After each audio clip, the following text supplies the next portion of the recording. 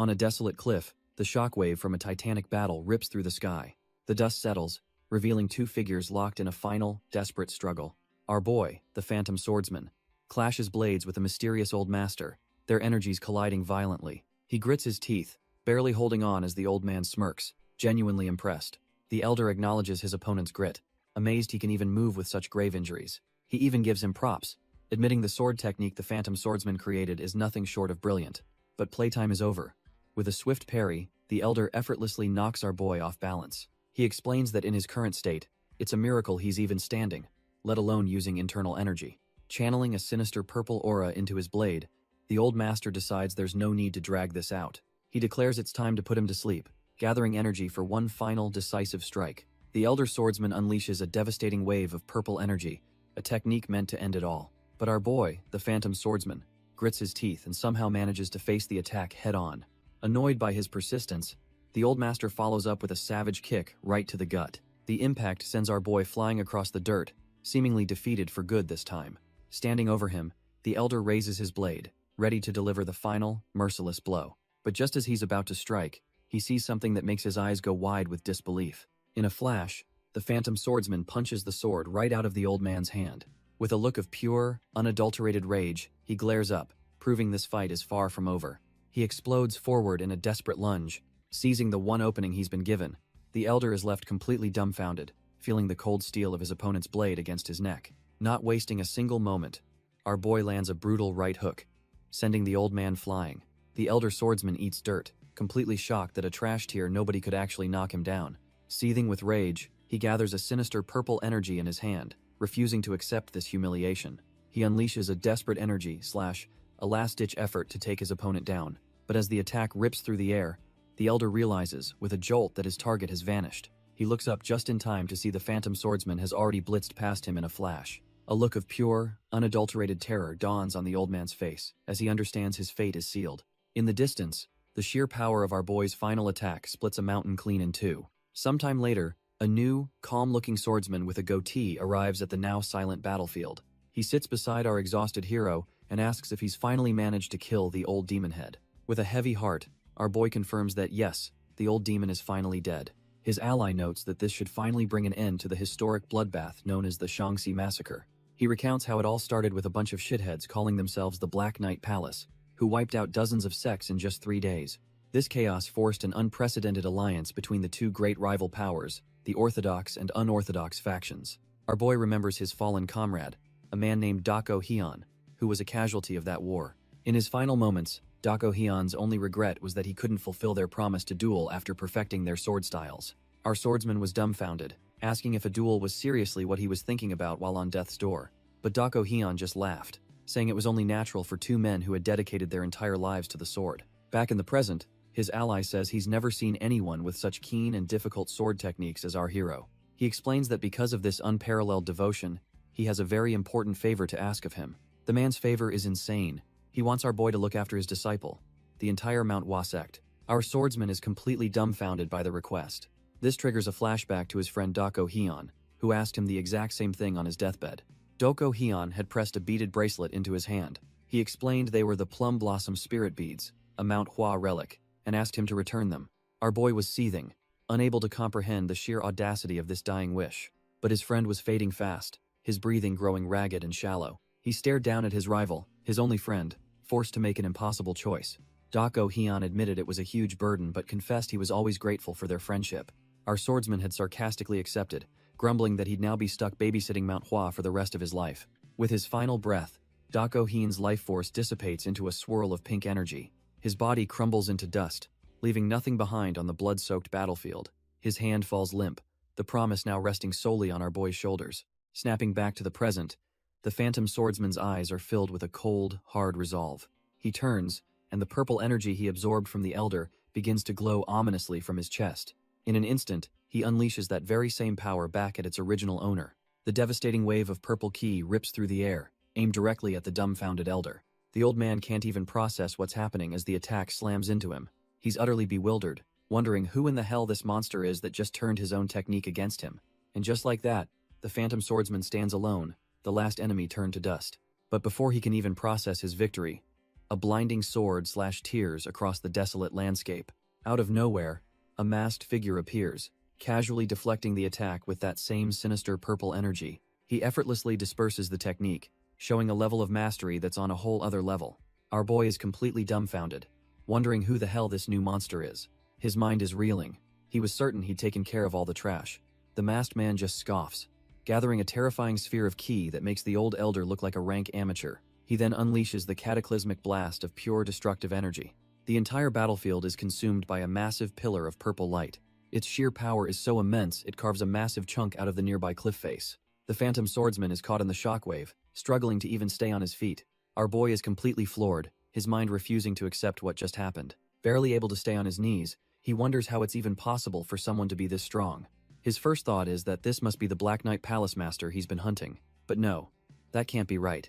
He remembers killing the man, whose corpse is still dissolving right there. He stares at the masked figure, concluding this must be a hidden disciple or perhaps the real leader of the Black Knight Palace. Either way, one thing is clear. This new enemy is leagues stronger than the master he just defeated. He admits that while he was weakened from the last fight, this guy took his entire arm with just a casual blast of demonic energy. Looking down at the remains of his comrade, he apologizes, filled with bitter regret. He couldn't even fulfill his promise to bring his friend's body back home. A grim determination sets in his eyes as the weight of his failure and the impossible odds crash down on him. But even in this trash-tier situation, our boy clenches his fist with a new resolve. He can't defeat this monster, but he decides that at the very least, he's going to keep his promise, turning on his heel and making a desperate run for it. He knows jumping off a cliff is a long shot, but if there's even a sliver of hope, he has to take it. So he leaps, admitting to himself that he's running away for now. But he glares back with pure hatred, vowing that he will never forget this humiliation.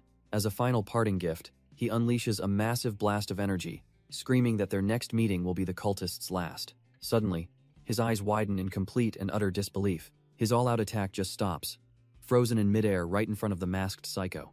The cultist effortlessly holds the condensed energy in his palm, proving the gap between them is not a gap, but a chasm. The masked cultist just scoffs, easily crushing the last of our boy's hope in his hand. Plummeting towards the ground, the phantom swordsman can only curse the monster who so utterly defeated him. His final, defiant scream is for the cultist not to laugh at his pathetic end. As his consciousness fades, he apologizes to a friend, believing he's failed to keep his promise. But just as he's about to become a red stain on the rocks, a beaded bracelet on his wrist begins to glow ominously. A massive pulse of red energy erupts, and from afar, someone is shocked to feel his pulse, thinking the heavens intervened. Drifting in the darkness, he wonders if he's still alive, faintly hearing voices calling for a senior disciple to wake up. His eyes flutter open, his mind completely hazy and confused by the unfamiliar title. Turns out he's in a new body, bandaged and covered in needles, as a young disciple shouts that senior disciple Baek Jin is awake. Before he can process anything, an older man grabs his face, calling him Mu Hui, leaving our boy utterly dumbfounded. The elder explains he thought it was too late, crediting the heavens for saving the life of Manhwa's elder, Baek Jin. But then he leans in and calls him Mu Hui, leaving our boy wondering if this old man is completely senile. His mind flashes to the real Mu Hui, a senior disciple of the Manhwa sect, trained by a man named Hyun Jo. He can't figure out why he's being called by that name, and then remembers the glowing red bracelet from his final moments. The young disciple who found him seems to understand, connecting the light he saw to our boy's survival. He gently tells his senior disciple not to speak, as his wounds are still fresh. Frustrated and trapped in this unfamiliar place, Dako Hyun realizes he's stuck in the prestigious Manhwa sect. He can't just lie there, so he gets up and prepares to head outside to get his bearings. When the elder asks where he's going, he almost snaps back before catching himself, remembering he needs to play the part.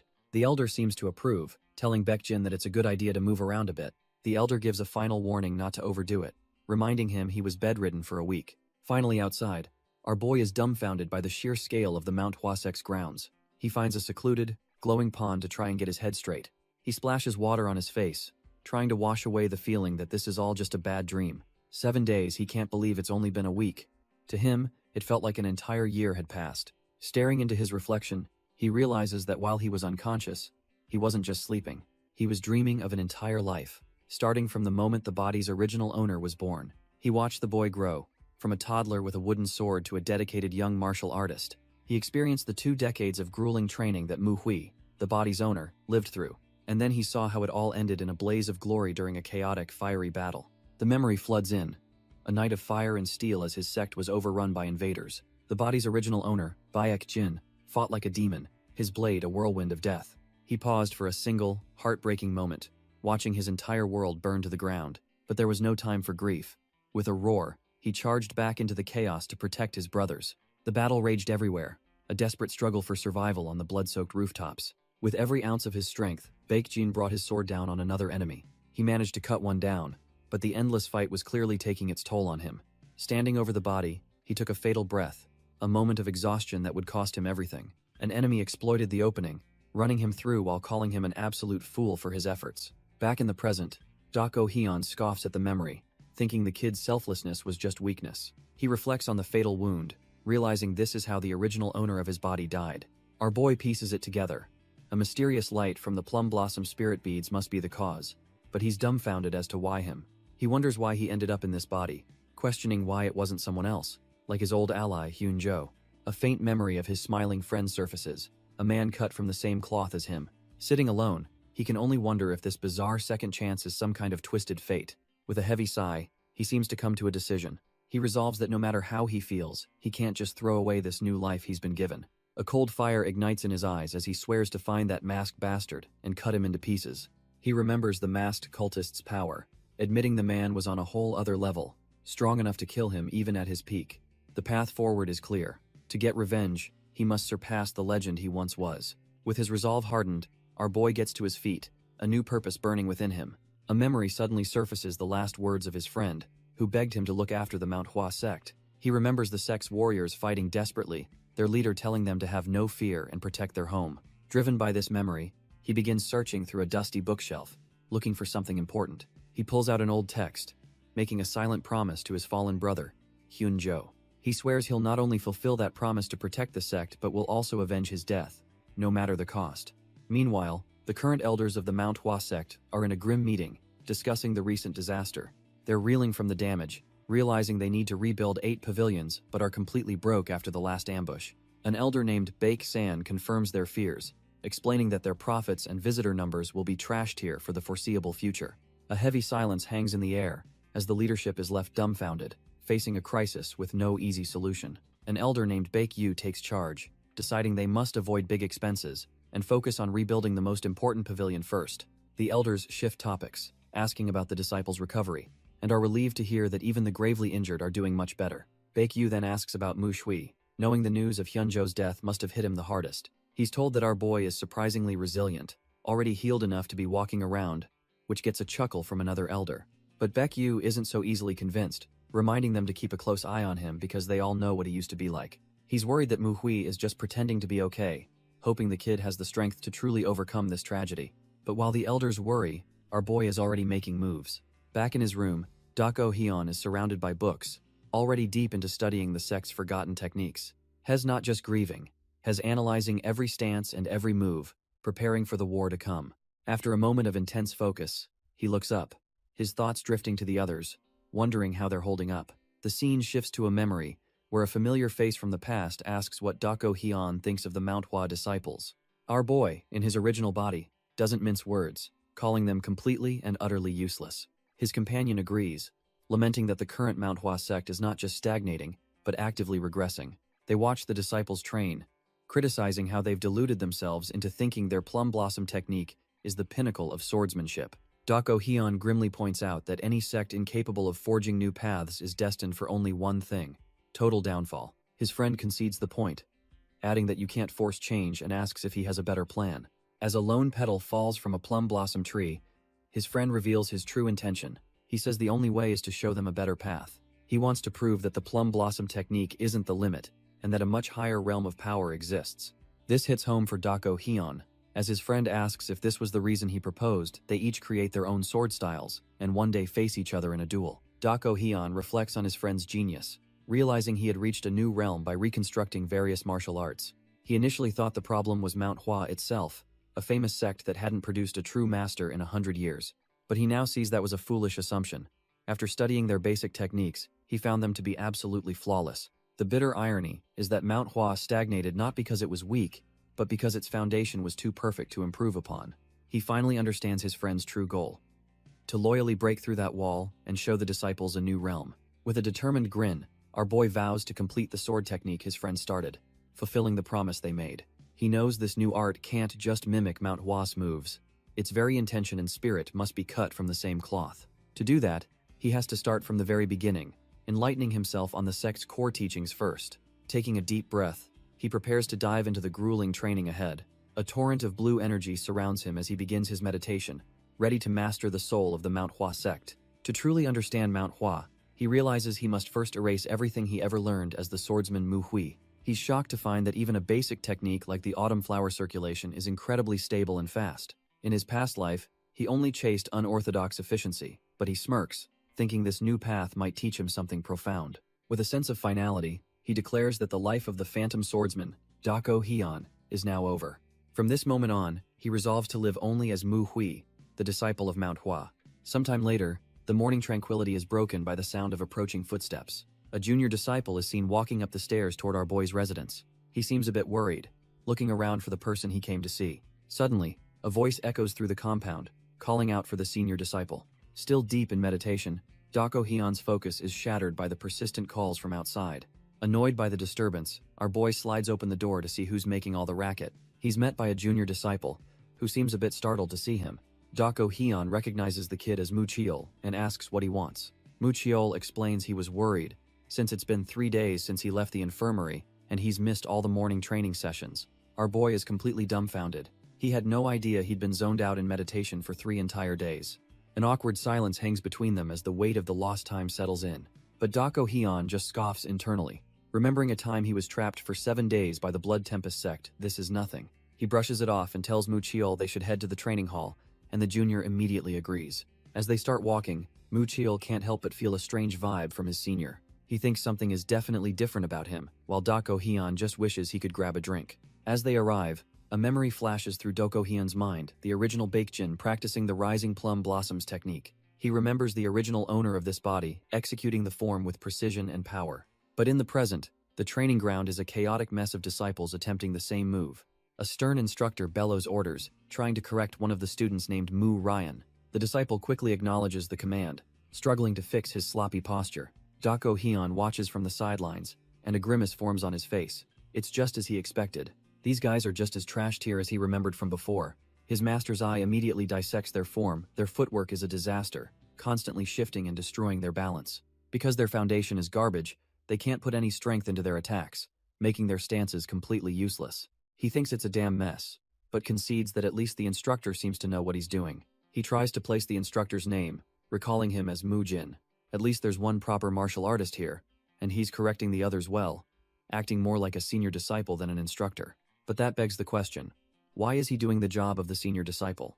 Dako Heian remembers that the original owner of this body was a shy, talentless pushover who lacked any leadership skills. Mu Jin, on the other hand, is a natural leader with a calm demeanor, so it's no wonder the other disciples follow him. Our boy concedes that it's only natural for someone with Mu Jin's skills and personality to take on that role. He had no problem with that arrangement until now.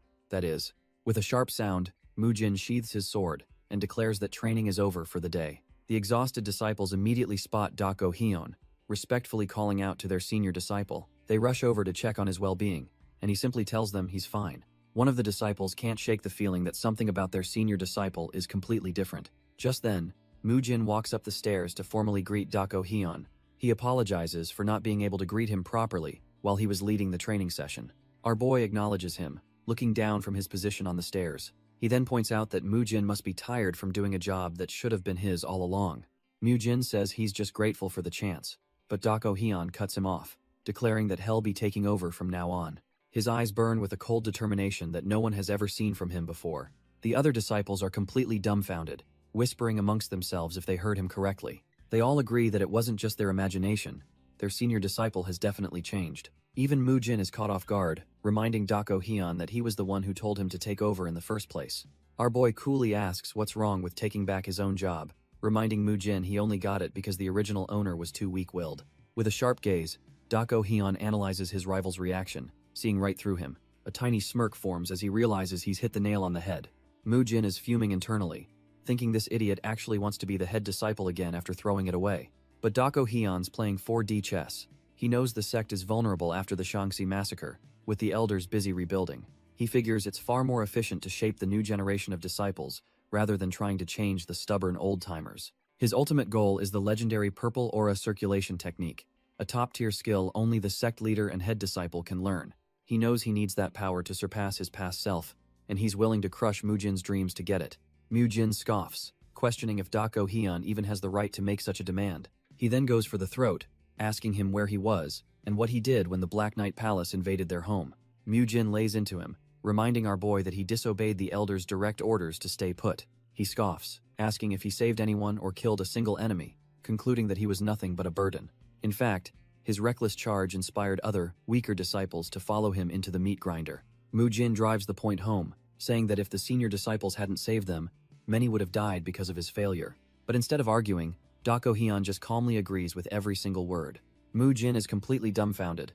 He was expecting a defense, not total agreement. Dako Hyun then tries to pivot, saying he'll take responsibility now. But Mujin erupts, asking how they could ever trust him. Our boy simply lowers his head, letting the accusation hang in the air for a moment. Then, he looks up, a cold glint in his eye, and tells Mujin he's misunderstanding the situation. He begins walking up the steps, closing the distance as a confused Mujin waits for what comes next. As Mujin asks what he's misunderstanding, our boy gets right in his face with a chilling question of his own. A dark, oppressive aura erupts from Dako Hyun as he asks since when he ever had to look up to a junior like him. He presses further, his eyes glowing with intensity, asking if it sounds like he's trying to convince him of anything. Leaning in, he makes it crystal clear this isn't a negotiation. He's simply notifying Mujin of what's going to happen. Mujin is completely dumbfounded, his mind reeling as he tries to process this sudden, aggressive shift. He can't believe it. The man radiating this terrifying pressure can't possibly be the same senior disciple he's always known. Dako Hyun then drops the bombshell, declaring that he's taking over morning training starting tomorrow. He turns his back and walks away, leaving a stunned Mujin to process the sheer audacity of the command. Mujin finally finds his voice, remarking that he seems like a completely different person now. Without even looking back, Dako Hyun coldly replies that people say a brush with death can change a man. The other disciples are completely lost, wondering what just went down between Mujin and our boy. Word spreads like wildfire through the ranks. It seems the senior disciple is actually taking over training. Mu Ryun confirms to his friend that Mujin really did back down and hand over control. His friend is deeply worried, knowing full well that the senior disciple was always considered trash tier. Mu Ryun then suggests that if Mujin can confront him, maybe they should too. His companion is taken aback, not quite understanding what he's getting at. The plan is simple.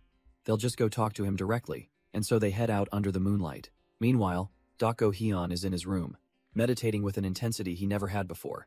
Sensing a presence, he asks what they want without even bothering to turn around. The concerned disciple steps forward, announcing he's here for a little chat since our boy is clearly not sleeping. The disciple gets straight to the point, saying there's something he needs to discuss away from prying ears. Dako Hyun smirks, grabbing his sword and admitting that their little visit has certainly piqued his curiosity. Mu Ryun watches from the side, a bead of sweat betraying his nervousness about this whole confrontation. Our boy stands up, cracking his neck as the disciples address him formally as the senior disciple. But they're both dumbfounded, realizing the man in front of them is only holding a simple wooden sword. Mu Ryun cuts in, demanding he take back his claim and explaining Mujin only backed down to preserve his honor. Dako Hyun just stares back, unimpressed, and asks if Mujin was the one who sent them here to do his dirty work. They quickly deny it, insisting they came here on their own accord, which our boy seems to find even more pathetic. He dismisses them entirely, telling them to scram while he's still willing to pretend this little chat never happened. But they refuse to back down, pleading that it's not personal. They just want to be taught by someone who's actually skilled. They double down, yelling that his skills are trash tier and they'll never accept a leader who's weaker than them. Dako Hyun just listens, his expression hardening with disappointment. He sighs internally, thinking that the standards of Manhwa's hierarchy have seriously gone down the drain. Finally fed up, he agrees to prove his skills and tells them to draw their swords, leaving them completely dumbfounded. He turns and walks a few paces away, giving them space to prepare for the lesson they're about to receive. The red ribbon disciple takes the bait, drawing his blade, and thinking our boy is the one who's going to regret this. He charges forward with everything he's got, screaming that Dako Hyun shouldn't complain about the outcome later. But in a flash, his attack is effortlessly parried, and the disciple can only stare in disbelief. Before he can even process what happened, he's slammed to the ground with the wooden sword at his throat. Mu Ryan watches from the sidelines, completely frozen in shock as he witnesses the instant, one-sided beatdown. With a cold glare, our boy effortlessly smacks Mu Ryun aside, taking out the second challenger without even breaking a sweat. The two disciples are left groaning on the ground, their swords clattering uselessly beside them as Dako Hyun stands victorious. He grabs the red ribbon disciple by his topknot, coldly stating the obvious, They lost. But the fight is over. And now, he tells the terrified disciple, the real lesson is about to begin. The kid is completely dumbfounded, a trickle of drool escaping his mouth as he realizes he's in for a world of pain. With a thud, he's forced to kowtow, his head pressed firmly against the cold stone floor. Doko Hyun calmly asks if his requirements have been satisfied, and the disciple can only squeak out a yes. He then reminds them of his warning, asking what he said would happen if anyone else tried to gang up on him. He grills the red ribbon disciple, forcing him to admit that Doko Hyun is leagues stronger than Mujin.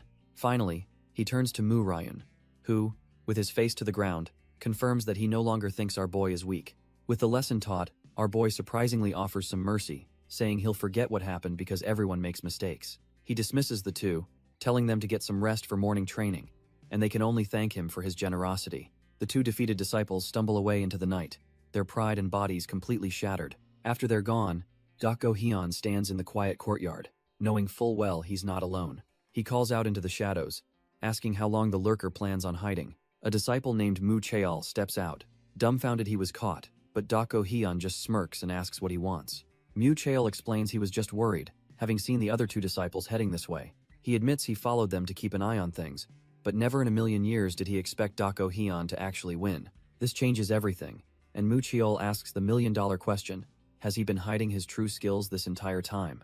Our boy just gives him a cold, silent stare, letting the question hang in the air. As he stares, Doko Hyun internally analyzes the disciples.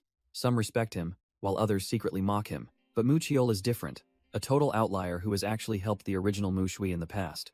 Our boy realizes the original Mu Hui was too young and naive to understand the real reason for his kindness. It clicks in his head the reason is simple. Mu Cheol was just worried. He helped because Mu Shui was so pathetically weak that he genuinely needed someone to look out for him. So all this time, Mu Cheol was just a silent protector, making sure the trash-tier disciple didn't get himself killed. Thinking fast, Doko Hyun decides he needs a believable excuse, claiming he didn't hide his skills but just reached a new realm of understanding. Mu Cheol is completely dumbfounded, questioning what a new realm of understanding even means. Doko Hyun cuts him off, saying they'll talk during morning training, and tells him to leave for the night.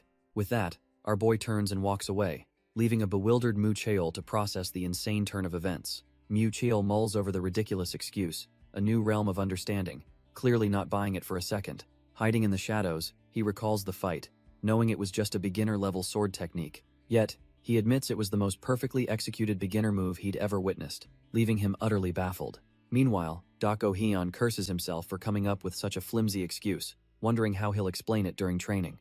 Elsewhere, a furious Mu Ryan glares at his defeated lackeys, unable to believe what he's hearing. His cronies insist that the senior disciple they fought was a completely different person, a monster in human skin. They try to warn Mu Ryan that they almost died, but he just scoffs, calling it nonsense and telling them to get ready for training. As his beaten followers limp away, they realize their leader is too arrogant to listen and secretly hope he gets what's coming to him. Suddenly, Mujin appears in the hallway, his eyes narrowing as he sees the two injured disciples stumbling past. He asks what happened, noting how terrible they look, before spotting Mu Ryun and realizing something is definitely up. Mu Ryun plays it cool, telling Mujin that his goons just got a little rough because they didn't like the senior disciple taking over training. Mujin listens to the pathetic excuse, his expression unreadable. He then turns the tables, telling Mu Ryan he'll have to scold him later, leaving the guy utterly confused.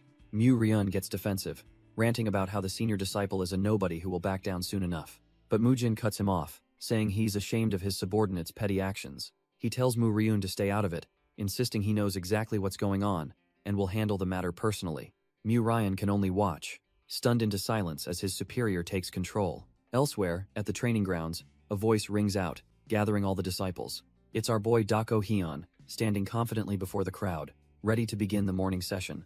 As he prepares to speak, the other disciples can only stare, wondering how this trash-tier senior changed into a completely different person overnight. Meanwhile, Mujin watches from the side, wondering if Doko Hyun has been hiding his skills this whole time. He even considers if Mu Cheol helped him out, but decides to wait, convinced the truth will come out during training. Our boy starts his speech by dropping a bombshell, telling the entire assembly that they are fundamentally weak. He explains that while strength has many forms, weakness has only one cause: a trash-tier foundation. So, from now on, morning training will be dedicated solely to the six-fold combo sword technique, leaving the disciples dumbfounded. Doko Hyun acknowledges their desire to rush past the basics and get to the cool, high-level techniques. He pauses for a moment, letting the tension build before continuing his lesson. The other disciples, including Mu Cheol, are completely lost, unable to grasp what he's getting at. But of course, Ryan just has to open his mouth, asking what's so wrong with wanting to learn faster. He glares with defiance, declaring that if the others are too slow for him, he'll just master the techniques on his own. The other disciples are left completely speechless by Ryan's sudden, idiotic outburst. Our boy just scoffs internally, thinking this supposedly renowned sect is an absolute mess. With a deadpan expression, Dako Hyun tells Ryun that if he has a complaint, he should come up and say it to his face. The disciples murmur amongst themselves, a wave of panic washing over the training grounds. Cheol watches with a grim look, wondering what in the world his fellow disciple is thinking. Dako Hyun looks down from the platform, patiently waiting for the fool to make his move. But Ryan just smirks, completely confident that he's about to win this argument. He starts off by saying he understands the point about mastering the basics. However, he questions if it's a good idea to leave training to someone with questionable leadership. He then drops the ultimate insult, declaring that everyone knows Dako Hyun's own martial arts are terrible. Our boy calmly calls him out, saying he knows Ryan thinks his skills are trash and wants to prove it. Getting everyone's attention, Dako Hyun announces he's about to make a bold proposition. He declares he won't take a single step and will only use the six-fold combo sword technique, leaving the disciples dumbfounded. The rules are simple. If Ryan's wooden sword even touches him, or if he moves, he loses. And if he loses, he'll not only take back his teachings, but he'll also give up his position as the leader of the morning training.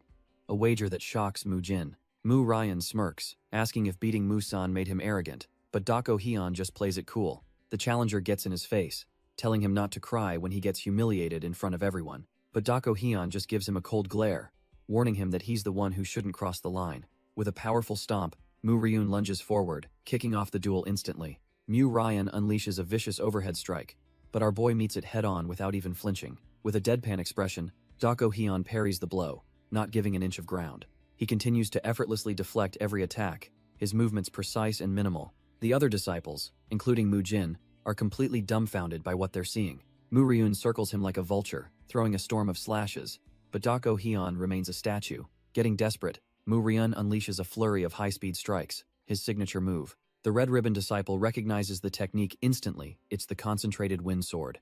Jin realizes this is Ryan's best move, famous for its speed, and he's even faster now. But despite that incredible speed, Dako Hyun is blocking every single hit with such casual ease it's almost insulting. Dako Hyun even gives him a backhanded compliment, saying he's at least less terrible than the other disciples. Our boy looks completely bored out of his mind and asks if this trash-tier swordplay is really all he's got. Ryan is absolutely fuming, realizing with dawning horror that this actually is his best move. The entire crowd watches in silence, as Ryun just stands there, completely out of options and ideas. The other disciples can't believe their eyes, whispering that his feet haven't moved an inch this entire time. Even Jin is just sweating bullets, completely baffled by this impossible display of skill. He's completely dumbfounded, unable to process how the senior disciple he knew could be this powerful. The fight comes to a dead stop, with Ryun hunched over and gasping for air while Dako Hyun looks like he just woke up from a nap. In his mind, Ryun admits defeat, realizing he only managed to prove how monstrously strong the senior disciple truly is. And to pour salt on the wound, Dako Hyun coolly tells him that it's not that he himself is strong, it's that Ryan's technique is fundamentally flawed, explaining that a sword is useless if you don't use your entire body, starting with your feet. He drives the point home, stating that even while injured, he easily blocked every move, proving just how trash-tier his technique is, and he's not just talking to him. He asks Ryun if he finally understands why they need to scrap everything and return to the basics. The word basics just echoes in Ryun's mind. He's completely broken and humiliated. Seeing that the lesson still hasn't sunk in, our boy sighs, realizing he'll have to spell it out for him. He decides a demonstration is in order, promising to show him what it truly means to swing a sword with your entire body. Ryan panics, thinking he didn't say anything to provoke this, as a terrifying aura begins to emanate from the wooden sword. A massive wave of energy erupts from a single swing, leaving Jin and the other disciples utterly speechless. With the lesson delivered, Dako Hyun orders Ho and San to haul the defeated disciple to the medicine palace. He then turns to the dumbfounded crowd, asking what they're waiting for and telling them all to raise their swords. He lays down the law, telling the disciples that if they have any complaints, they can come up and face him. Jin nervously confirms that nobody has any objections, seeing the sheer terror on everyone's faces. With the pecking order established, the disciples quickly get into formation with their swords raised. Our boy nods grimly, announcing that the real morning training is about to begin. His instruction is ruthless and precise, calling out every single disciple's flawed posture and shaky sword. This whole scene triggers a memory, flashing back to his old master being questioned by an ally. The ally couldn't understand why the master chose him, bluntly calling him the most terrible disciple of them all. But the elder swordsman calmly explains that while he's normal, he's never once seen the kid give up. His ally is dumbfounded, asking if he was really chosen based on determination alone. The master reveals his logic. The talented find their own way, but it's the determined who truly need a guide. The master's voice echoes in his mind, stating that a true mentor's duty is to forge a master out of an ordinary person. Our boy accepts this, realizing he's no longer the phantom swordsman but the senior disciple of Manhwa. He resolves to lead the second-generation disciples and make sure not a single one gets left behind. Still, he can't help but think that having disciples is way more annoying than he ever imagined. He barks at Mu Jin to put more effort into it, then quietly thinks of his master, hoping they can share a drink in the afterlife. The scene shifts, and we see his old master wondering how his former disciple is doing. He recalls how our boy always focused on himself, constantly getting beaten to a pulp but never giving up. The master smiles to himself, confident that at the very least, his student won't be losing any fights. He walks away from a field of fresh corpses, a testament to his own power, hoping he'll get to see his disciple again someday. Back at Manhwa, our boy is completely drained, panting from the sheer effort of his new responsibilities. And so, the hellish training for the second-generation disciples officially kicks off. They're starting from absolute scratch, a rough path for everyone involved. Our boy watches them struggle, knowing this is the only way to forge them into true warriors. He's confident that through this hardship, they'll blossom like plum flowers, with a strength no one can imitate. But he knows it's not just about them. He has his own long journey ahead. His first step to changing the Manhwa sect is to elevate his own martial realm. To do that, he needs to focus on one of the most important fundamentals, his senses. The sharper his senses, the easier it is to notice the subtle changes in a fight. This keen awareness is the bedrock of all advanced martial arts. He reflects that when he first opened his eyes in this new body, he felt nothing. But that's about to change. And just like that, his senses flare to life. He can finally tell someone is watching him. The presence doesn't feel threatening, more like simple curiosity. But his current skill isn't enough to pinpoint the source. He smirks to himself, knowing it's only a matter of time before he'll be able to identify exactly who and where they are. With his training done for now, he has another goal in mind. Our boy makes his way towards one of the sect's main buildings, ready to make his next move. Inside, a senior named Hyun Gak is interrupted from his work. He turns to see Dako Hyun standing at the door, who greets him respectfully. When asked what he needs, our boy cuts straight to the chase, requesting permission to study the secret techniques. Hyun Gak is taken aback. This trash-tier disciple wants to study the secret arts? He agrees but warns him not to overdo it, still thinking about his recent injuries as Dako Hyun walks away. As he's leaving, our boy is stopped by an elder who heard his disciple was rude. Dako Hyun is genuinely confused, wondering which of the many people he's dealt with this guy is talking about. He racks his brain, remembering the 3 disciples he recently put in their place, but figures it doesn't matter who it was. Thinking the elder is here to complain, he just apologizes for the disciple coming back beaten to a pulp. But the elder just smirks, saying his disciple Mu-san must have deserved it, and apologizes for not teaching him better. Dako Hyun connects the dots, so this was Mu-san's master, and feels relieved that this won't turn into a bigger problem. He tells the elder not to worry, as he was just fulfilling his duty as a senior disciple, leaving the man completely dumbfounded. The elder can't believe his ears. Did the sect's trash-tier disciple really just lecture him on duty? He freezes for a moment, a sudden thought striking him as he looks at the boy properly for the first time. Staring intently, the elder realizes with a shock that Dako Hyun's eyes have become impossibly sharp.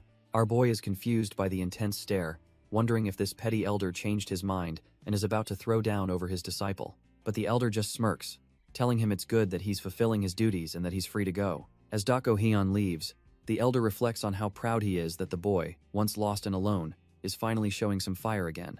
Back in his room, our boy gets straight to work, diving into ancient texts to plan his next move. He knows he needs to raise his martial realm to change the sect, but first, he must redefine what a martial realm even is. A memory from his past life flashes through his mind. In the brutal world of the Jianghu, the strength of your martial arts alone means nothing. Survival depends on quick thinking, precise judgment, and the raw physical power to execute your plans flawlessly. He remembers that a true martial realm is a combination of skill, wisdom, and experience, forged through endless reflection. This was the truth Dako Hyun, the phantom swordsman, discovered after a lifetime of brutal training and mastering countless techniques. He closes the book with a new resolve, understanding that the first step is to truly grasp the fundamentals of martial arts. This leads our boy to a fundamental question. What even is the Manhwa sect's martial art? He admits to himself that he doesn't have a clue, at least. Not yet. The problem is, as a low-ranking disciple, He's barred from all the juicy, high-level texts to prevent him from screwing up his chi. He knows this is standard procedure for every sect, and Manhwa is no different. Still, from what he's been allowed to read, their foundational arts are surprisingly systematic and not that hard to understand. He lays out the entire progression in his mind, starting with the most basic of basics, the six-fold combo sword technique. After that, a disciple graduates to 3 other styles: the concentrated wind sword, the falling plum blossom sword, and the thousand-cent sword. Only after mastering all 3 of those can one finally touch the true essence of the sect. The plum blossom sword secrets. These signature techniques are the pinnacle of their power, split into 3 legendary forms, and he recalls that the greatest swordsmen the sect ever produced were the monsters who learned more than one of these ultimate techniques. He visualizes the entire system as a tree. Basic techniques are the roots, intermediate ones are the trunk, and the secret arts are the branches and flowers. Our boy reflects that he's only managed to reach the trunk, and he's desperate to get his hands on the branches, the plum blossom sword secrets. But to do that, he needs to be acknowledged and given the legendary plum blossom sword, the ultimate symbol of mastery in the Manhwa sect. Just as he's steeling his resolve to get that sword, a voice cuts through his thoughts, asking about that very weapon. He turns around, dumbfounded, to see the sect leader, Baek-san, who asks if he wishes to learn the plum blossom sword secrets. Dako-hyun quickly greets the leader, who casually explains he was just checking who was studying in the library so late. Baek-san asks to take a seat, and as he does, we see the moon is already high in the sky.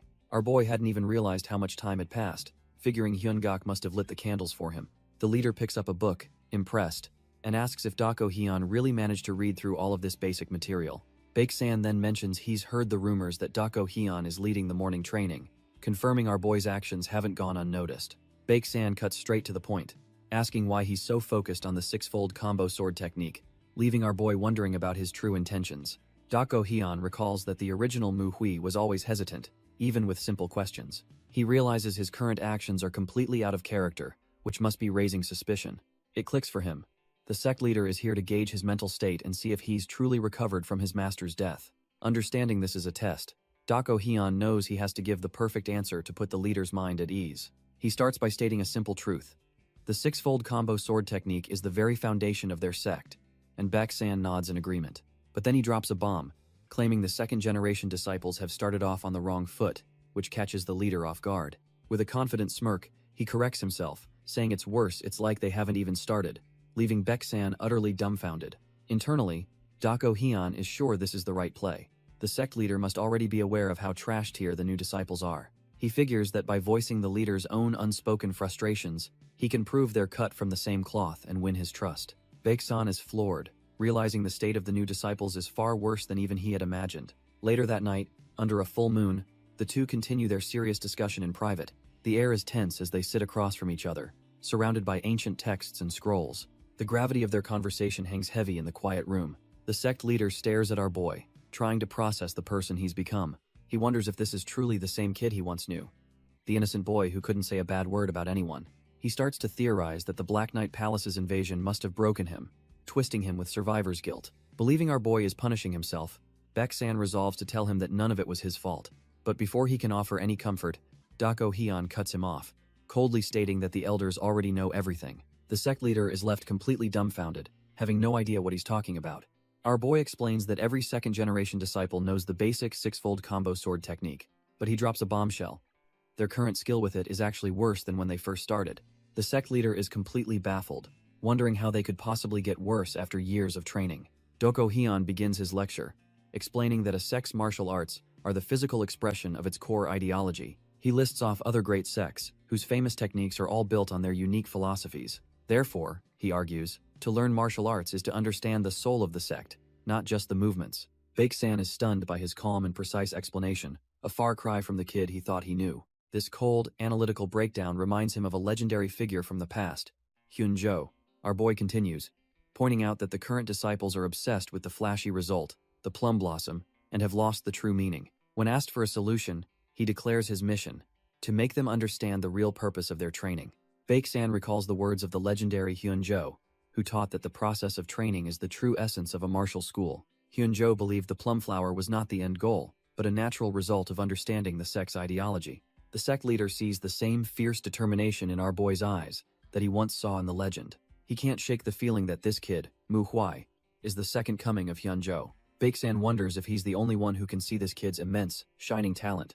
He quietly closes a book, having made a decision about the boy's potential. The sect leader praises our boy's deep understanding, noting it's a great observation for someone so young. When asked about his plans, Dako Hyun starts to talk about the disciples' training, but Baeksan cuts him off with a firm no.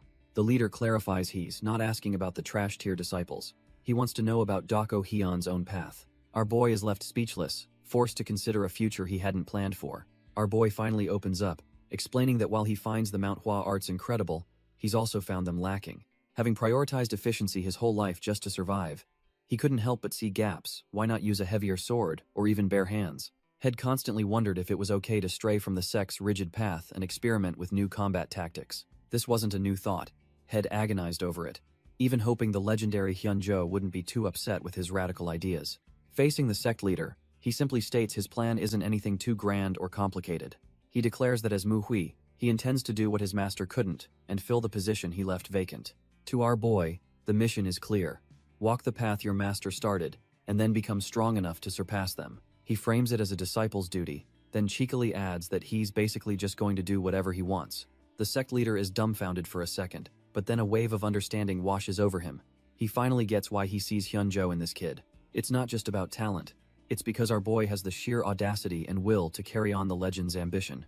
The sect leader admits that creating a new martial technique will be an incredibly difficult path, but his serious demeanor completely shatters, as he breaks out into a hearty laugh, overflowing with genuine pride for our boy. He tells him that he's certain Hyunjo would be overjoyed by this news. Internally, the leader reflects on how the disciple he worried about most has now become his greatest hope. He sees an unshakable fire and determination in the kid's eyes. His mind drifts to a metaphor.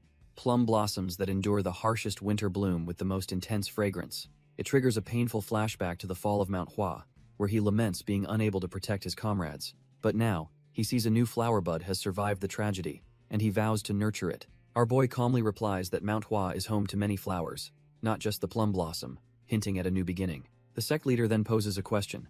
Does he know why, of all things, they chose the plum flower as their symbol?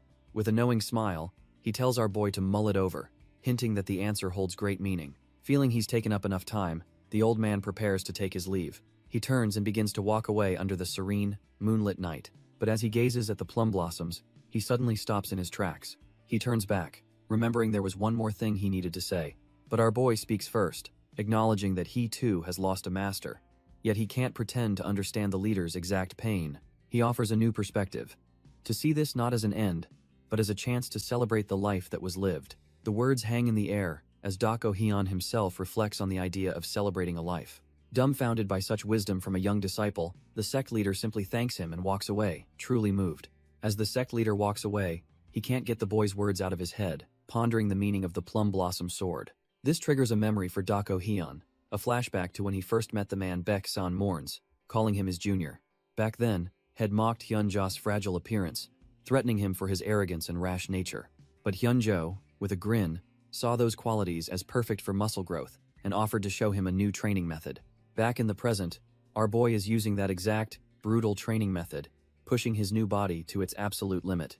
He muses that this connection to the crazy old man is perfect for forging his trash-tier body into something formidable. Just as he's getting into the zone, a female disciple runs up and calls out to him. She urgently tells him this is no time to be training, leaving our boy completely dumbfounded. With uncontained excitement, she declares that it's finally time, but he has no clue what she's talking about. She finally spills the beans. The sect leader has given him a mission to go down the mountain. Turns out, while our boy was training, the Manhwa elders were having a serious meeting about the third-generation disciples. The sect leader, Baek-san, explains they're behind schedule on recruitment because of the devastating Shaanxi massacre. One elder suggests they should recruit from the outer sects to project an image of strength and recovery. This gives Baek-san an idea. He thinks they should send a disciple to check on the Shaanxi outer sect. He knows the unorthodox alliance is just waiting to fill the power vacuum left in the region, so they can't afford to wait. After all, the outer sect's power is a direct reflection of the main sect, and right now, they're looking weak. Baek-san grimly notes that the Shaanxi branch took the biggest hit and is likely feeling the most anxious. Sending a disciple would reassure them, but the big question is who they can possibly spare for the task. Everyone is swamped with work, but Baek-san insists this is a matter they can no longer ignore. He finally proposes a solution. Send a second-generation disciple to get some real-world experience in the Jianghu. One of the elders agrees with the plan but worries that the outside world is still too chaotic for a young disciple. Another suggests they just send a few of their most talented disciples, perhaps the famed 3 flowers. But then Hyungak chimes in with a smirk, proposing they send Mu Huai instead, confident he'd have no problem. The sect leader, Baek-san, is caught completely off guard by the out-of-left-field suggestion. In fact, the entire room is dumbfounded. Why on earth would they send their most infamous trash, tier disciple? An elder voices everyone's concern, noting that Mu Shui has changed so much in the past month he's almost a different person. Baek-san, however, seems to consider the idea, brushing off the concerns with a calm expression. The decision is made, and the focus shifts to the Manhwa sect's signature technique, the Plum Blossom Sword. A new journey is about to begin under the clear blue sky. The destination is set. The disciple is headed to Posung City. Our boy and his fellow disciples finally arrive in Posung City, and he's feeling pretty good about it. He figures the small town must at least have some decent drinks, but one of his companions, Mu Hua, spots something far more interesting. She's absolutely floored by a steaming plate of chicken, having never seen food look so delicious. Another disciple reminds her to maintain the dignity of the Manhwa sect, but she's already distracted by other heavenly smells. As they walk, Mu Hua completely loses it, now smelling lamb meat and embarrassing the whole group. Dako Hyun just watches the chaos unfold, a little exasperated by his team's lack of discipline. Mu Hua gets right in his face, trying to convince him to appreciate the amazing food around them. But just as she's getting worked up, someone grabs her arm, stopping her in her tracks. She's completely stunned, her food-crazed excitement instantly vanishing. Turning around, she finds herself face to face with a mysterious, stern-looking man. The entire group comes to a halt as the man and his crew block their path, creating a tense standoff. The top-knot disciple panics, telling Mu Hua to apologize immediately for causing trouble. But the stranger just scoffs, mocking the plum flowers, and asking if the Manhwa sect teaches its disciples any manners. Mu Hua is having none of it, firing back that he was the one who bumped into her and should be the one apologizing. Doko Hyun calmly tells her she wasn't looking, while his mind races, identifying these guys as a criminal organization. The man smirks, thinking they're just some trash-tier thugs who filled the power vacuum left by the Shangzi outer sect. Our boy realizes these guys are too bold to be acting alone, but ultimately decides he doesn't care who's backing them. He sees this as a perfect opportunity, a real-world lesson for the kids on how to deal with scum.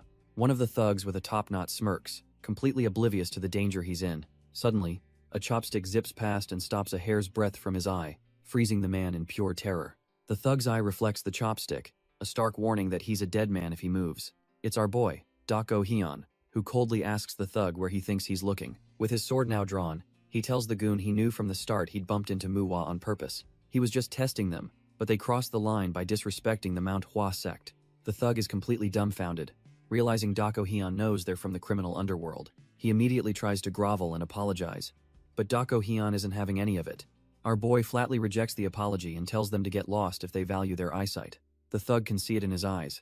This kid is dead serious, and will absolutely stab him. Dako Hyun's glare is utterly terrifying, a silent promise of violence. Without a second thought, the thugs turn tail and flee for their lives. Mu Hua starts to apologize, but Dako Hyun shuts it down, asking why she's bowing when the underworld thugs were the ones in the wrong. Seeing everyone is a bit rattled, he calmly suggests they find an inn and get something to eat. The cheerful female disciple gets excited at the mention of food, and our boy tells her to order whatever she wants. But Mujin is having a moment of clarity, realizing he completely misjudged the situation and forced his junior to apologize for nothing. He was so caught up in protecting the sect's reputation that he failed to defend its honor when it was challenged. He's amazed that Dako Hyun not only understood everything but handled the confrontation like a seasoned veteran. Mujin concludes their senior is acting tough to be a pillar they can lean on, while Dako Hyun briefly regrets not just stabbing the guy. This sparks a fire in Mujin, who silently vows to get stronger, so he can handle things himself next time. He becomes fiercely determined to ensure no one will ever dare look down on the Manhwa sect again. Later at the inn, Dako Hyun orders a feast for everyone, and Mujin can't help but stare at him with newfound respect. After demolishing a mountain of food, Mu Hua finally puts down her last empty bowl. The entire table is littered with stacks of plates, a testament to the absolute feast they just had. Dako Hyun playfully jabs at Mu Hua for eating less, but she retorts that he was the one eating like a starved beast. With their bellies full, our boy brings up their mission, complaining that the sect leader gave them zero useful instructions. He then brings up the noteworthy incident from earlier, and Mu Hua recounts how some thugs tried to pick a fight over their room. But when Dako Hyun drops the word underworld, she's stunned, realizing those guys were part of something much bigger. He then casually suggests they go teach a lesson to those lowlifes, leaving the rest of the team completely speechless. Later that night, the group walks through the town, the weight of their senior's proposal hanging in the air. Manhwa breaks the silence, cautiously agreeing that they should at least investigate the matter. Mujin seconds the idea, saying they need intel first, prompting Dako Hyun to turn to Mucheol for his input. Even the quiet Mucheol agrees that gathering intel is the right move, and with that, the team is finally on the same page. Without wasting a second, our boy leaps into action, taking charge of the entire operation. Meanwhile, we get a nasty look at the kind of trash they're dealing with. A group of thugs cornering a woman and an old man. From a rooftop, Dako Hyun lays out the plan. The three of them have until tomorrow evening to find out everything about the local underworld. These lowlifes are known as underworlders, a term for those who commit immoral acts for their own twisted reasons. The thugs get handsy, sneering at the woman while the narration explains that these aren't grand villains, just petty criminals. Unlike the Black Knight Palace, these guys have no grand ideology.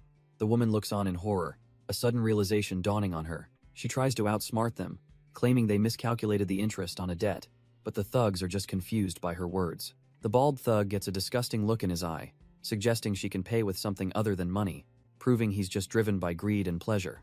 The narration clarifies that even paid killers can be considered underworlders, though they're more commonly known simply as assassins. Essentially, underworlders are just trash-tier thugs who will never amount to anything more. Suddenly, our boy Dako Hyun appears, wondering aloud if these idiots are arrogant or just plain stupid to pick a fight with a Manhwa disciple. The thugs are completely dumbfounded, having no idea who this cloaked stranger is.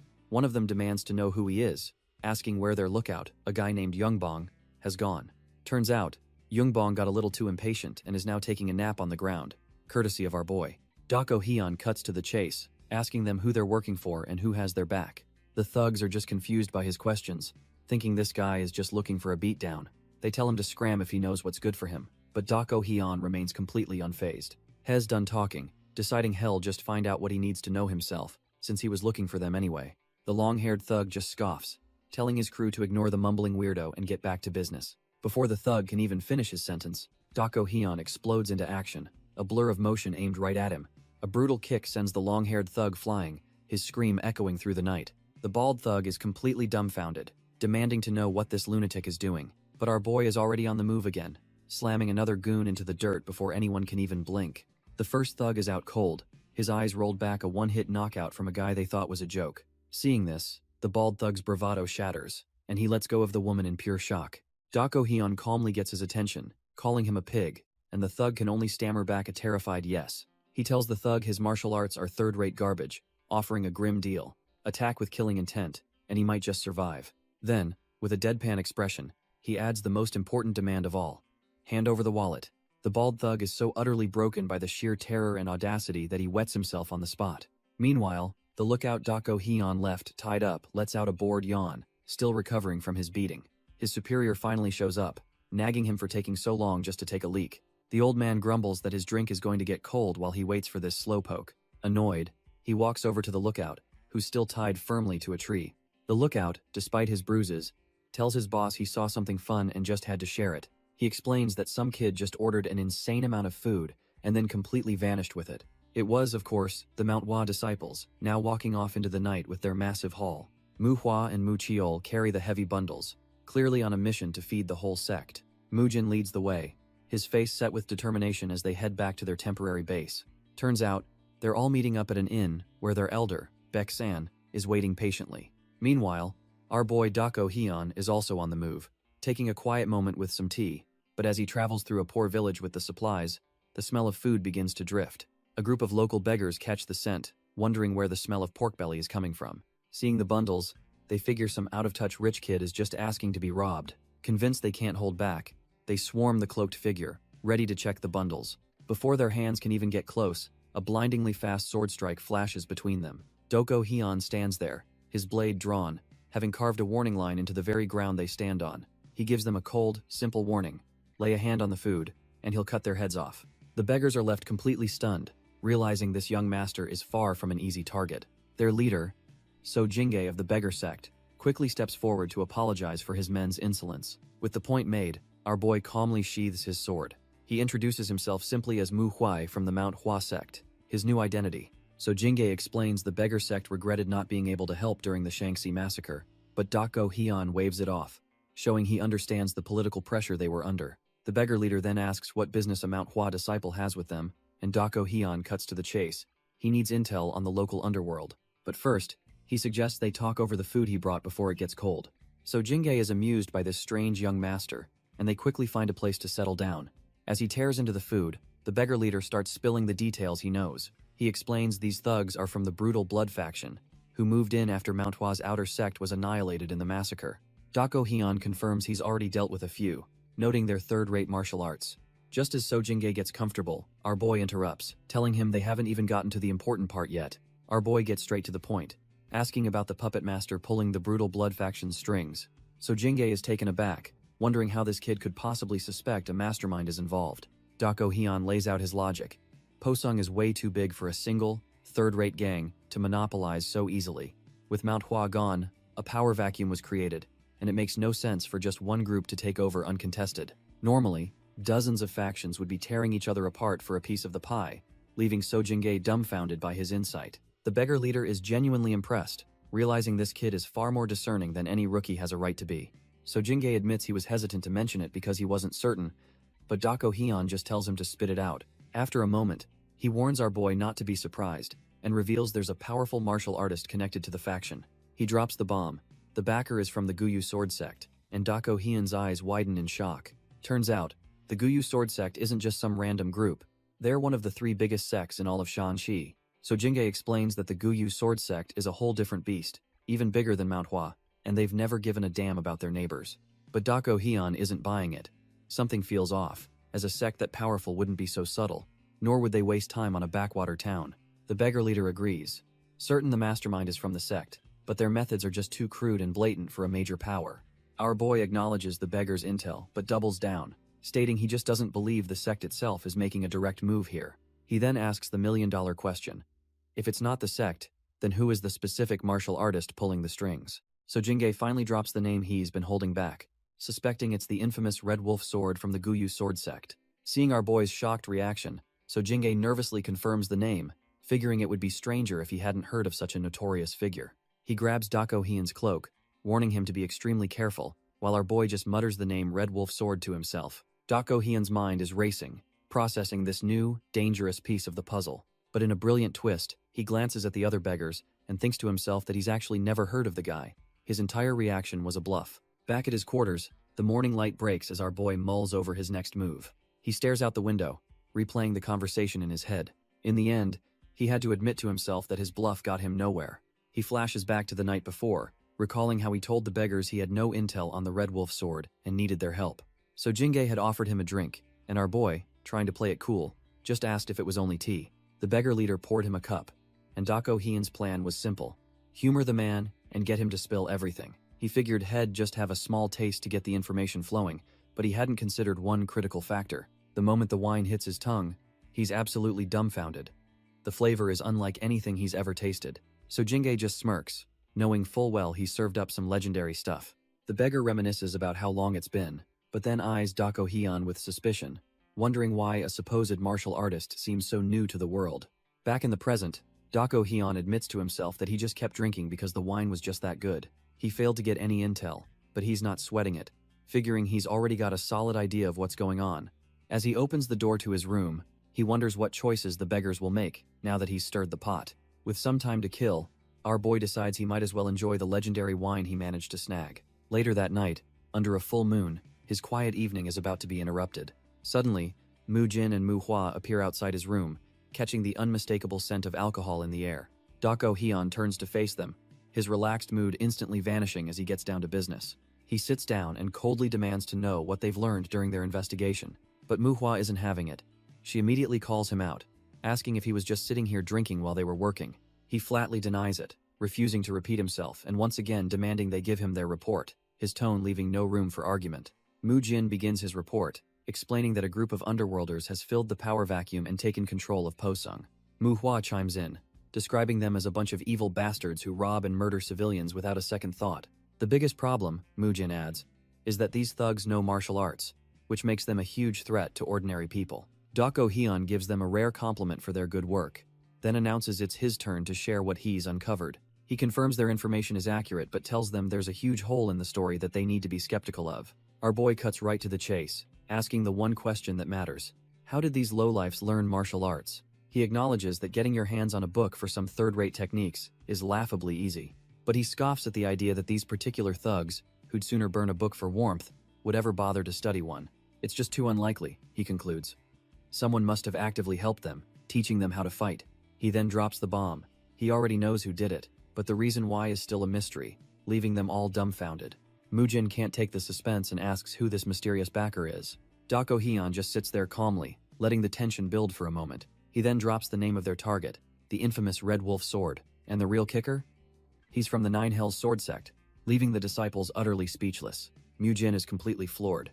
This means they're not just dealing with some trash, tier criminals anymore. Our boy then casually suggests they just ambush the whole group and wipe them out, asking what they think. The disciples are dumbfounded, wondering if he's seriously proposing a war with a major sect. Mu Chiol, ever the cautious one, insists they must report this to the elders before doing anything rash, and Mu Jin quickly agrees. Dako Hyun just gives them a sly look, clearly unimpressed with their by-the-book thinking. Mu Hua chimes in too, agreeing with her senior disciples that reporting is the only logical choice. But Mu Hua, filled with a sense of justice, declares that they need to stand up to them. Mu Jin, however, immediately shuts that down with a hard no. He reminds them of their reality. Mount Hua is still reeling from a massacre and can't afford a war with a major sect. Our boy Dako Hyun just sits there, arms crossed, completely unfazed by the warning that it's too dangerous. Mu Jin presses on, explaining that if the Nine Hells Sword sect is really involved, it could trigger a full-blown war. Dako Hyun finally stands, telling him not to worry because something like that is never going to happen. Mu Jin is dumbfounded, asking how he can be so sure, but Dako Hyun simply says this isn't their style. He then lays out the facts.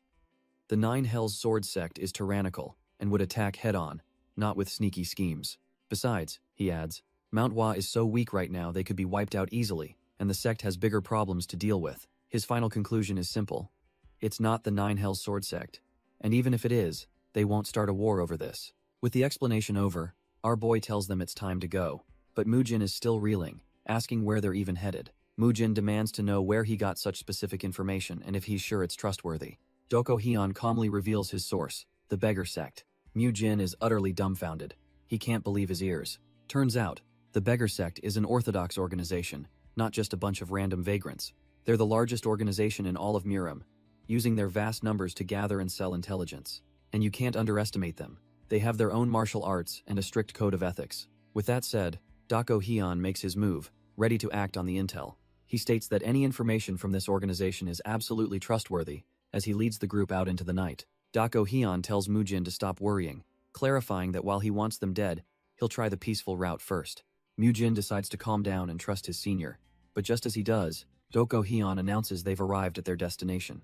As Mujin resolves not to be a burden, the entire front gate of the enemy compound is violently obliterated right before their eyes. Both Muhua and Mujin are left completely dumbfounded, wondering what on earth happened to the peaceful plan. The enemy guards are thrown into chaos, shouting in panic that someone has just smashed through their main gate. As the dust settles, a guard demands to know who they are, but our boy simply remarks how convenient it is that everyone's gathered. He then issues a chilling demand.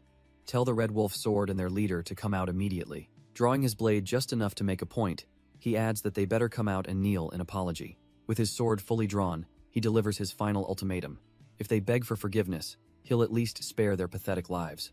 The stage is set for a bloody confrontation at the Red Wolf clan's headquarters. One of the guards suddenly recognizes the plum blossom symbol on their uniforms, realizing they're from the Mount Hua sect.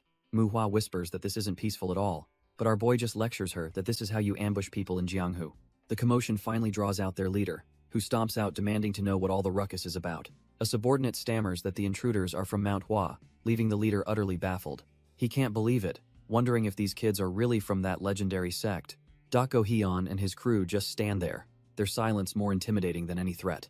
The leader scoffs, calling them a bunch of overconfident kids and asking if they're tired of living. He tries to dismiss them, saying he has an important guest, but Dako Hyun simply replies that he's not leaving. In fact, he tells the leader that they're the ones who are going to die, and had better watch his tone.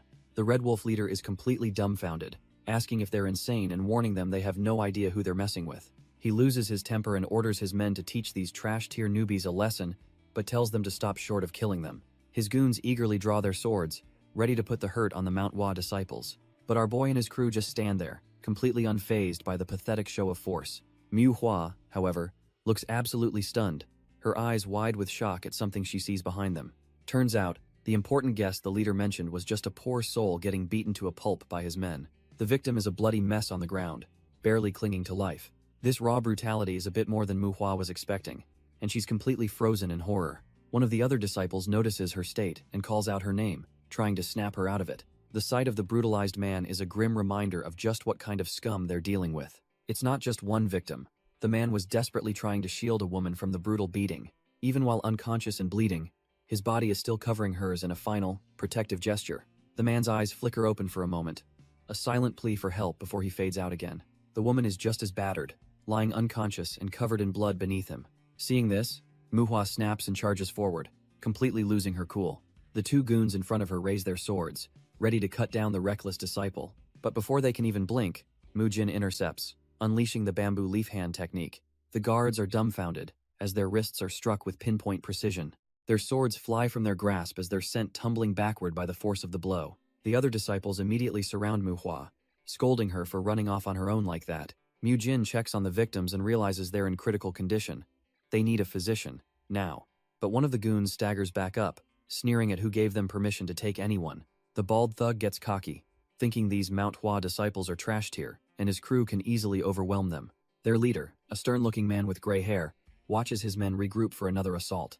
Our boy Dako Hyun just observes, thinking Mujin went easy on them and scoffs at her soft-heartedness. The gray-haired leader then calls out Manhwa for hesitating to kill, before his eyes lock onto Dako Hyun, who's just been standing there. He sees Dako Hyun's bored expression not as arrogance, but as pure confidence, and decides a one-on-one fight is a bad idea. The leader's new plan is simple: help his men crush the other disciples. Then they'll all jump Dako Hyun together. Suddenly, he charges forward, yelling encouragement to his men, but completely ignores Dako Hyun, leaving him dumbfounded. Dako Hyun is confused for a second, but then a slight smirk appears as he realizes this is the exact chaotic situation he wanted. Dako Hyun smirks, realizing these disciples are total rookies to the Jianghu, knowing absolutely nothing about real fights. Manhwa is completely caught off guard by the underhanded tactics these thugs are using. They're used to honorable duels, not street brawls where people throw dirt and spit to gain an edge. Unlike the Black Knight Palace incident, there are no seniors to bail them out this time. They're completely on their own. It's a simple, brutal equation. If they don't kill these guys, they're the ones who are going to die. Manhwa finds herself on the ground with a blade to her neck, a harsh lesson that skill level means nothing in a fight for your life. Our boy watches from a distance, thinking this is exactly the kind of wake-up call they all needed. But just as he's about to write them all off, he notices something an exception to the rule. His gaze lands on one disciple who isn't struggling in the slightest. Turns out Muchael is cut from a different cloth, effortlessly handling the thugs like they're nothing. A bald thug charges in screaming, but Muchael just gives him a look of utter boredom. With a simple, clean move, he sends the attacker face-planting into the dirt. Another one of these goons thinks he can get the drop on him, reaching for his sword, but Muchael's reflexes are just on another level, stopping the blade before it's even drawn. He twists the thug's arm and slams him into the ground, neutralizing him instantly. A nearby guard is left completely dumbfounded, realizing he's picked a fight with a monster. Just as he clears his area, a new, masked enemy with a chilling aura steps out of the shadows. The sudden appearance of a real killer finally wipes the calm expression off Muchael's face. Meanwhile, Doko Hyun's attention is drawn to the guard's actual leader, who's finally making a move. The gray-haired veteran grins sadistically, revealing his scummy tactic. He's going to hunt down the weakest disciple first. The gray-haired leader makes his move, slamming poor Manhwa into the ground with overwhelming force. The other Red Wolf goons are completely stunned, shouting that their leader has been taken down. So Jingge starts to panic, asking his comrades what they should do now that they're facing a monster. From a balcony above, their true boss calmly tells them to pick another target. He declares that whoever kills the Manhwa kids will be promoted to the new leader, trying to incite a bloodthirsty frenzy. The disciples are horrified as they finally recognize the man's infamous title, the Red Wolf Sword. But our boy Dako Hyun is completely unfazed, remarking that he was wondering when the real boss would finally crawl out. The Red Wolf Sword smirks, surprised and a little flattered that a young disciple from Manhwa knows who he is. He calls it an honor, but Dako Hyun immediately shuts him down with a simple no. He then clarifies that he only learned about him yesterday, a casual dismissal that leaves the legendary mercenary utterly dumbfounded. Our boy just smirks, telling the mercenary he doesn't bother learning the names of weaklings. The Red Wolf Sword is furious, scolding him for speaking like a demonic artist instead of a proper disciple. He crushes his cup, a clear sign that he's done talking and is ready to fight. Leaping down, he warns Dako Hyun that he's going to have to give this fight his all. Dako Hyun just stares back, questioning if he really needs to go all out for someone like him. He then casually states that he's not so sure about that. He asks the mercenary if he's even strong enough to be worthy of his full strength. But before the Red Wolf sword can even react, Dako Hyun is already behind him, grabbing his head in a vice grip. In a flash, he slams the legendary mercenary's face straight into the unforgiving stone ground. The fight is over in an instant as the Red Wolf sword's weapon clatters uselessly beside him. The Red Wolf sword tries to counterattack, but our boy is already moving, dodging with impossible speed. The mercenary is completely dumbfounded, wondering how he's moving so fast. He realizes with horror that he didn't just miss the attack. He didn't even see his feet move. The old man is sweating bullets, trying to process the massive gap in their power. He's confused why Dako Hyun hasn't even bothered to draw his sword yet. He tries to rationalize it, refusing to believe some young punk could be on a higher level than him. But Dako Hyun isn't thinking about any of that. He's just glad he found a decent opponent. He finally draws his blade, admitting to himself that he just wants to test his new swordsmanship. Turns out, he's been training non-stop for a month, trying to fuse his old style with Manhwa's techniques. But he never had a chance to test it because everyone at the sect was either too weak or too busy. Our boy thinks to himself that this old swordsman is a precious find for a sparring partner. He's not exactly a top-tier warrior, but he'll do for a warm-up. Spurred on by the disrespect, the Red Wolf sword leaps in for a furious attack. Dako Hyun just stands there, completely unfazed by the incoming blade. He dodges the slash with a minimal, almost insulting, lean back. With the opening created, he prepares a counterattack with his bare hand. He unleashes the Manhwa sect's bamboo leaf hand, striking the old man square in the chest. The Red Wolf sword stumbles back, dumbfounded that he was hit with a non-sword technique. Dako Hyun's eyes begin to glow, signaling that the real fight is about to start. He blitzes forward with inhuman speed, landing a clean, powerful strike on his opponent. The Red Wolf sword is completely stunned, his mind reeling from the speed and precision of the last blow. He stumbles back, wondering how this kid could have possibly read his steps after seeing only 2 attacks. The horrifying realization dawns on him. The only reason he couldn't follow our boy's movements was the massive, undeniable gap in their levels. He grips his sword, refusing to accept that a young disciple could be so far beyond a seasoned mercenary like him. Finally composing himself, he admits he was a fool for looking down on Dako Hyun and readies his stance. With a grimace, he declares that the time for games is over. He's about to go all out. He puts every ounce of his strength into a final, desperate lunge. Dako Hyun just watches the incoming attack with a look of utter boredom, as if swatting a fly. The Red Wolf sword unleashes his ultimate technique, a ferocious golden wolf made of pure energy that barrels towards our boy. The other Manhwa disciples can only watch in horror, screaming for their senior brother to be careful. But our boy simply meets the attack with his own, unleashing the falling plum blossom sword. The so-called ultimate technique shatters into nothing more than harmless, glowing petals. Dako Hyun casually remarks that the Redbud sword technique is fierce, but riddled with openings. To make matters worse, he points out that the old man hasn't even learned the second half of it, leaving the mercenary dumbfounded. Before the Red Wolf sword can even process how he knows this, Dako Hyun closes the distance in a flash.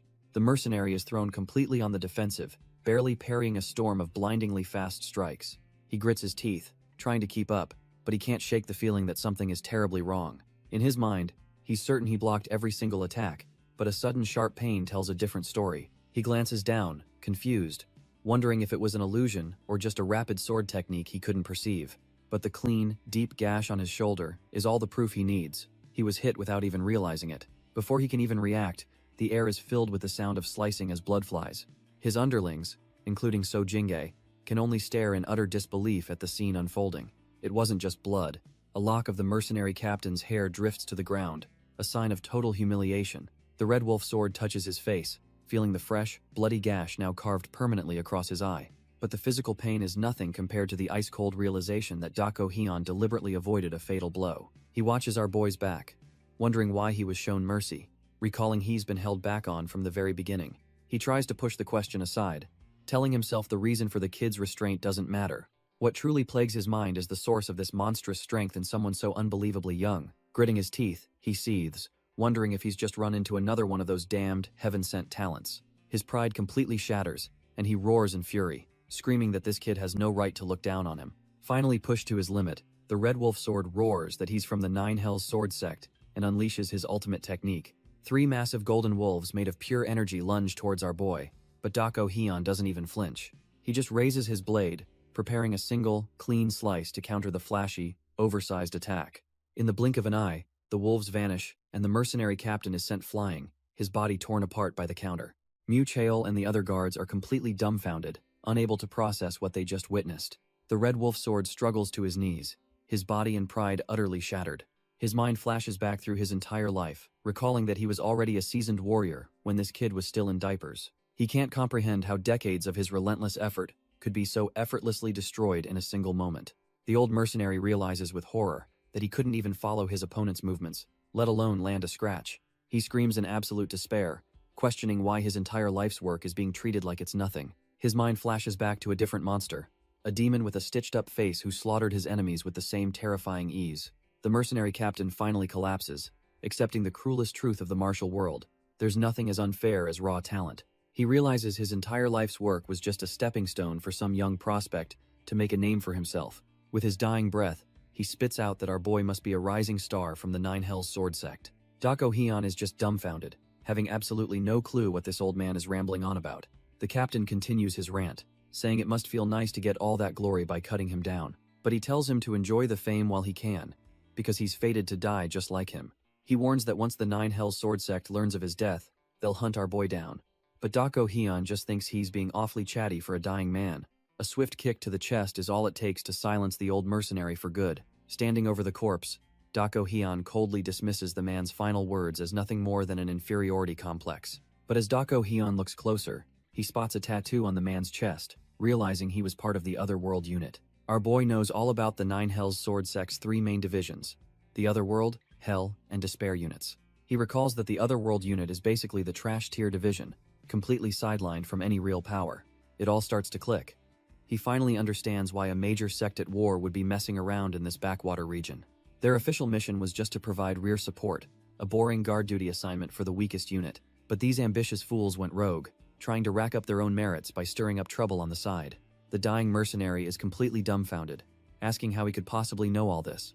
But Dako Hyun just scoffs. He tells him not to expect any backup, because the Otherworld unit will do everything in its power to hide his death. After all, by going rogue, they've given the other two units the perfect excuse to purge them for insubordination. The mercenary chokes on his own blood, realizing he's not just dead, he's been a pawn in a game that will get his entire unit annihilated. Our boy just scoffs, asking if he really thinks a trash-tier group like the Otherworld unit could possibly scare him. After all, this is the man who faced the entire Nine Hells sword sect all by himself in his past life. Unfortunately for one onlooker, he's just witnessed the entire bloodbath firsthand. The old man, So Jingge, is absolutely petrified, realizing he's next on the chopping block. As Dako Hyun turns his back, So Jingge sees a sliver of a chance to escape notice. He immediately drops to the ground, trying to play dead or invisible. The poor guy literally starts digging his face into the dirt, hoping our boy just walks away. He desperately tells himself that he saw nothing, that he wasn't even here. His fists clench in pure terror as he repeats the mantra in his head. But it's no use. A hand grabs him by the hair, and Dako Hyun lifts him up like a sack of potatoes. With ice in his veins, Dako Hyun orders the terrified man to stop lying there and deal with the aftermath immediately. So Jingge, practically wetting himself, stammers out a pathetic "yes sir," ready to do anything to survive. Fast forward, and our boy is now sifting through stacks of ledgers he's confiscated from the Red Wolf's headquarters. Turns out, the dead mercenary leader kept meticulous records of all his criminal enterprises, from protection rackets to loan sharking. He's gathered all the remaining Red Wolf thugs and asks if this is everyone, to which they nervously confirm. Dako Hyun then drops the bomb. They will return all the money they extorted and shut down the gambling den, all of it by the end of the day. When he asks for complaints, one of the goons foolishly points out that accomplishing all that today seems a little difficult. Dako Hyun's gaze turns absolutely lethal as he leans in and just says, "So?" The man immediately backpedals, but it's too late. Our boy tells the room they're fundamentally mistaken about his intentions. He clarifies that he isn't sparing them out of mercy. They're just trash who need to stay alive so their victims have someone to direct their anger at. He tells them not to even think about atoning through death, because their sins are far heavier than that. The only right way forward is for them to live and spend their entire lives making up for what they've done, a reality the terrified thugs quickly accept. With the grunts dismissed, he tells the former leader, So Jingge, to stay behind and orders his fellow disciples to supervise the cleanup. Manhwa pulls him aside, asking what he's up to now, to which he replies that he has something else to do. She's not buying it for a second, bluntly asking if he's just going to get wasted again like last time. He just tells her to keep an eye on them, and she agrees before heading out with the others. Now alone with the trembling leader, our boy smirks to himself, impressed that Manhwa caught on so quickly. He assures the man that this time, it's not about alcohol, which only confuses the former gang leader more. Dako Hyun's expression turns sharp as he tells the man to stop hiding it, claiming his nose can't be fooled. Turns out, our boy knows he has a stash of tuber fleece flower, and he's here to collect. Our boy flashes back to his past life, recalling how he had to hunt for rare opportunities to get stronger. Without a sect or any money, he had to search for elixirs all on his own. But he knew these things were rare for a reason. You don't find them, you stumble upon them by sheer luck. It took him 7 long years before he finally chanced upon a tuber fleece flower while resting after training. Back in the present, he follows the former gang leader, remembering the bitter, earthy scent he could never forget. So Jingay is dumbfounded, explaining they accidentally found a 200-year-old fleece flower and can't believe our boy sniffed it out. He adds that the Red Wolf sword was meant to have it, but now it belongs to a more worthy master before being dismissed. With the man gone, Doko Hyun secures the heavy iron door, ensuring he won't be disturbed. He notes the thick stone walls make this a perfect spot to practice energy circulation, just like any proper martial arts hideout. Opening the box, he recalls eating a 300-year-old flower in his past life. This 200-year-old one might be weaker, but it'll do the trick. Our boy smirks, knowing that no matter the age, this fleece flower is a precious treasure. He gets ready to enjoy what he believes is a simple 200-year-old elixir. But the moment he opens the box, his eyes widen in pure disbelief. He's completely dumbfounded by its size, wondering how a 200-year-old root could possibly be this massive. His mind races as he realizes it's even bigger than the 300-year-old one from his past. This thing has to be at least 400 years old. He can't believe his luck, remembering how hard he struggled to find a weaker one in his past life. After a split second of feeling guilty, he decides to eat the whole thing, promising to share the next treasure he finds. As night settles over the Manhwa sect, a powerful energy begins to stir. Elsewhere, Baek-san is jolted from his studies by a sudden, overwhelming surge of power. He's left completely baffled, trying to figure out where that immense energy spike just came from. From her room, Manhwa is also drawn to the disturbance, her eyes fixed on the source of the energy. Meanwhile, our boy Dako Hyun lets out a deep breath, the excess energy from the root dissipating around him. He steps out into the courtyard, feeling the newfound power coursing through his veins. The transformation is complete, leaving him feeling incredibly refreshed and stronger than ever. Suddenly, Manhwa rushes over, asking about the loud noise she just heard from his quarters. Dako Hyun plays it cool, casually dismissing her concerns and telling her it was nothing important. He flips the script, questioning why she's slacking off instead of checking the ledger like she's supposed to. With a final warning that he'll be checking her work, he turns and walks away, leaving her stunned. Manhwa can only grumble under her breath, annoyed at the sheer audacity of this young bastard. But her irritation gives way to suspicion as she realizes something about him has definitely changed. Meanwhile, Mu Ryun looks at the demolished building, thinking that for nothing important, it sure is a mess. He shrugs it off, figuring the old building was going to be torn down soon anyway, so it doesn't matter. Still, he's left wondering what could have possibly caused this level of destruction. The scene pans over the piles of broken roof tiles, a testament to the night's chaos. Turns out, Dako Hyun has put all the lazy disciples, including Mu Ryan, on demolition duty with sledgehammers. Our boy appears behind the exhausted Mu Ryan, who jumps in surprise at his sudden presence. Dako Hyun coolly reminds him the sun is rising, questioning if he really has time to be taking a break. Spurred by fear, the disciples frantically get back to work, not wanting to get on his bad side. Later, Dako Hyun presents a local merchant with a chest overflowing with silver, leaving the man utterly speechless. He explains it's the money his disciples extorted, forcing the guilty party to bow his head in a deep, humiliating apology. Watching from the shadows is none other than the information broker, So Jingay. He's absolutely dumbfounded, realizing our boy actually took down the Red Wolf sword and his entire faction. So Jingay knew the kid was no ordinary martial artist, but this level of power is beyond anything he could have imagined. He comes to a terrifying conclusion. Manhwa wasn't a joke, they were hiding a dragon. Just as he's processing this, Doko Hyun appears right behind him, having known he was there the whole time. Our boy casually says he was feeling a bit hungry and figured it would be no fun to drink alone. He offers So Jingay alcohol and refreshments, even though it's the crack of dawn, and So Jingay has no choice but to accept. They sit down to a full meal, and Dako Hyun cuts right to the chase, asking what he's so curious about. As So Jingay digs in, Dako Hyun explains that while the Red Wolf sword is dead, the real problem is what to do with his men. He reveals his plan, to rehabilitate the underworld thugs by giving them honest work, and asks if So Jingay knows anyone who can help. Our boy lays down the law, casually mentioning his backup plan. He'll just sever the dantians of any thugs who step out of line. So Jingay is dumbfounded, realizing this kid talks about crippling martial artists for life like it's a walk in the park.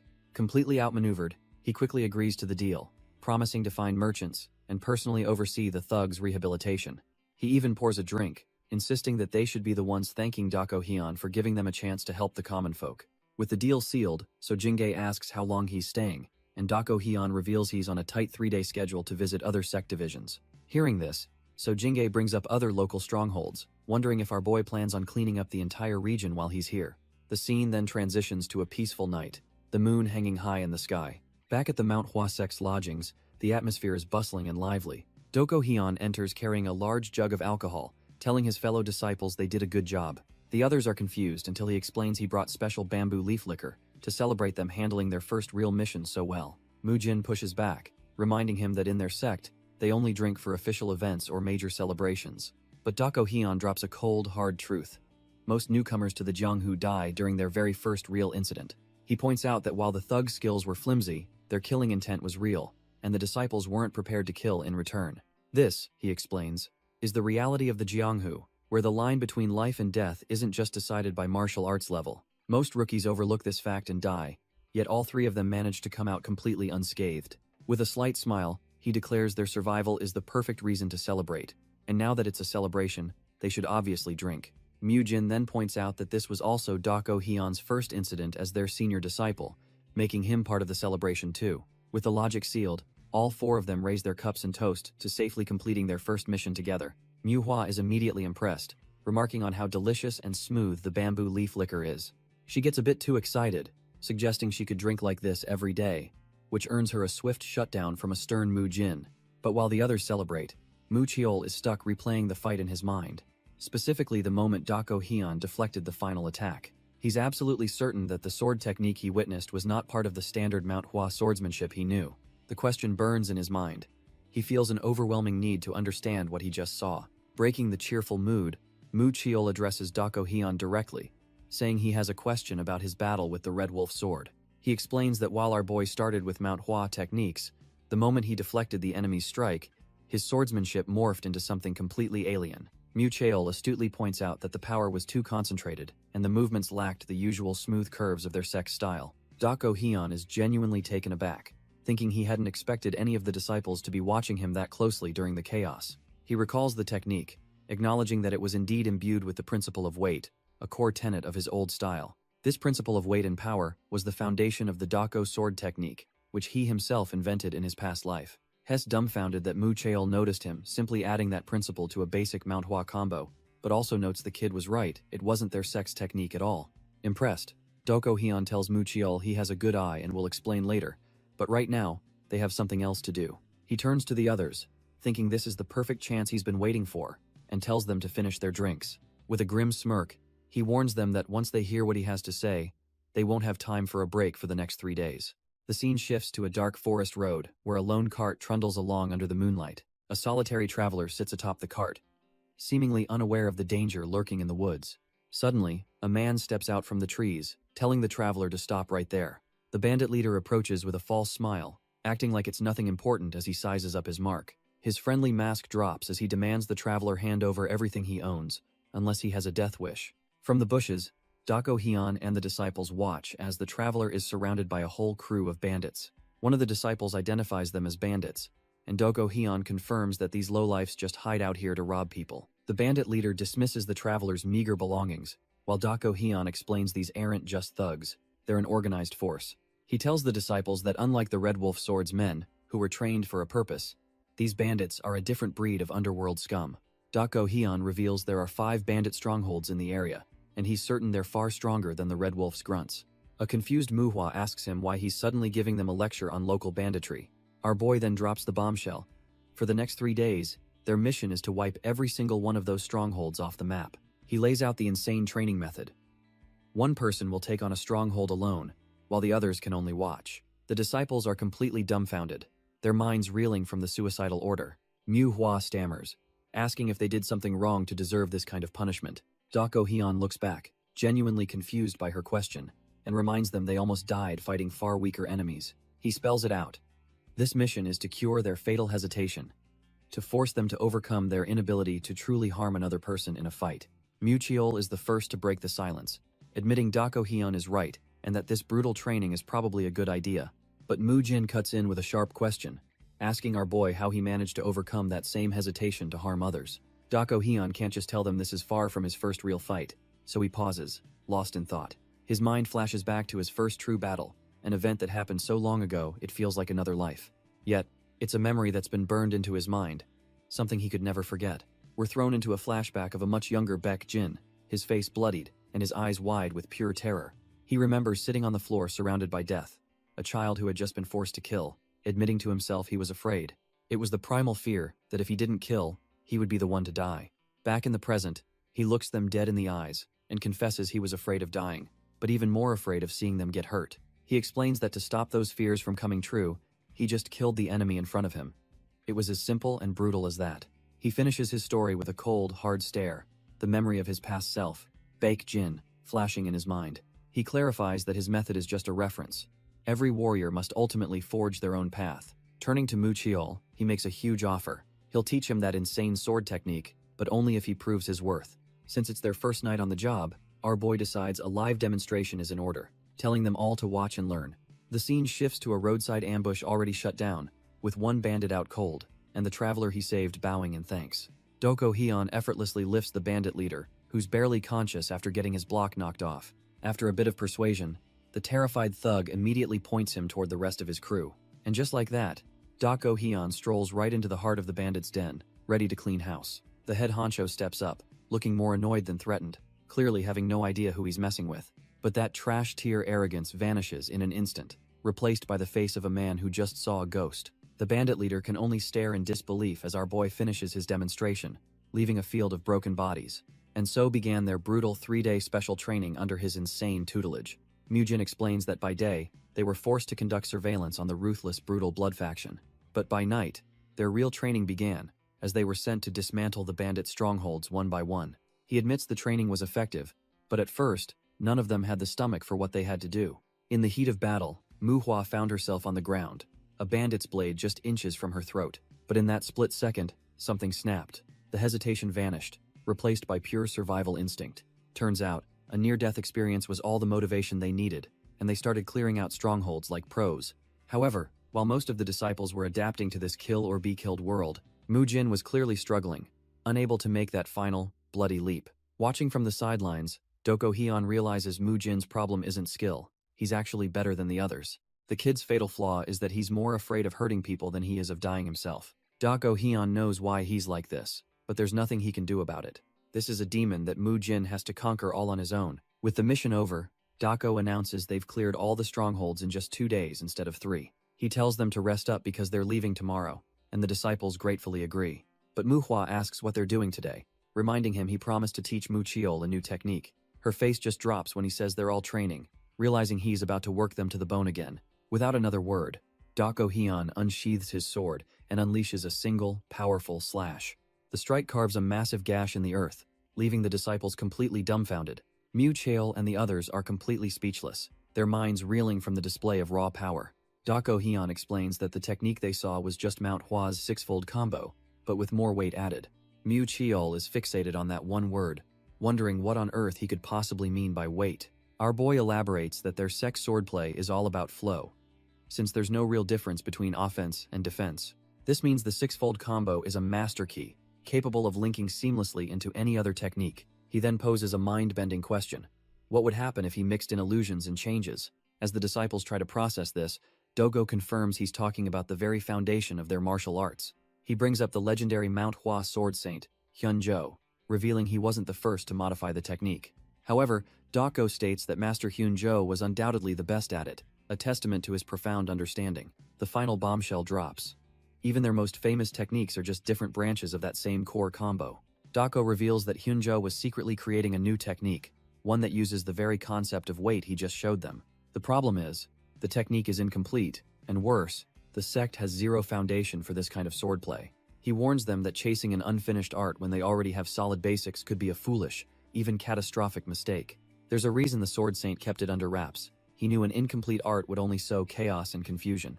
So, he puts Mu Cheol on the spot, asking if this dangerous, unfinished path is truly what he wants. Mu Cheol's resolve is unshakable. He stares back with dead certainty and confirms his choice. With no hesitation, he formally asks Dako to teach him the forbidden technique, ready for whatever comes next. And with that one sentence, Mu Chiel's personal hell training officially begins as the others watch on. The scene shifts to the next day, and the two of them are still standing in the exact same spot, not having moved an inch. Manhwa is completely over it, looking utterly bored and wondering how long they have to watch this weird staring contest. Finally cracking, Manhwa turns to Mujin, completely done with this whole spectacle. She whispers that they should just make a run for it, leaving these two weirdos to their staring contest. But just then, Dako Hyun's voice cuts through the silence, telling Mu Chiol his approach is all wrong. He explains that Mu Chiol is stuck on the principle of illusion and needs to grasp the principle of weight to see the difference. Mu Chiol, already sweating buckets from the mental strain, can only agree with his new master. With the first lesson delivered, Dako suggests they go surveil the underworlders and take a break. The scene shifts to a massive, sprawling compound, clearly the base of some major power.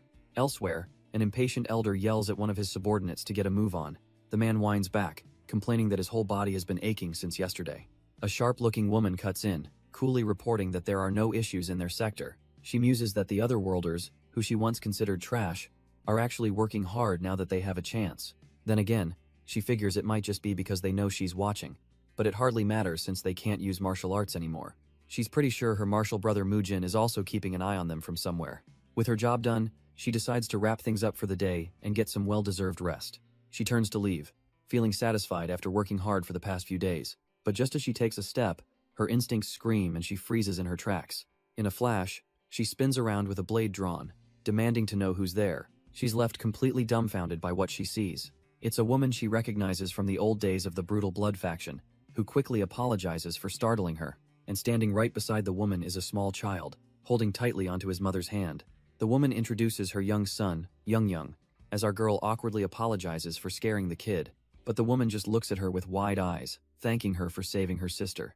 Our girl is completely floored, wondering if this feeling of gratitude is the whole reason chivalrous fighters exist.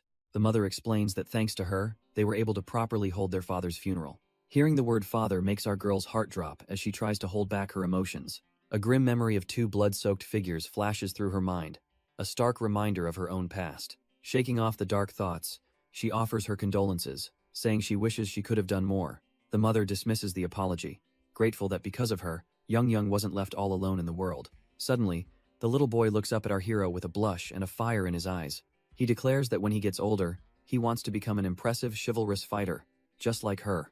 The boy's innocent declaration completely shatters our girl's composure, and she just breaks down crying. His mother is utterly dumbfounded by the sudden tears, as the warrior manages to ask the boy his name. Young's eyes light up, asking with pure hope if he can really become a great fighter like her. Fighting back her sobs, she tells him that of course he can, he'll become an even greater hero than she is. The mother asks if she's hurt, but the warrior just waves it off, trying to pull herself together. As day turns to night, the city buzzes with life, but that emotional moment hangs in the air. Elsewhere, in a quiet room under the moonlight, a different mood has settled in. We see a familiar face from the past, Dako Hyun, in his original body as Baek Jin, looking out into the darkness. He sits alone, slumping against the wall, clearly weighed down by some heavy thoughts. It seems the story of the boy and the warrior has struck a nerve, dredging up memories he'd rather forget.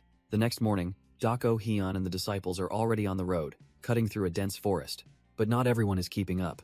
Manhwa is already sweating buckets and looks completely gassed. She yells ahead at their senior disciple, asking what the big rush is, convinced they'll die of exhaustion before they even reach Winan. Our boy just turns back with a deadpan look, telling her he's not rushing, they're just trash tier slow. Manhwa grumbles that they should have just left early instead of resting. But Dako Hyun says he needs to check on their slacking training. He glances back, a flicker of some other thought crossing his mind for a moment. The sheer coldness of his words leaves Manhwa absolutely dumbfounded. Seeing the tense mood, Mujin tries to change the subject, wondering aloud if the folks back in Posung are doing okay. Dako Hyun shuts that down instantly, saying the beggar sect has it covered and that their weak mentalities are the real problem. Time to ramp up the training. Manhwa is filled with instant regret, realizing their lives are over and she already misses the peaceful time with the kid, Young. Mujin finally asks who Young is, and our boy explains she's the sister of a girl he saved from the blood faction. He met her by chance, and the kid was so inspired she vowed to become a chivalrous fighter just like him. For the first time in his life, Dako Hyun finds himself genuinely worried about a child's future, which is a bizarre feeling for him. Manhwa tries to call out to him, but he just coldly tells her to shut her mouth, leaving Mujin speechless. Suddenly, Manhwa's mood does a complete 180 as she excitedly points out they've finally reached Winan. The group looks down upon the sprawling city, relieved to have made it just as the sun begins to set. Dako Hyun informs them that Winan hosts a Manhwa outer sect, the Fresh Flower sect, and that's where they'll be having dinner. As Muhwa cheers, he can't resist a final jab, dryly asking if she still thinks he was moving too fast now. Their destination is in sight. The grand entrance to the Fresh Flower sect, a supposed place of refuge. But inside its walls, a brutal scene unfolds as one kid viciously punches another, hinting that this place is anything but peaceful. The young bully orders his goons to hold the gray-haired kid still, a sadistic grin plastered on his face. He clenches his fist, ready to deliver another trash-tier beating. A brutal punch lands right in the kid's stomach, forcing a pained gasp from his lips. But one punch isn't enough for this little psycho. He rears back to deliver another one. Suddenly, a hand intercepts his fist, stopping the attack dead in its tracks. The bully is utterly dumbfounded. He can't believe someone just blocked his punch, which was even infused with internal energy. He looks up, startled, to see who dared to get in his way. Turns out, our boy Dako Hyun and the entire Manhwa crew have just walked in on this disgusting scene. The beaten kid looks up, his eyes widening as he recognizes the distinct robes of his saviors. With Dako Hyun standing protectively before him, the boy realizes these aren't just any martial artists. They're disciples from the original Manhwa sect. Dako Hyun calmly informs the little psycho that a punch with that much force could have easily killed a normal kid. He presses the issue, asking if the bully even realizes he was using what amounted to a killing blow. But the kid just glares back, completely silent and showing zero remorse. Our boy sizes him up, noting the sheer arrogance in his eyes and figuring the problem must lie with his parents. He concludes that the kid himself isn't really at fault. He's just a product of some trash-tier upbringing. Suddenly, the little brat tries to wrench his fist free, still looking like he wants to throw down. Dako Hyun is genuinely surprised by the kid's absolute lack of fear. He warns the punk that glaring at someone when you're clearly in the wrong is a good way to get smacked. But instead of backing down, the kid grabs Dako Hyun's robes, questioning if this is how an orthodox sect is supposed to act. Dako Hyun is momentarily dumbfounded, only to look down and see the kid he just saved staring up at him. The gray-haired kid he just rescued looks up at him, a silent plea in his eyes. Our boy just stares back, processing this whole ridiculous turn of events. He finally turns to the bullies and tells them to get lost before he personally kicks them out. The little punks finally take the hint and retreat, leaving Dako Hyun's group with the victim. Without warning, the kid snaps into a formal martial arts salute, showing some serious discipline. He introduces himself as Lim Sanha of the Fresh Flower sect, and formally thanks them for their help. Dako Hyun, playing his part perfectly, introduces himself as Muhui of the Manhwa sect. Muhwa steps forward, asking the young boy if he's hurt, but he quietly says he's fine. She then asks just who those brats were, and he reveals they were from the Great Truth sect. When she presses for why they were bullying him, he admits their two sects have never been on good terms. Lim Sanha explains that once the Great Truth sect realized they were stronger, their young leader started throwing his weight around. Mujin cuts in, asking the obvious question, does his sect leader even know this is happening? Turns out, he does. Lim Sanha used to fight back and win, which prompted his sect leader to try and resolve things diplomatically. But the meeting was a disaster.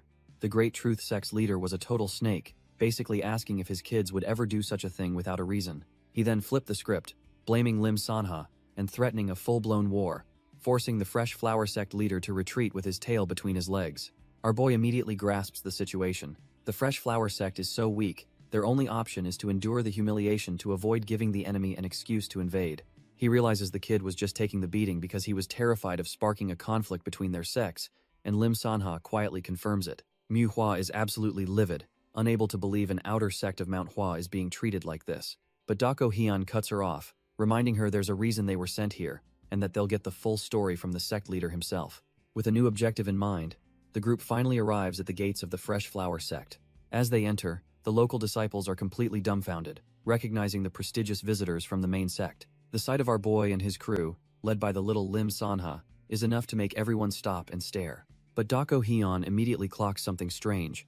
Main sect disciples wear red plum blossoms, but these guys all have white ones, marking them as an outer sect. An older man with long gray hair steps forward, confirming he's been waiting for them. Dako Hyun, introducing himself as Mu Hui, offers a formal greeting on behalf of the Manhwa sect. The man returns the gesture, introducing himself as Lim Yuguk, the leader of the Fresh Flower sect. Lim Yuguk is quick to praise our boy's reputation for crushing the brutal blood faction, though Dako Hyun dryly corrects the rumor that it happened overnight. The sect leader then turns to his son, Lim Sana, asking if he was the one who brought them here. After getting a quiet confirmation, Lim Yuguk gives his son a look of approval, clearly proud of the boy's work. With the pleasantries out of the way, he invites the group inside to finally get down to business. Inside the Fresh Flower Sect's main hall, the group settles in for a serious discussion. Our boy takes a sip of tea, his sharp senses immediately picking up on its unique quality. He notes its aroma is even richer than Manhwa's famous tea, though Lim Muguk humbly brushes off the compliment. The old sect leader gets a nostalgic look, saying he still remembers Manhwa's tea, and hopes to visit again. Dako Hyun cuts through the small talk, assuring him it's their duty to help the outer sects. He then gets straight to the point, asking Lim Muguk to lay out the current state of the Fresh Flower Sect. The atmosphere shifts as the old man sighs, admitting that their situation is, frankly, pretty dire. Dako Hyun correctly guesses the Great Truth Sect is involved, and Lim Muguk explains that things were fine when they were equals. Our boy presses further, asking if everything changed after the Shangzi massacre, and the leader grimly confirms his suspicion. Ever since their rivals learned how much damage the Fresh Flower Sect suffered, they've been getting bolder, provoking them at every turn. Lim Muguk confesses that even his own son is being bullied by their rivals, and Dako Hyun realizes he knew all along. The old leader admits his son tried to hide it, but he's trapped, knowing that retaliation is exactly what the Great Truth Sect wants. He grips his teacup, explaining that his rivals are just looking for any excuse to absorb his sect. Feeling utterly powerless, he laments that he has failed as both a father and a sect leader. Mujin cuts through the despair, asking why he never reached out to the Manhwa sect for help. The old man explains he was waiting for Manhwa to recover, but now feels immense relief that they've finally arrived. He believes that just the presence of Manhwa's disciples will be enough to deter their enemies. But Mujin sees right through him, bluntly stating that the old man doesn't truly believe in their strength. Dako Hyun is momentarily taken aback by his companion's sharp accusation. Our boy then drives the point home, asking if he really trusted them. Why did he let his son's face get beaten to a pulp? Manhwa is completely dumbfounded, wondering what face Dako Hyun is even talking about. Lim Muguk tries to play it off with a nervous laugh, insisting that to distrust them would be to distrust Manhwa itself. He puts on a fake smile, asking how a lowly outer sect leader like him could ever dare to not trust them. He quickly tries to change the subject to dinner, but Dako Hyun is internally seething that their offer of help is being brushed aside. Our boy gets it though. The old man probably got his hopes up hearing about Manhwa's exploits, only to see just 4 kids arrive. Turns out, that's exactly what happened. Lim Muguk's first thought upon seeing them was that they were far too young to be useful. He decided his only option was to treat them well and send them packing before they got themselves killed trying to help his sect. But he then recalls patting his son's head, remembering the kid brought them here for everyone who had suffered. He praised his son for a job well done, all while feeling a pang of guilt for the young disciples he was about to use. Back in the present, Lim Muguk realizes he was the one acting like a child, unable to even mask his bitter disappointment. Lim Muguk is genuinely impressed, realizing our boy is observant enough to have read his disappointment in a split second. But before he can continue, Dako Hyun cuts him off, stating that the Manhwa disciples will handle their own dinner.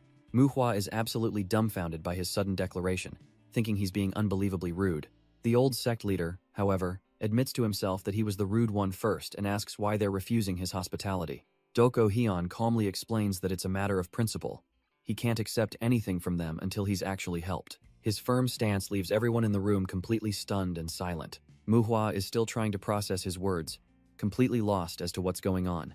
A memory flashes through her mind of Dako Hyun's philosophy, to teach what it means to wield a sword with your entire being. She recalls him teaching that sometimes the only peaceful method in the Jianghu is to kick down the front door. Snapping back to the present, she stares at him, wondering what on earth has gotten into her senior disciple today. As they walk away from the Fresh Flower Sect, the sun begins to set.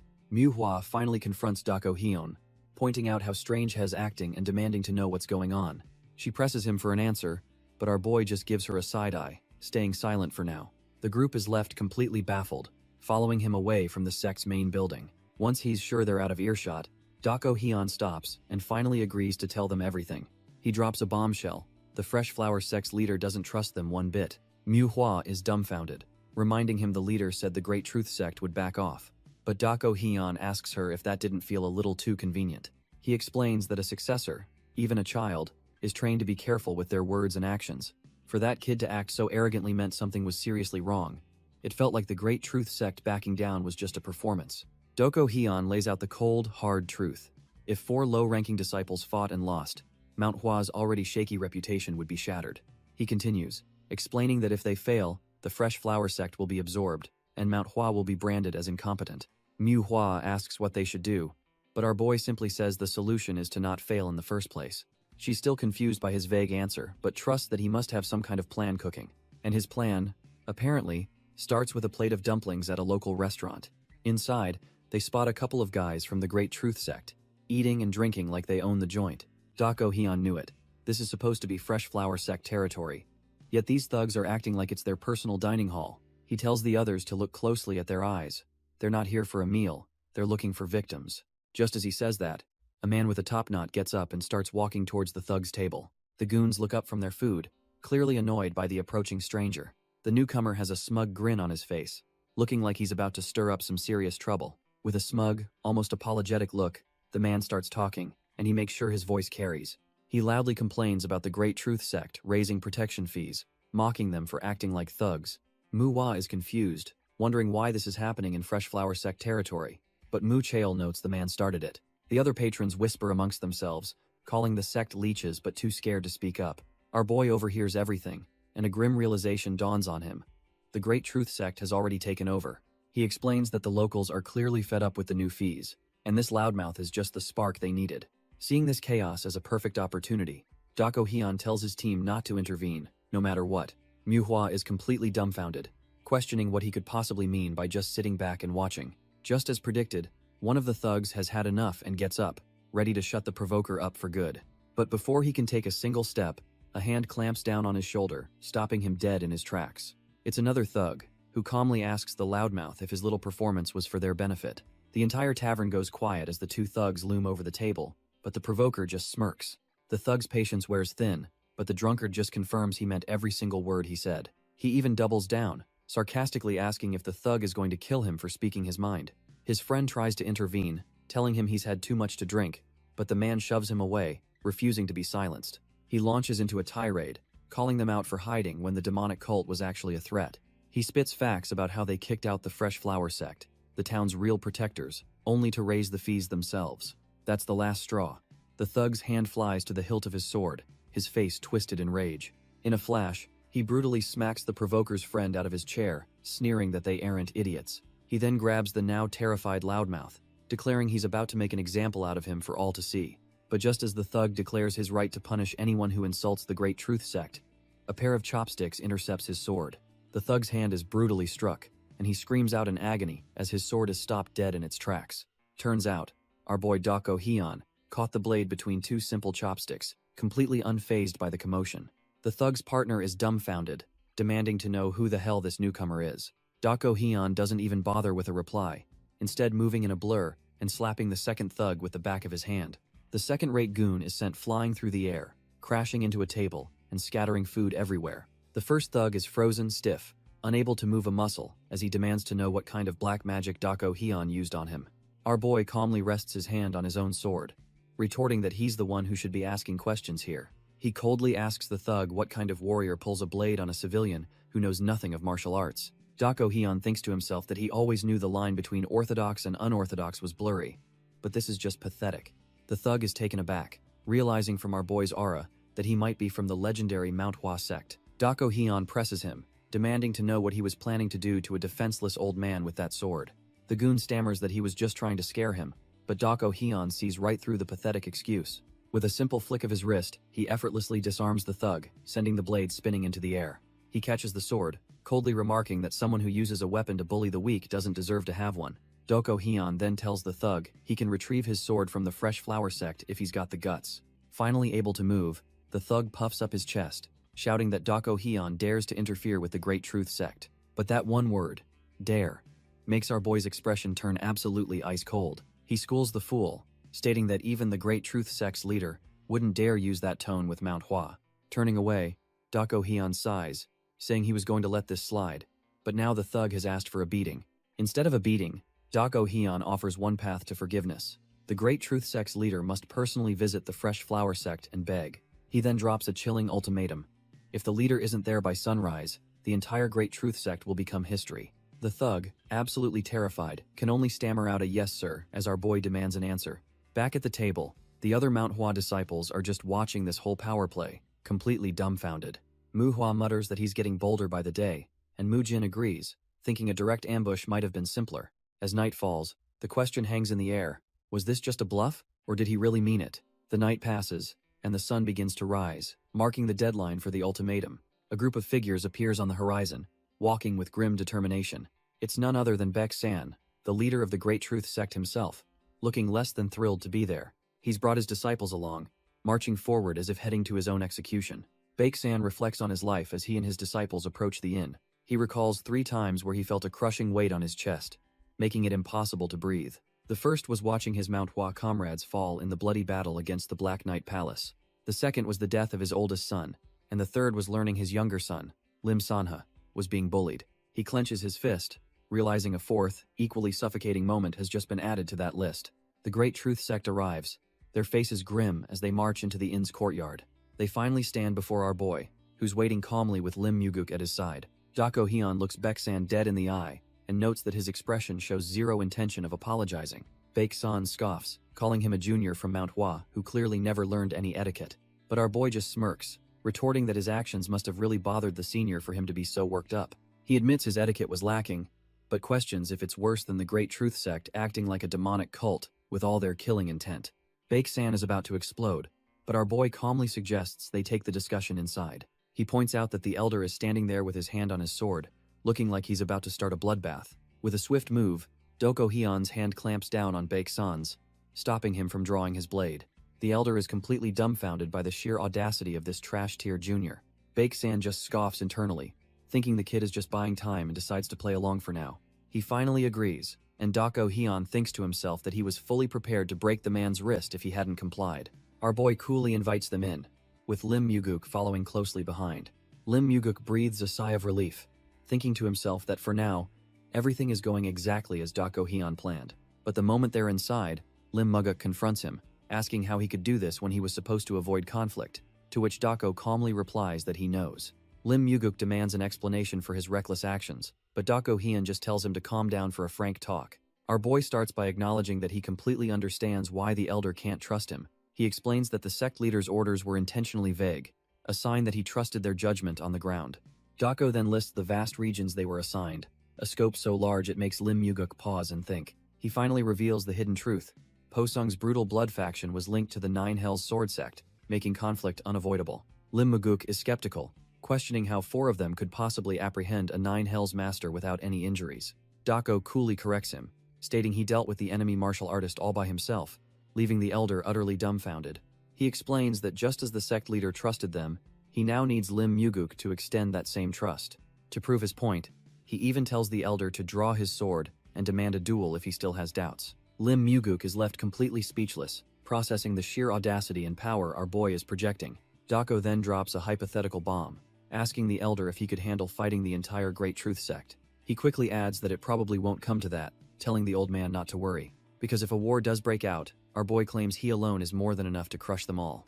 The leader of the Great Truth sect just stares back, his expression dripping with condescension. The tense standoff continues in the meeting room, with both sides sizing each other up. The leader muses that while Dako's words were bold, human resolve is fickle, especially now that his sect is on the scene. He brings up the deep-seated conflict between the Fresh Flower sect and their own, claiming he wants to resolve it. Since both sides are clearly not backing down, he gets straight to the point and proposes a duel between representatives.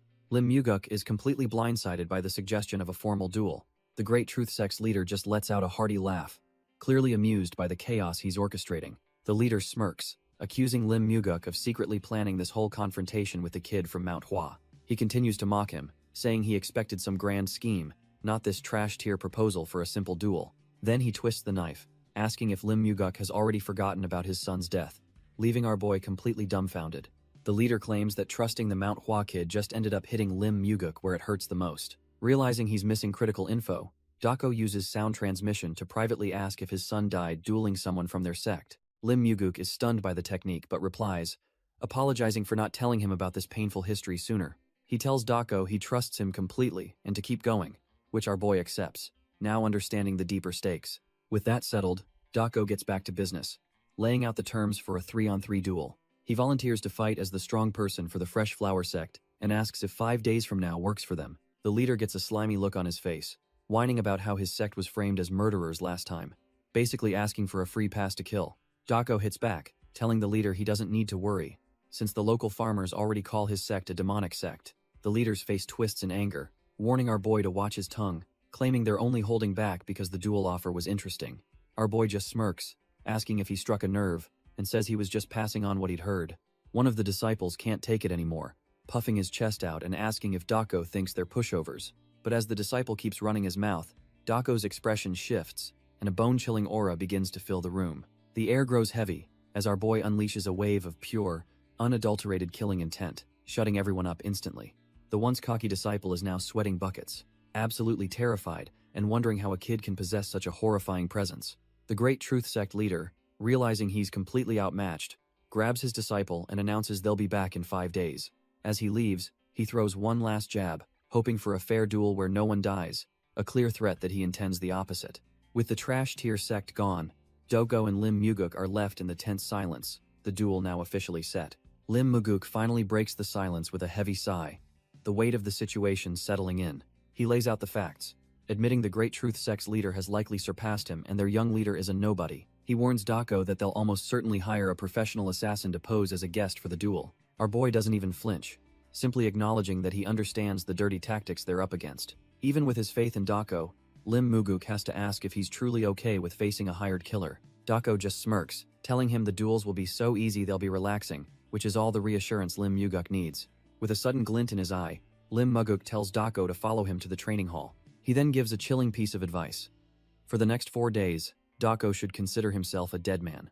Elsewhere, a few Manhwa disciples, including Mujin and Muhua, are watching something with looks of absolute horror. Muhua can't believe what she's seeing, but a terrified Mujin just tells her to shut up and not even ask. Turns out, the horrifying sight was Lim Muguk being put through absolute hell, groaning that he doesn't know how much more he can take. He's been hung upside down from a tree, forced to do sit-ups while our boy Dako watches with a sword at the ready. Dako coldly tells him it's too early to be tired, reminding him to use the potential ruin of his sect as fuel. The disciples are dumbfounded, whispering that calling Dako a demonic disciple would be a compliment at this point. They can only conclude that what they're seeing isn't human training. Dako is simply a demon. The day wears on at the Manhwa sect, but the brutal training regimen doesn't stop for a second. As the sun begins to set, casting a golden glow over the mountains, the ordeal continues. Lim Muguk is still there, hanging on by a thread, his endurance pushed far beyond any normal limit. Dako warns the sect leader that he'll get stabbed if he dares to lower himself any further. Internally, he notes the training is almost over, but can't help but wonder where the senior disciple who roped him into this even went. As evening falls over the Manhwa sect, the hellish training finally seems to have concluded. Elsewhere, the kid at the center of all this, Lim Sanha, watches on with a heavy heart. He can't stop thinking about the duel, which is now just 5 agonizing days away. Even though Dako promised to train him, he knows it's a fool's hope to become strong in just 4 days. Lost in his thoughts, he doesn't notice the figure approaching him. Suddenly, a shadow looms over him, and he looks up with a start. It's Dako, standing there with an unreadable expression. Our boy smirks, confirming that Lim Sanha is absolutely right to be worried. He explains that becoming a powerhouse in a few days is impossible without some miracle drug or a twist of fate. However, he clarifies that while martial arts take time, gaining experience is a completely different story. Dako gets straight to the point, explaining it's not about what you have, but how you use it. He asks Lim Sanha if he's truly utilizing his martial arts properly, and the kid confidently says yes. With a simple follow me, Dako leads him into an open courtyard, picking up a branch along the way. Lim Sanha is still confused, asking what he's supposed to copy as Dako readies his stance. In a flash, Dako strikes the ground, unleashing a wave of force that shatters the earth itself. Our boy is left completely dumbfounded, unable to process the insane power he just witnessed. Dako reveals he used less internal energy than a normal kid, calling out Lim Sanha's bluff about knowing his own body. He stares him down, ready to see if the kid has what it takes to understand true efficiency. The challenge is simple. Replicate the move and training is done for the day. Otherwise, he'll be here all night. As the sun sets and night falls, it's clear this seemingly simple task is proving to be impossible. All through the night, our boy has been practicing, leaving nothing but sad, little dents in the surrounding trees. From the shadows, Dako watches his students' tireless efforts with a quiet hum of observation. He finally speaks, admitting that while the results are trashed here, Lim Sanha has definitely gotten better. With that tiny bit of acknowledgement, he tells the kid that's enough for today and to get some rest. Lim Sanha is so exhausted he can barely process that the hellish training is finally over. His hands are trembling and bruised, and all he can think is that this man is an absolute demon. The sheer brutality of the training has pushed him to his absolute limit, reinforcing his belief that Dako is inhuman. But as he looks up, he sees the sun is already rising, and wonders what his master could possibly mean by rest. A new day dawns, but for Lim Sanha, it just feels like the start of another nightmare. Dako appears again, cool as ever, announcing that since time is short, their second day of training will be done together. Doko addresses his two students, confirming they've mastered the basics of using their bodies from yesterday's hellish session. Lim Sanha notices that Lim Muguk looks perfectly fine, realizing the old man's rigorous past training allowed him to recover instantly. With a nod, Dako explains that the brutal physical test was just a warm-up for today's real training and hands them their swords. Today's lesson is about composure, and he says a live demonstration will be far more effective than any lecture. On his command, a group of disciples suddenly appears, swords drawn, surrounding him in a combat formation. Lim Sanha and Lim Muguk are completely dumbfounded, wondering if their master is actually going to fight all of them at once. The disciples don't waste a second, with one immediately volunteering to attack first and another promising to follow right after. With a powerful kickoff, the lead disciple lunges forward, closing the distance in an instant. But Dako is a different breed, casually blocking the lightning-fast strike with one hand, not even flinching. Without even drawing his blade, our boy casually deflects the attack with his scabbard. The disciple is completely overpowered, realizing the gap in their strength is an absolute chasm. Dako doesn't just defend, he flows through their formation, kicking one disciple away while dodging another. He meets another blade head-on, his expression utterly bored as if swatting a fly. This isn't a fight, it's a lecture, and his calm eyes tell them they're all failing the test. He becomes a whirlwind of motion, effortlessly parrying every single strike coming his way. Watching from the side, Lim Sanha nervously asks his father if this is too dangerous, but Lim Muguk is captivated. The old man is deep in thought, trying to decipher the true lesson Dako is trying to show them. And then it hits him, the man hasn't even unsheathed his sword yet. Dako effortlessly catches a disciple's blade on his scabbard, the force of the blow completely negated. The kid is dumbfounded. He can't believe his full power strike was stopped by a sword that isn't even drawn. The disciples' teamwork is a mess, with one having to scream at his buddy just to duck out of the way of a friendly swing. Our boy blocks another attack, giving some faint praise that the disciple's sword now has a little more weight behind it, but he immediately follows up by stating that it's still nowhere near enough to matter. With a flick of his wrist, he overpowers the disciple's stance, their blades grinding together. In an instant, he turns the boy's momentum against him, pressing his own sheathed sword to the disciple's throat. The young warrior is left sweating, realizing he's been completely and utterly outclassed. With the spar over, Dako begins his lecture, breaking down each of their individual flaws with brutal honesty. Dako addresses the group, explaining that what they just saw wasn't the real training at all. Lim Muguk is dumbfounded, questioning this brutal method when he thought they were meant to be finding composure. Dako agrees, asking if he didn't feel something was off, that the fight was far too intense for a simple spar. The realization suddenly hits Lim Muguk as he processes the sheer killing intent from the earlier lesson. Our boy unsheathes his blade, explaining that the fastest way to improve is to rack up life and death experiences. He tells them that once they have enough real combat under their belt, weaker opponents won't even be a threat. Then he drops the bombshell.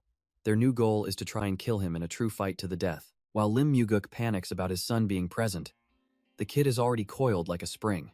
Without a moment's hesitation, Lim Sanha explodes from the ground, launching a vicious surprise attack on Dako. The kid is all in, thinking if he's going to do this, he's going to do it for real. But our boy Dako doesn't even bother to fully unsheath his sword. He effortlessly parries the kid's full-force swing with just the back of his hand.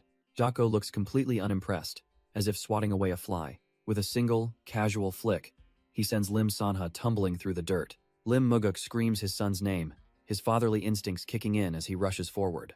But in the blink of an eye, he feels the cold steel of a blade against his neck. Dako is already behind him, teaching him the fatal price of taking your eyes off the enemy. Our boy holds the sword steady, his point brutally clear. This is a life-or-death battlefield. He then explodes into motion, attacking the other dumbfounded disciples who were just standing there watching. Lim Muguk scrambles to his son's side, his face etched with worry as he checks if he's okay. The kid, Lim Sanha, grits his teeth and says the pain is bearable, much to his father's relief. But Dako's ice-cold voice cuts in, asking if he's really going to have a heart-to-heart with his son in the middle of a duel. He grabs the man's blade, reminding him that this isn't a sparring match. He told them to fight for real. Our boy then issues a chilling ultimatum. Move with everything they have, or both father and son won't live to see another day.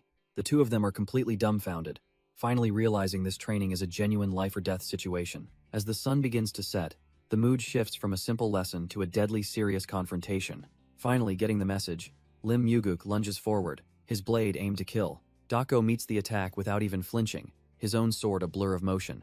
With a series of sharp clashes, he effortlessly parries every single one of Lim Muguk's desperate strikes.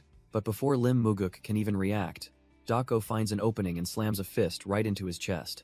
Our boy looks down at the struggling man with utter disappointment, stating he's counted 314 openings. That, he explains, is how many times Lim Muguk would have died if this were a real fight. The father tries to justify himself, claiming he can sense an opponent's movements with his internal energy even if his eyes are closed. Dako just scoffs, saying that using ki to see is a basic skill that someone of his level should have mastered long ago. He then drills down with the real question: if it's so basic, why in the world can't he dodge a single attack? Lim Muguk is left speechless, pathetically claiming that Dako's attacks are simply too quick for him to handle. Dako puts his blade to the man's neck, revealing he hasn't even used his internal energy. These were just pure physical strikes. He warns him to stop making excuses, because in a real battle, you don't get a second chance to learn from your mistakes. Without another moment's pause, he shouts for them to go again and launches himself forward, resuming the brutal lesson. With a surge of desperation, Lim Muguk grits his teeth, refusing to break. He pours every last ounce of his strength into a final, roaring attack while his son lies unconscious in the background. His ultimate move is met with nothing but a blinding flash of light, utterly nullified. The scene shifts to nightfall, with Lim Muguk now lying face down in the dirt, completely defeated. But our boy Dako is a relentless demon, simply turning back and ordering him to get up and go again. The training resumes, but this time it's the young Lim Sanha taking the hits, screaming in defiance. The kid gets absolutely rocked, his small frame unable to withstand the brutal regimen. It's a twisted lesson. Dako is now forcing the father to be the one to train his own son. Lim Muguk easily deflects his son's desperate strikes, seeing a mirror of his own past failures. Now acting as the relentless instructor himself, he yells the very same word at his son. Again, the brutal training session echoes through the night, a relentless cycle of, again. Meanwhile, in a quiet, ornate building, a sinister plot is brewing. Inside, two men are having a late-night discussion over tea. One of them, Baek-san, sets his cup down with a thoughtful expression. He muses that for a second-generation disciple, the rising lotus sword should have been sufficient. But Baek-san reveals his true, petty motive. He wants to properly humiliate them. His companion, Hyun-gak, agrees, suggesting that the best way to crush a kid's ego is to have him be completely overpowered. Hyun-gak lets out a wicked chuckle, adding that it would be a miracle if the boy doesn't end up a cripple. Baek-san isn't concerned about the consequences, brushing off the idea of rumors if someone dies or gets injured. Hyun-gak, however, warns that this could draw more than just Mount Hwa's attention, but smirks, hinting they can use the Jang's existing hostilities to their advantage. Hyun-gak internally scoffs at Baek-san's arrogance, thinking he's just a small fry who can't handle the fallout. He questions where this confidence comes from, knowing full well that Baek-san is weaker than him. Convinced his partner is either blinded by greed or just an idiot, Hyun-gak decides to find a new employer once this job is over. Later that night, under the full moon, someone is putting in some extra practice. It's the cocky disciple from the Great Truth sect, diligently training his sword arts. Watching from a nearby rooftop, our boy Dako Hyun gives a slight nod of approval, thinking the kid's form isn't half bad. He analyzes the technique, noting how the sword moves with weight and muses that a heavier blade would be even better. Dako Hyun is a little disappointed though. He was expecting the Great Truth sect to send a proper assassin. Their petty and shameless behavior just proves how much they're underestimating the new Mount Hwa. What a shame, he thinks. If they'd sent a killer, he would have had the perfect excuse to eradicate their entire sect. Suddenly, our boy's train of thought is broken by the sound of footsteps. He glances down from his perch, curious about who else is awake at this hour. To his surprise, it's none other than the Mount Hwa sect leader himself. The old man, Mudyeon, stops in the middle of the empty courtyard. He just stares up at the moon, a silent and somber look on his face. After a moment of quiet contemplation, he turns to leave. Dako Hyun watches him walk away, noting that he just looked at the moon and went back inside. Then, a crucial piece of information clicks in his mind. The sect leader's first son died fighting the Great Truth sect. He realizes this whole conflict isn't just business. For the old man, this is revenge. Sitting alone on the roof, Dako Hyun can't help but wonder what it must feel like to finally get your payback. A new dawn breaks, bringing with it an air of anticipation. The day of the duel has finally arrived, and the Mount Hwa members look on with concern. One of the spectators can't help but wonder what's wrong with their guy's expression before the fight even starts. In the center of the training ground, Lim Sanha stands opposite the cocky top-knot provoker from the Great Truth sect. Lim Sanha seems completely unfazed, almost lost in thought. His opponent immediately starts running his mouth, saying Lim Sanha looks so pathetic he almost feels bad about fighting him. But our boy isn't listening. He's just confused about why they're using wooden swords instead of real blades. The provoker scoffs, telling him he should be glad, because with a real sword he might accidentally end up dead. This trash talk gets zero reaction, which throws the provoker off. He remembers Lim Sanha used to blow up at the slightest insult. The silent treatment finally gets to him, and he seethes, realizing that our boy is pissing him off by just ignoring him. Just then, an elder named Hyung Hongkwan steps forward, introducing himself as the judge and announcing the start of the duel. He lays down the ground rules, stating that while injuries are expected, he'll step in if things get out of hand. Hyung Hongkwan adds a strange condition. All 3 rounds must be completed, no matter who wins the earlier matches. From the sidelines, Mu Chiel's eyes widen as he spots an unexpected face in the crowd. Back in the arena, the 2 young fighters stand ready, the tension finally starting to build. Mu Chiel's gaze is fixed on a man in purple robes, sitting with a smug look on his face. It's none other than Hyun Gak, observing the proceedings with a disturbingly keen interest. Mu Chiel is completely baffled, wondering what a high-ranking elder like Hyun Gak is doing at a simple disciples' duel. The judge continues, finally answering our boy's question. The first round is with wooden swords, but the last 2 will be with live blades. With the lengthy explanations out of the way, Hyung Hongkwan declares it's time to begin without any further delay. With a booming voice, Hyung Hongkwan gives the signal for the first duel to finally begin. Immediately, the Great Truth Sect disciple explodes off the line, rushing forward to attack. He screams that he's going to beat Lim Sanha to a pulp, swinging his wooden sword wildly. Lim Sanha, however, remains perfectly calm, thinking to himself how his opponent's movements are ridiculously exaggerated. He recalls a lesson from his father, remembering that weaker opponents often use excessive movements for a specific reason. In a flashback, his father Lim Muguk explains that the goal of such moves is simply to seem threatening and intimidate the enemy. It's a tactic that might work on beginners, but it's a dead giveaway of inexperience. For anyone who has dug deep into martial arts, his father taught, that kind of intimidation is completely unnecessary. With that lesson fresh in his mind, Lim Sanha's eyes narrow as he spots the perfect opening. In a flash, he closes the distance, moving in to show the loudmouth what a real, efficient strike looks like. The provoker is completely dumbfounded, as a sharp blow lands right on his jaw. Lim Sanha's fist had moved like a blur, a single, precise strike, with no wasted motion. The bully is sent sprawling to the ground, utterly defeated by the one clean hit. He tumbles across the courtyard, his wooden sword clattering uselessly beside him. From the sidelines, the Manhwa spectators are impressed, with one smugly saying he knew the kid could do it. The provoker struggles to get up, his body screaming in protest from the single, devastating attack. Hez completely floored by the pain, realizing this is a level of power he's never faced before. Looking up, he thinks to himself that this isn't the same weak Lim Sanha he used to bully. He desperately wonders what changed, even guessing that Lim Sanha must have found some miracle medicine. But our boy knows the truth. It was the hellish training with Mu Shui that finally opened his eyes. Looking down at his fallen foe, Lim Sanha finally understands just how weak his bully, Ga Si-in, truly is. Ga Se-in struggles to his feet, demanding to know what the hell Lim Sanha did to get this strong.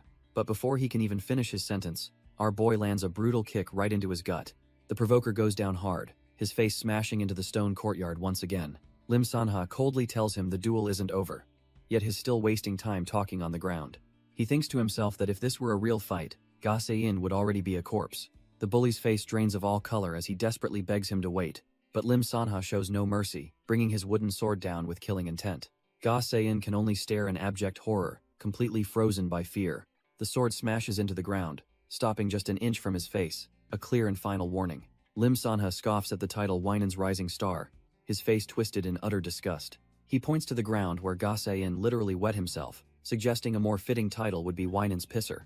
With the bully utterly broken, the duel is declared over, a decisive victory for the Fresh Flower sect. Elsewhere, a furious fist slams down on a table, the sound echoing the owner's rage. Turns out, it's Hyung Hongkwan, who can't believe that trash-tier kid actually came prepared to win. He seethes, remembering he even gave his son special medicine, but quickly dismisses the loss, certain of victory in the next 2 duels. An elder smugly tells them to enjoy their little victory while it lasts, then calls for the participants of the second duel. 2 figures step into the arena. Lim Muguk for the Fresh Flower sect, and the formidable Baek San for the Great Truth sect. Lim Muguk sizes up his opponent, recalling rumors that the Great Truth sect leader had consumed a rare miracle medicine. Seeing him up close, he realizes the rumors were true. Baek San is radiating an aura of immense power, but Lim Muguk isn't intimidated in the slightest, thinking to himself that he's also prepared his best for this fight. He steels his resolve, deciding to clear his mind and fight as if he were facing the legendary Mu Hui himself. Baek San is taken aback. He knows his opponent must sense the power from the miracle medicine, yet the man seems even calmer than before. With a smug grin, he wonders just how long that poker face is going to last. The signal is given, and the second duel officially begins. Baek San lunges forward with a powerful strike, but Lim Muguk ducks under it with surprising agility. Before Baek-san can recover, Lim Muguk closes the distance and grabs his sword hand, completely neutralizing the attack. He shoves the blade aside, creating the perfect opening for a swift counter. A clean punch connects right across Baek-san's face, a move no one saw coming. But Baek-san is no pushover. He immediately fires back with a brutal fist to Lim Muguk's chest. Lim Muguk smirks, revealing he was holding back just in case this fight was a repeat of last time. But now, seeing his opponent's true level, he realizes he won't need to play it safe anymore. Baek-san, feeling the disrespect, grits his teeth and decides to finally go all out. He grips his sword with both hands, channeling his full power into the next exchange. Their blades meet in a furious clash, the sound of steel ringing through the courtyard. The two become a blur of motion, trading blows at a speed that's hard to follow. From the sidelines, the fight is a whirlwind of sparks as their swords dance in a deadly ballet. But in Lim Muguk's eyes, the fight is crystal clear. He sees every opening, every flaw in Baek-san's form. He thinks to himself that even Muhui would have pointed out these sloppy, predictable habits. Suddenly, it all clicks. He thought he'd need a miracle to win, but now he sees his opponent is nothing special. With newfound clarity, Lim Muguk gathers his energy for a decisive counter. He realizes our boy Mushui taught him something far more valuable than just raw power as he lands a critical blow. Baek-san is sent skidding across the courtyard, blood splattering on the pristine stone floor. He digs his heel in, desperately trying to stop himself from being completely overpowered. The sheer force of the impact grinds his boot against the ground as he finally halts. Absolutely furious, Baek-san abandons all form and swings wildly, hoping to land a lucky hit. But Lim Muguk calmly meets the desperate attack, his defense now flawless. The two clash again, but it's clear the tide has completely turned in Lim Muguk's favor. His eyes lock onto the final, glaring weakness in Baek-san's stance. With a swift downward strike, he ends the fight, leaving Baek-san to stare up in utter disbelief. Baek-san slams his hand on the ground, refusing to stay down after such a humiliating loss. But as he lunges, Lim Muguk effortlessly tosses him aside like a rag doll, a show of pure, overwhelming skill. The old master watches calmly as his opponent tumbles away, wondering if he's finally had enough. Gritting his teeth in fury, Baek-san proves he's far from finished, his pride burning hotter than his wounds. He gathers himself for one last desperate charge, convinced his power should have been enough to win. Lim Muguk sighs internally, realizing his opponent just doesn't get it. Everyone has internal energy flowing from their dantian, but simply having a lot of it is trashed here. True masters refine and condense that energy until it becomes something far more potent. This is the foundation of all martial arts, the very principle of internal arts that separates the brutes from the legends. Baek-san is a classic example of someone who confuses raw internal force with the profound discipline of internal arts. As their blades meet again, the question hangs in the air: are they different? Lim Muguk is about to provide a very painful answer. Lim Muguk continues his lesson mid-combat, explaining that true internal arts is about refinement and enlightenment. In other words, he's about to show this brute the difference between a big engine and a skilled driver. Their blades clash, but it's clear that simply having more force means nothing against true mastery. With a simple twist of his wrist, Lim Muguk completely overpowers Baek-san's desperate grip. A flash of steel follows, and blood erupts as Lim Muguk carves a brutal lesson into his opponent's chest. Baek-san is left dumbfounded, spitting blood as the reality of his defeat sinks in. But it wasn't a completely clean victory. Baek-san's raw power managed to bloody Lim Muguk's hand. The old master barely flinches, tightening his grip on the hilt, as if the wound doesn't even exist. With one final, decisive movement, he sends the arrogant elder flying backwards. Baek-san tumbles through the air, utterly broken and defeated by a master cut from a different cloth. The crowd is in a state of utter shock, unable to process the one-sided beatdown they just witnessed. Even the Manhwa spectators are just staring, their jaws practically on the floor. While the Great Truth Sect disciples sweat bullets, our boy Dako Hyun just watches with a knowing look. Suddenly, Hyung Hongkwan, the father of the defeated disciple, completely loses it, screaming in pure rage. Another elder from his sect steps forward, his bloody blade leveled at the downed Baek-san, ready to finish the job. But just as he's about to strike, a hand calmly intercepts the blade, stopping it dead in its tracks. It's none other than Dako Hyun, who has stepped between the executioner and the victim, without a shred of fear. He grips the blade with his bare hand, the steel not even scratching his skin, much to the elder's disbelief. With a cold expression, Dako Hyun looks over at the true master of the duel. He calmly tells the Fresh Flower sect leader, Lim Muguk, that he's made his point, and this farce is over. Dako Hyun's words send Lim Muguk into a flashback, remembering this hollow victory with tears of shame. He recalls the moment his disciple's bloodied sword secured a win that felt more like a loss. He can still see the image of the defeated Baek-san on the ground, begging for the duel to end. Even as the announcer declared the Fresh Flower sect victorious, the win felt utterly tainted. His disciples erupted in cheers, ecstatic that they wouldn't have to leave their home now. But Lim Manga could only bow his head, feeling nothing but disgrace from this outcome. Hes completely dumbfounded, realizing this wasn't the honorable victory he had envisioned at all. From the sidelines, Dako Hyun coolly analyzes the fight, noting that Baek-san lost simply because he couldn't control his temper. Our boy even wonders if he should bother fighting, considering just surrendering since the overall winner is already decided. But just then, an elder announces that while the Fresh Flower sect has won, the final duel will proceed as planned. As the announcer calls for the next fighters, Lim Muguk approaches our boy, filled with shame. He apologizes for getting carried away and hurting Dako Hyun's hand during the scuffle. Since they've already won the war, he suggests Dako Hyun just surrender the final, meaningless duel. Dako Hyun just looks at his blood-soaked hand and says he's mistaken. He casually explains that this isn't his blood, it just got on him when he grabbed the sword. Lim Muguk is absolutely dumbfounded, realizing our boy grabbed his full power strike and came out without a single scratch. He knew the kid was talented, but this level of power is just monstrous. Just as Lim Muguk's mind is reeling, Dako Hyun tells him to wait a moment. The focus shifts to the defeated Baek-san, who acknowledges his loss but starts begging for a favor. He grovels, promising to hand over all the rights, but pleads for some kind of understanding. Lim Muguk is absolutely disgusted by this pathetic display, about to declare that there will be no mercy. But before he can finish, Dako Hyun steps in, calmly asking to handle the situation himself. The sect leader grits his teeth, clearly annoyed but deciding to let our boy take the reins. Dako Hyun turns to Baek-san, mocking his shameless groveling before making a new proposal. He offers a simple deal. If the Great Truth sect wins the final duel, they get to stay in Weinan. However, if they lose, they must leave and offer up something valuable, to which a desperate Baek-san quickly agrees. So, what's the price of failure? Baek-san stammers that hell offer the sect's rights. Our boy scoffs at the trash tier offer, explaining those rights are already forfeit, and threatens to just walk away. Baek-san is seething internally, realizing he's been completely outmaneuvered and has no choice. Cornered and desperate, he finally coughs up a real prize. 5. Great Merit Orbs.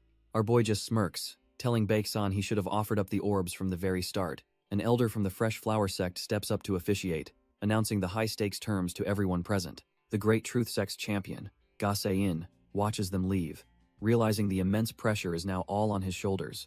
He steps forward, trying to intimidate Dako Hyun by claiming his advanced blade techniques are beyond a youngster's comprehension. He even offers a chance to surrender, but our boy just scoffs, wondering what martial arts in this era could possibly challenge him. The two warriors take their positions in the dueling grounds, the final battle about to begin. Turns out, Ga Se-in is known as the Misty Tiger Blade, a title meant to imply he's a beast who hunts tigers for sport. But Dako Hyun's memory kicks in. He's fought this guy before in his past life, and remembers him as a decent swordsman from Shaanxi. Back then, the Misty Tiger Blade actually put up a better fight than expected, managing to hold on for a bit. He lasted a whole 3 moves before Dako Hyun, as Baek-jin, slit his throat without breaking a sweat. Dako Hyun muses that if Ga Se-in's sword hadn't broken in their past life, he might have lasted 10 more moves. The announcer, seeing both fighters are ready, prepares to kick things off. With a single word, the duel begins, and Dako Hyun just stands there, cool as a cucumber, with his hands behind his back. The Manhwa elders are completely stunned, with one exclaiming that Ga Se-in is incomparably faster than his own sect leader. Even the disciples are sweating, barely able to track his movements and thinking this might be a genuinely dangerous fight for our boy. In a flash, Ga Se-in draws his blade, launching his first attack with blinding speed. Their swords meet in a furious clash, but Dako Hyun effortlessly parries the strike. Ga Se-in is completely dumbfounded, shocked that his signature opening move was blocked so casually. But he has no time to think, as Dako Hyun closes the distance and unleashes the devastating falling flower palm. The palm strike lands dead center, and Ga Se-in can only let out a choked gasp from the sheer force of the impact. Stumbling back, Ga Se-in refuses to accept defeat and immediately lunges forward again. He unleashes a furious sword technique, swinging with everything he's got. His face is a mask of pure determination, thinking he can overwhelm our boy with sheer speed. But Dako Hyun effortlessly weaves through the storm of steel, parrying every single strike without even breaking a sweat. The spectators are dumbfounded, with one disciple remarking it looks more like rays of light than a sword fight. Hyung Hongkwan corrects him, explaining those aren't light rays but sparks flying from their blades clashing at inhuman speeds. The old man grimly admits that Dako Hyun is far from an easy opponent. But Manhwa notices something is off, realizing with a shock that our boy seems weaker than he was before. She can't understand why he's going easy on this trash-tier provoker. In that split second of confusion, Dako Hyun's blade flashes out, and blood erupts from Ga Se-in's eye. Despite the gash across his face, Ga Seiyin just smirks, finally taking this fight seriously. He admits to himself that our boy is no normal kid, and that underestimating him was a mistake. Still, his arrogance hasn't faded one bit. He's convinced that Dako Hyun still can't win against him. With a roar, he unleashes his ultimate technique, the fourfold deadly fangs. A massive wave of blade energy, shaped like vicious fangs, hurtles straight for our boy.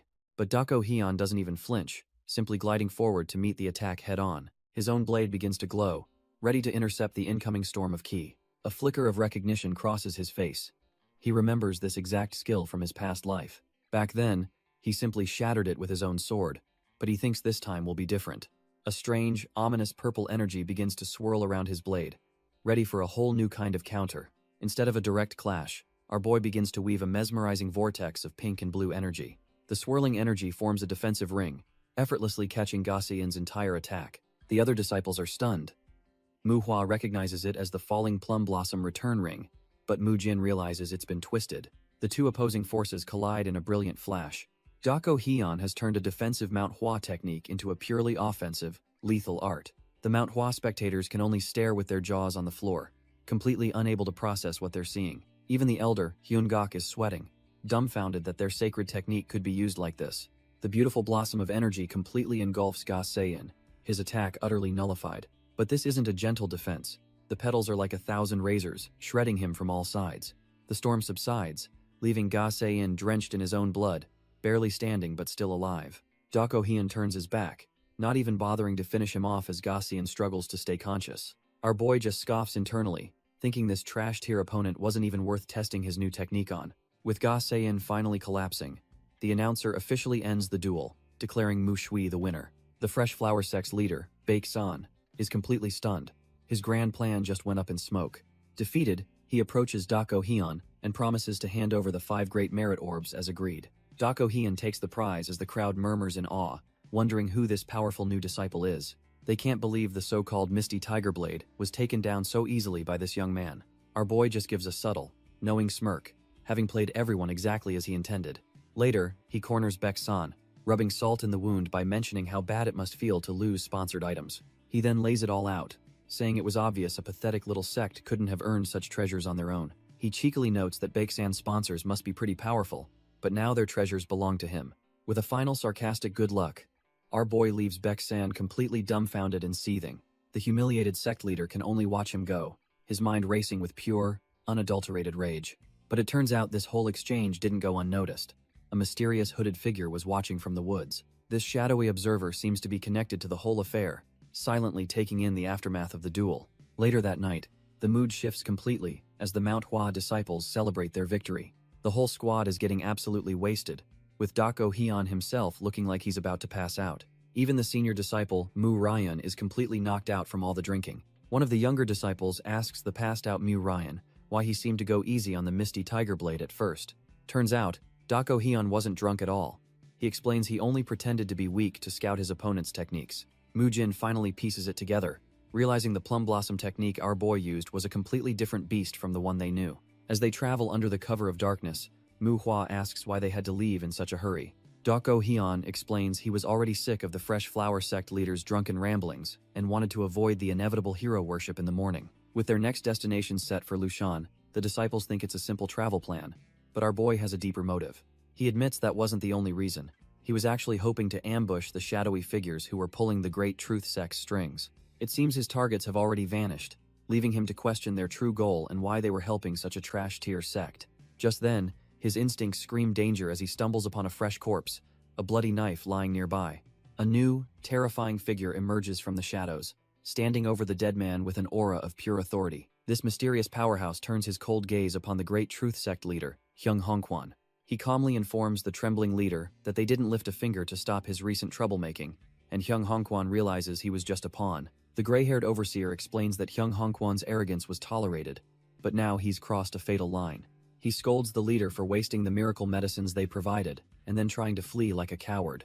With ice in his veins, the overseer says there's no need for apologies, because his son will be paying the price for his failure. Hyung Hongkwan is utterly dumbfounded, unable to even process what that means. Before he can finish his question, a blade bursts through his chest, ending his pathetic life instantly. The overseer coolly orders his subordinate, the Dark Flame Pavilion Master, to toss the man's son into the slaughter cave. His subordinate then asks about the fresh flower and Manhwa sects, who clearly interfered with their plans. But the overseer is pragmatic. Without a pawn in Vinan, killing them now would be a pointless waste of effort. He decides they'll pull out of the region for now, leaving the corpses of their failed assets behind. As a final thought, he recalls our boy's name, Mu Huai, and orders his man to keep a very close eye on him. The overseer adds that their young leader might even take a special interest in our boy. With his business concluded, he announces his departure, mentioning he'll be in trouble if he's late. The Dark Flame Pavilion Master watches as his superior vanishes into the shadows. He's left with his grim orders: dispose of the kid, and keep a close watch on the Manhwa sect. Surrounded by his hooded subordinates, and the corpses of their pawns, he quietly accepts the mission. The scene cuts to the next morning in the bustling town of Lushan. Our boy's group has arrived, and Muhua asks what this place is famous for. She gets excited when he mentions hot springs, but her face drops when they stop in front of a blacksmith's. Her expression says it all. She was desperately hoping for a break, not another chore. Dako Hyun confirms their business is at the smithy as the trio prepares to head inside. Inside the smithy, Dako Hyun tells the crew he has one more piece of business to take care of. He then pulls out a ridiculously huge greatsword, leaving his companions completely dumbfounded. Our boy casually explains that it's a greatsword, obviously much bigger than what they're used to. Then, he drops the bombshell, saying he thinks it's a perfect fit for Mu Cheol. Doko Hyun hands over the massive blade, telling Mu Cheol to use it for training to add more power to his techniques. Mu Cheol hesitantly accepts the weapon, looking like he has no idea how he'll even swing the thing. Mu Hua immediately raises a valid point, questioning whether the sect leader would ever approve of such an unorthodox weapon.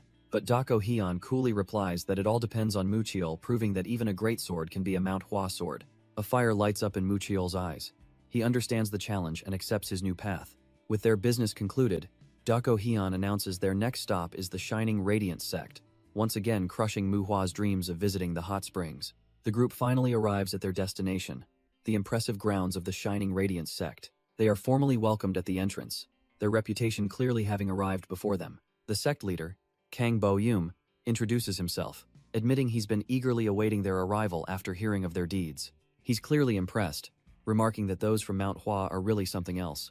Our boy, using his alias Mu Hui, steps forward and formally introduces himself as a second-generation disciple. The rest of the squad, Mu Jin, Mu Cheol, and Mu Hua, follow suit with a synchronized greeting. As they proceed, they're met by a man with a solemn look and a conspicuously empty sleeve. The one-armed man explains he lost his arm in the Shaanxi massacre and apologizes for not being able to offer a proper salute. Kang Bo-yum cuts the formalities short, inviting them inside for a more comfortable discussion. Once settled, the sect leader immediately praises them for driving out both the Brutal Blood faction and the Great Truth sect. The one-armed man humbly says he couldn't have achieved what they did, even with both his arms. But Dako Hyun and Mu Jin insist that the man's sacrifice in the Shaanxi massacre paved the way for their success. The veteran just laughs it off, admitting he was more of a liability and was actually saved by the Phantom Swordsman. The name drop immediately catches our boy's attention, leaving him dumbfounded. The man confirms it, recounting the moment he lost his arm and was about to die before the swordsman appeared and took down the demonic artist. Dako Hyun, trying to play it cool, suggests it was probably just a coincidence. But the man is certain it was intentional, explaining the Phantom Swordsman wasn't just rampaging but strategically striking enemy weak points. He figures the swordsman's goal was simply to keep as many allies on their feet as possible. Feeling a bit embarrassed, he says he can't accept their thanks when he only survived because of that mysterious hero. Then, in a moment of supreme irony, he tells them that both the Mount Hua Sword Saint and the Phantom Swordsman would be proud of their deeds. The one-armed man expresses his gratitude, telling them to keep up the good work, while our boy sips his tea, finding the praise a bit embarrassing. The leader of the Shining Radiance sect, Kang Boem, cuts the sentimental moment short and gets straight to business, correctly guessing their mission. Doko Hyun begins to apologize, likely for the state of the other outer sects they've had to deal with. But Kang Boem cuts him off, assuring him this sect is fine before strangely apologizing for the lack of problems. Our boy is completely baffled, saying there's no need to apologize for things going well, but the sect leader just tells him to be honest. He says he understands they must be disappointed after coming all this way just to find no one to fight, leaving Mu Hua dumbfounded. Doko Hyun is impressed, realizing this guy isn't a sect leader for nothing. He saw right through their warriors' intentions. Mu Hua tries to play it cool, suggesting they can just relax in the local hot springs, but the leader immediately shuts that idea down. Now our boy is really confused. Why on earth can't they even do that? The leader reveals the grim reason. There's a murderer on the loose, and he doesn't want to expose them to unnecessary danger. He explains that the Zhongnan sect's first-generation disciples are already hunting the killer, so there's no need for them to lift a finger. Dako Hyun just sips his tea, listening as the leader promises to take them to a great spring if the murderer is caught before they leave. With a bow, Kang Boeum tells them to rest up and maybe show his disciples the Manhwa sword style if they get bored. The Manhwa team politely thanks him, but our boy's instincts are already screaming that something is off. As the leader walks away, Dako Hyun starts connecting the dots. The murderer has been active for a while now, yet Kang Boeum is acting so unbelievably carefree, almost like it's not his problem at all. It's a total contradiction to his earlier claim about not letting problems fester, and it feels like he's just trying to keep them locked down. Dako Hyun is now certain the Shining Radiance sect leader is hiding something, and he decides to keep a very close eye on him. He looks out at the sect grounds, his mind racing to figure out the angle here. Still, he tells himself there's no need to rush. He'll find out what's going on eventually, especially with the Jongnan sect involved. But our boy knows what's truly important right now. It's not the shady sect leader, it's getting his own guys ready for what's coming. Manhwa cheekily says they were happy he wasn't around to supervise, calling it a dream. With a terrifying smile, Dako Hyun declares their little vacation is over. He's about to train them like dogs. And just like that, the hellish training begins, with him personally sparring against Mucheol. He unleashes a flurry of strikes, pushing his disciple to the absolute limit. Mucheol holds his ground, his greatsword deflecting the relentless assault. The two exchange blows in a brutal dance of steel and speed. Dako Hyun notes that Mucheol's movements now have real weight and strength thanks to the greatsword. However, he's already spotted a critical flaw in his disciple's new style. In a flash, Dako Hyun's sword is at his throat, leaving Mucheol utterly dumbfounded. He explains that while the greatsword adds power, it kills his speed, a fatal flaw against a fast opponent. With the lesson delivered, Dako Hyun turns his back, but the training isn't over yet. Suddenly, Manhwa lunges from the side, thinking he's caught his master completely off guard. His hand moves as if he's about to draw his sword from its sheath in a standard attack. It's a classic feint, meant to deceive the opponent with the sheath before the real blade comes out. But Manhwa's plan is a feint within a feint, a double-layered deception. Instead of a high strike, he drops low and aims a swift kick at Dako Hyun's leg. For a split second, Manhwa thinks his clever, multi-layered attack actually worked. But our boy Dako Hyun effortlessly blocks it, coldly stating that such a simple trick will never work on him. Dako Hyun acknowledges that even though the trick was simple, there's something special about Manhwa. He reflects that fighting her is surprisingly difficult, even for him. Turns out, her senses are so sharp that when he gets serious, she perceives him not as a human, but as a demon. He realizes this is a raw, untrained talent she was born with, and decides he'll help her master it. But first, he has to deal with her running up to him in a complete panic. She's absolutely terrified, screaming that she genuinely thought she was about to die. In a flash, he's in front of her, his sword at her throat, stopping her dead in her tracks. He tells her to calm down, questioning how she expects to slay enemies when her mind is so chaotic. Manhwa clutches her chest, thinking this training is going to kill her, as Dako Hyun turns to his next target. With a flick of his sword, he calls out the next disciple, Mu Jin. Dako Hyun analyzes his student, noting that while his senses aren't Manhwa's level, his calmness is exceptional. In a duel, he's actually better than the other two. But he has one critical weakness that makes it all pointless. With a sudden burst of speed, he attacks, and Mujin just barely manages to parry the lightning-fast strike. Mujin counters with a powerful swing, but Dako Hyun has already vanished from his spot. He follows through with his attack, pouring all his focus into landing a hit on his master. But in the next instant, he's frozen in shock as he feels the cold press of a blade against his back. He panics internally, realizing he can't possibly turn in time, and he's about to be seriously injured. The blade stops just shy of his skin, as Dako Hyun halts his attack, looking unimpressed. Our boy looks back, wondering why his student is worrying about him in the middle of a life-or-death spar. With a sharp twist, he grabs Mujin's sword arm, disarming him instantly and ending the fight. Mujin is left reeling on the ground, looking like he's about to throw up from the force of the blow. The other disciples, Manhwa and Mucheol, wince in sympathy, noting that their master hit him way harder than he hit them. Dako Hyun reveals Mujin's critical flaw. He's more terrified of hurting others than he is of his own death. He knows this hesitation might seem small now, but it's a seed of disaster for the future. In a real life-or-death battle, that weakness wouldn't just get him killed, it would doom his comrades too. He concludes that it's a fatal issue, and if Mujin can't fix it, he'll be left behind for his own good. With the lesson delivered, Dako Hyun calls an end to the day's training, telling them to reflect on their weaknesses. He explains that there are no shortcuts in martial arts. Only relentless, proper training will forge true strength. As he walks away, he leaves them with one final thought. They must actively conquer their flaws, not just wait for them to disappear. The harsh words sink in, and Mujin is left alone with his thoughts, forced to confront his own limitations. Long after the day's harsh lessons, the moon hangs high in the sky.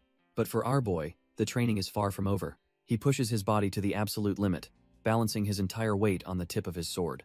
Suddenly, a voice cuts through the silence, surprised to see him training so late. It's the leader of the Shining Radiance sect, Kang Boeum, who says he wouldn't expect any less. He's impressed, noting that true strength comes from training the body, not just the sword. Doko Hyun offers to leave, but Kang Boeum clarifies he isn't here to use the training grounds. Cutting to the chase, our boy asks him why he's really here. Kang Boeum's expression turns deadly serious. He says he's come to ask for a favor, and then, completely dumbfounded, Doko Hyun hears the man ask him to kill him, right here and now. Our boy just stares, completely unfazed by the insane request. Without a word, he gets into a fighting stance, ready to grant the man's death wish, which catches Kang Boeum off guard. Doko Hyun asks if that wasn't what he wanted, and the sect leader just laughs, admitting he didn't expect him to be so direct. Turns out, it was all a test. What he really wants is a proper duel. Doko Hyun agrees instantly, thinking this is the perfect chance to see what this guy is hiding, but he has one condition.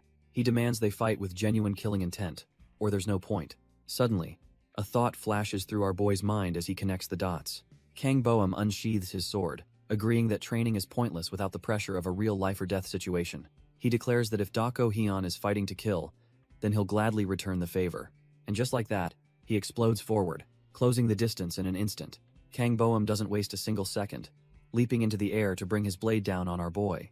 With pure killing intent etched on his face, he unleashes the first strike of their deathmatch. His sword cuts through the night air with blinding speed, aimed to cleave Doko Hyun in two. But our boy is unfazed, calmly raising his own blade to meet the attack head-on. He effortlessly parries the blow, the force of the impact sending a shockwave through the clearing. Doko Hyun holds his ground, analyzing the sect leader's technique with every move. The exchange is a blur of steel as Kang Boeum presses his relentless assault. Their blades dance in the moonlight, a deadly ballet of offense and defense. Kang Boeum prepares another vicious slash, putting all his weight behind the swing. But Doko Hyun sees his opening, sidestepping the blade and landing a solid palm strike right into his chest. The sect leader hits the ground hard, coughing and completely dumbfounded by the power behind that strike. But Doko Hyun gives him no time to recover, immediately bringing his sword down for the finishing blow. He puts all his weight into the slash, aiming to cleave the man in two right then and there. The ground erupts from the sheer force of the impact, kicking up a cloud of dust and debris. Miraculously, Kang Boeum rolls away at the last second, swinging his own blade in a desperate counter. Their swords clash with a deafening roar, the impact lighting up the clearing in a flash of white light. The two warriors are locked in a furious exchange, a whirlwind of steel and killing intent. Their blades grind against each other, neither man willing to give an inch in this brutal power struggle. They finally break apart, creating distance as they stare each other down, the tension thicker than ever. Kang Boeum tightens his grip on his hilt, realizing he's facing a monster far beyond his expectations. But our boy isn't one to waste time, and he explodes forward in a blur of motion. He tightens his grip on the hilt, but this time, it's not for a swing. Kang Boeum's eyes widen, completely caught off guard by the sudden, unorthodox approach. In an instant, Doko Hyun closes the distance, grabbing the man's face while his blade hovers inches from his neck. Instead of panicking, Kang Boeum just smirks, genuinely impressed by the move. He admits that Doko Hyun not only exploited his left-handed fighting but also saw right through his combat habits. He asks how he knew, and our boy explains that for all his power, he never once used a stabbing technique. Doko Hyun sensed he was hiding an unfamiliarity with his left hand and went straight for that weakness, a deduction that makes Kang Boeum laugh in agreement. The sect leader confesses he's only half as strong as he used to be, and is still struggling to master fighting with his left hand. Doko Hyun acknowledges the immense difficulty, saying it's a miracle he can fight this well when everything from perspective to technique has been flipped on its head. But then Kang Boeum offers some advice, telling our boy he's putting way too much unbalanced force into his sword. He thinks Doko Hyun isn't lacking in strength but is just too rushed, suggesting he practice precision and stabbing instead. A sly grin spreads across the sect leader's face as he decides to drop a bombshell. He calls him out, saying he knows for a fact Doko Hyun was holding back and not showing his true power.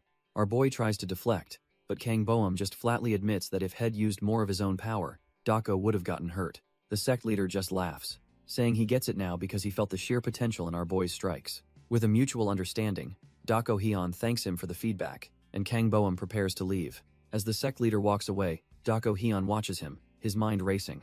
He thinks to himself that the man's left-handed weakness wasn't the only reason he initiated this duel. Turns out, our boy was certain from the start that this whole fight was a test to assess something specific. He He realizes Kang Boeum was testing to see if he was strong enough to be an ally when the real murderer showed up. But our boy is still puzzled. Why is the Jongnan sect so obsessed with hunting this killer down? The only logical conclusion is that this murderer isn't some run-of-the-mill thug, and Kang Boeum knows exactly who he is. A chill runs down his spine as he remembers a ghost from his past, the old monster of 100 faces, the very psycho who inspired the term killing demon. This monster was so good at disguise that almost no one in the world knew what he actually looked like. His signature move was to kill the leaders of smaller sects and then perfectly impersonate them, taking over from the inside. He'd then use his position to sow discord, pitting sects against each other and watching the chaos unfold. While disguised, he'd commit unspeakable acts, building a reputation of pure terror without ever revealing his face or having any organization backing him. Dako Hyun grits his teeth, recalling the time the monster disguised himself as Hyun-jo and attacked him. He managed to wound the freak, but he still got away. After that battle, the monster went into hiding, and while rumors of his return have surfaced, the recent copycat crimes were committed by trash-tier amateurs. Our boy recalls that in his past life, the old monster was never caught and simply vanished without a trace. But something about this new killer feels different, and he can't shake the feeling that there's more to this story. He wonders why Kang Boeum would be so rattled by mere rumors, concluding he must have intel that no one else knows. Still, he dismisses the idea of the original monster returning. A master that old can't live forever, so it's more likely his disciple. The real issue is this new killer's strength. But our boy thinks he can make a rough guess based on who's hunting him. Since the Zhongnan sect is on the case, all he needs to do is find out which of their members is leading the chase. He's confident that as long as it's not one of their top-tier elders, he can handle whatever comes his way. Of course, the best-case scenario is for the Zhongnan sect to clean up their own mess without him needing to intervene. With his mind made up, he starts moving out, his footsteps echoing in the quiet night. But he's stopped short when one of his fellow disciples points out deep, fresh sword marks gouged into the earth. The leader of the Zhongnan sect's hunting party confirms the killer is definitely here, telling her men to stay sharp. She warns them that serial killers are unpredictable and could strike from anywhere, at any moment. Her senses are practically screaming. She can smell the lingering scent of murder in the air. From a nearby rooftop, our boy Dako Hyun spots the new arrivals walking down the path. He immediately recognizes them as first-generation disciples from the Zhongnan sect. A grim thought crosses his mind. Sending 3 of them is basically the same as deploying a full-fledged elder. This means the Zhongnan sect is taking this threat far more seriously than he could have imagined. We learn that first-generation disciples are the absolute backbone of any sect, the ones destined to become its future leaders. Manhwa's own legendary sword saint, Hyun-jo, was once a first-generation disciple himself. This raises a chilling question.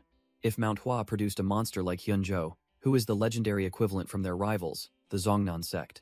Turns out, among the Zhongnan sect's hardworking disciples, there's one they call the greatest.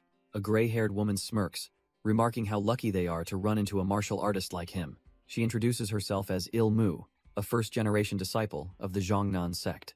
Her 2 companions, Il-sun and Il-hun, also introduce themselves with a respectful nod. Our boy returns the gesture, formally identifying himself as Mu Huai of the Manhwa sect. He humbly says it's an honor, but inside, his mind is racing. He gets why the other 2 are here. But Ilma's presence means this situation is far more serious. A scarred official steps in, apologizing for the secrecy and inviting Dako Hyun to sit and talk. He explains they were waiting for him to join their discussion about the murderer, insisting his help would be invaluable. Il-mu cuts to the chase, revealing there were 5 assassins. They killed 2, but 3 are still on the run.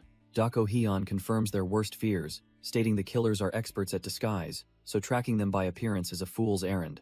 Il-sun explains their sect leader cooked up a miracle medicine, giving them the ability to literally smell the murderers. Il-mu cuts in, clarifying it's not the killer's scent, but the lingering smell of blood, and admits it's not precise enough to pinpoint an exact location. The scarred host, Kang Boeum, immediately grasps the terrifying implication of her words. She drops the bombshell. Their enhanced senses confirm that at least one of the murderers is right here, inside the Shining Radiance sect. Since she can't tell who it is, she says this is exactly why they desperately needed to bring our boy into the loop. Kang Boeum, unfazed by his missing arm, agrees to help, and asks what the first step is to unmask this killer. Il-hun steps up, revealing that at one murder scene, all the alcohol was missing, profiling their target as a drinker and a total show-off. Il-sun nods in agreement, adding that the killer is so arrogant they didn't even bother to erase their tracks. With a sly grin, Il-hun lays out their trap.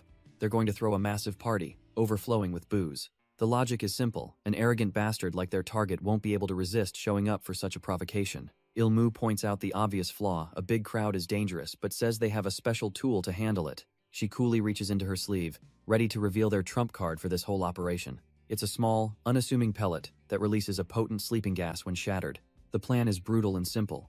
Once they identify the killer, they'll knock out everyone else to isolate their target. Kang Boeum immediately agrees, seeing the logic and declaring there's no reason to hesitate. With grim determination, he announces that the party, and their trap, will be set for that very night. As the moon rises, the stage is set for a deadly banquet under the quiet night sky.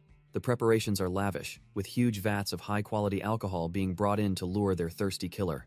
An entire feast is laid out, creating the perfect atmosphere for a cocky murderer to let their guard down. Kang Boeum raises a cup, kicking things off with a toast to the heroes of Manhwa and Zhongnan.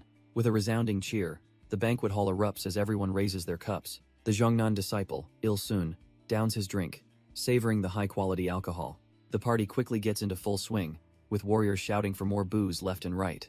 Our boy, Doko Hyun, sits before the lavish spread, a thoughtful look on his face. He muses that with a feast this grand, there's no way their target wouldn't show up. Still, he reminds himself to act natural, lest he accidentally draw suspicion onto himself. Il-sun, however, is getting a little too into the party, loudly proclaiming how good the drink is. Doko Hyun can only sweat drop at his ally's lack of subtlety. He scans the room, his eyes landing on the two Zhongnan sect members, who are supposed to be his backup. Il-sun and Ilmu stand together, their sharp gazes betraying the tension hidden beneath the festivities. Ilmu flashes a sly grin, signaling that everything is going according to plan. Doko Hyun feels a wave of relief, thinking their cover is solid and no one suspects a thing. But his calm is shattered when he notices one of his allies nervously touching his nose, a dead giveaway he was warned against. Suddenly, Il-hun, the acting leader of their little group, stands up from his table. He leans over and announces that he's heading out to prepare for tomorrow's training. With a final word for them to enjoy themselves, he turns and walks away from the feast. The other Zhongnan disciples watch him go, whispering that their sect leader is leaving early. Ilmu's eyes narrow. She knows this is their real cue to start hunting for the murderer. As the party rages on and more drinks are poured, the atmosphere grows thick with anticipation. Just then, a mysterious figure with long, flowing hair begins to make their move. A special sleeping potion is discreetly added to the drinks, the key to their entire plan. Il-sun finishes pouring, setting the trap for everyone in the hall. In an instant, the potent drug takes effect, and an entire table of warriors is out cold. The Zhongnan disciples stand together, surveying the room full of unconscious bodies.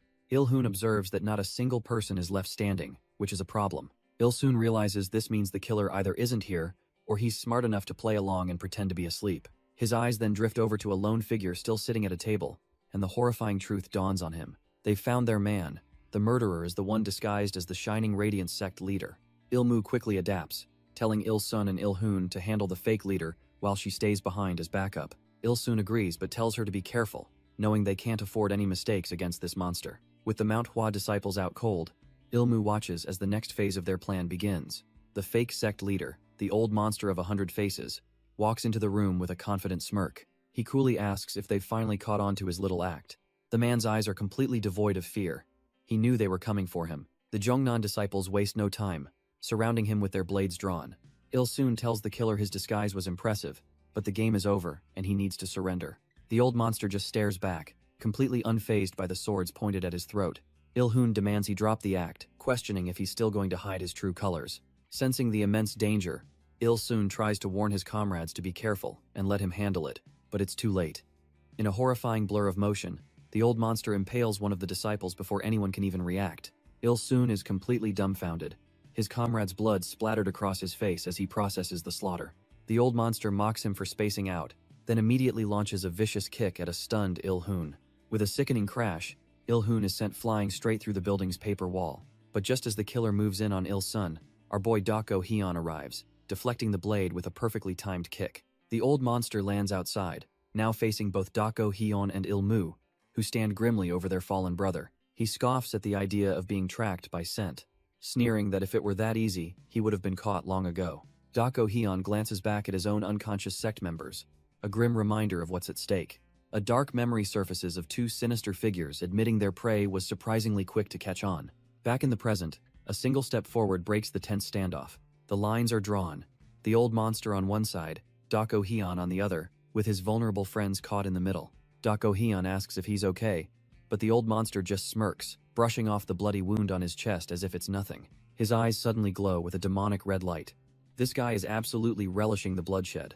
In fact, he's thrilled he didn't kill his last victim, because now he's finally met someone he can truly test his martial arts on. Meanwhile, Ilmu confirms to Dako Hyun that he was right about the culprits, but her sharp senses tell her one is still missing. The scene shifts to Ilmu standing over the unconscious Manhwa disciples, cryptically saying not to worry about the missing person. She looks down at one of her fallen sect brothers, a chillingly calm expression on her face, and then a wicked, bone-chilling smile spreads across her lips, revealing a terrifying truth. Turns out, she was the missing culprit all along, her eyes glowing red as she unleashes a wave of pure killing intent.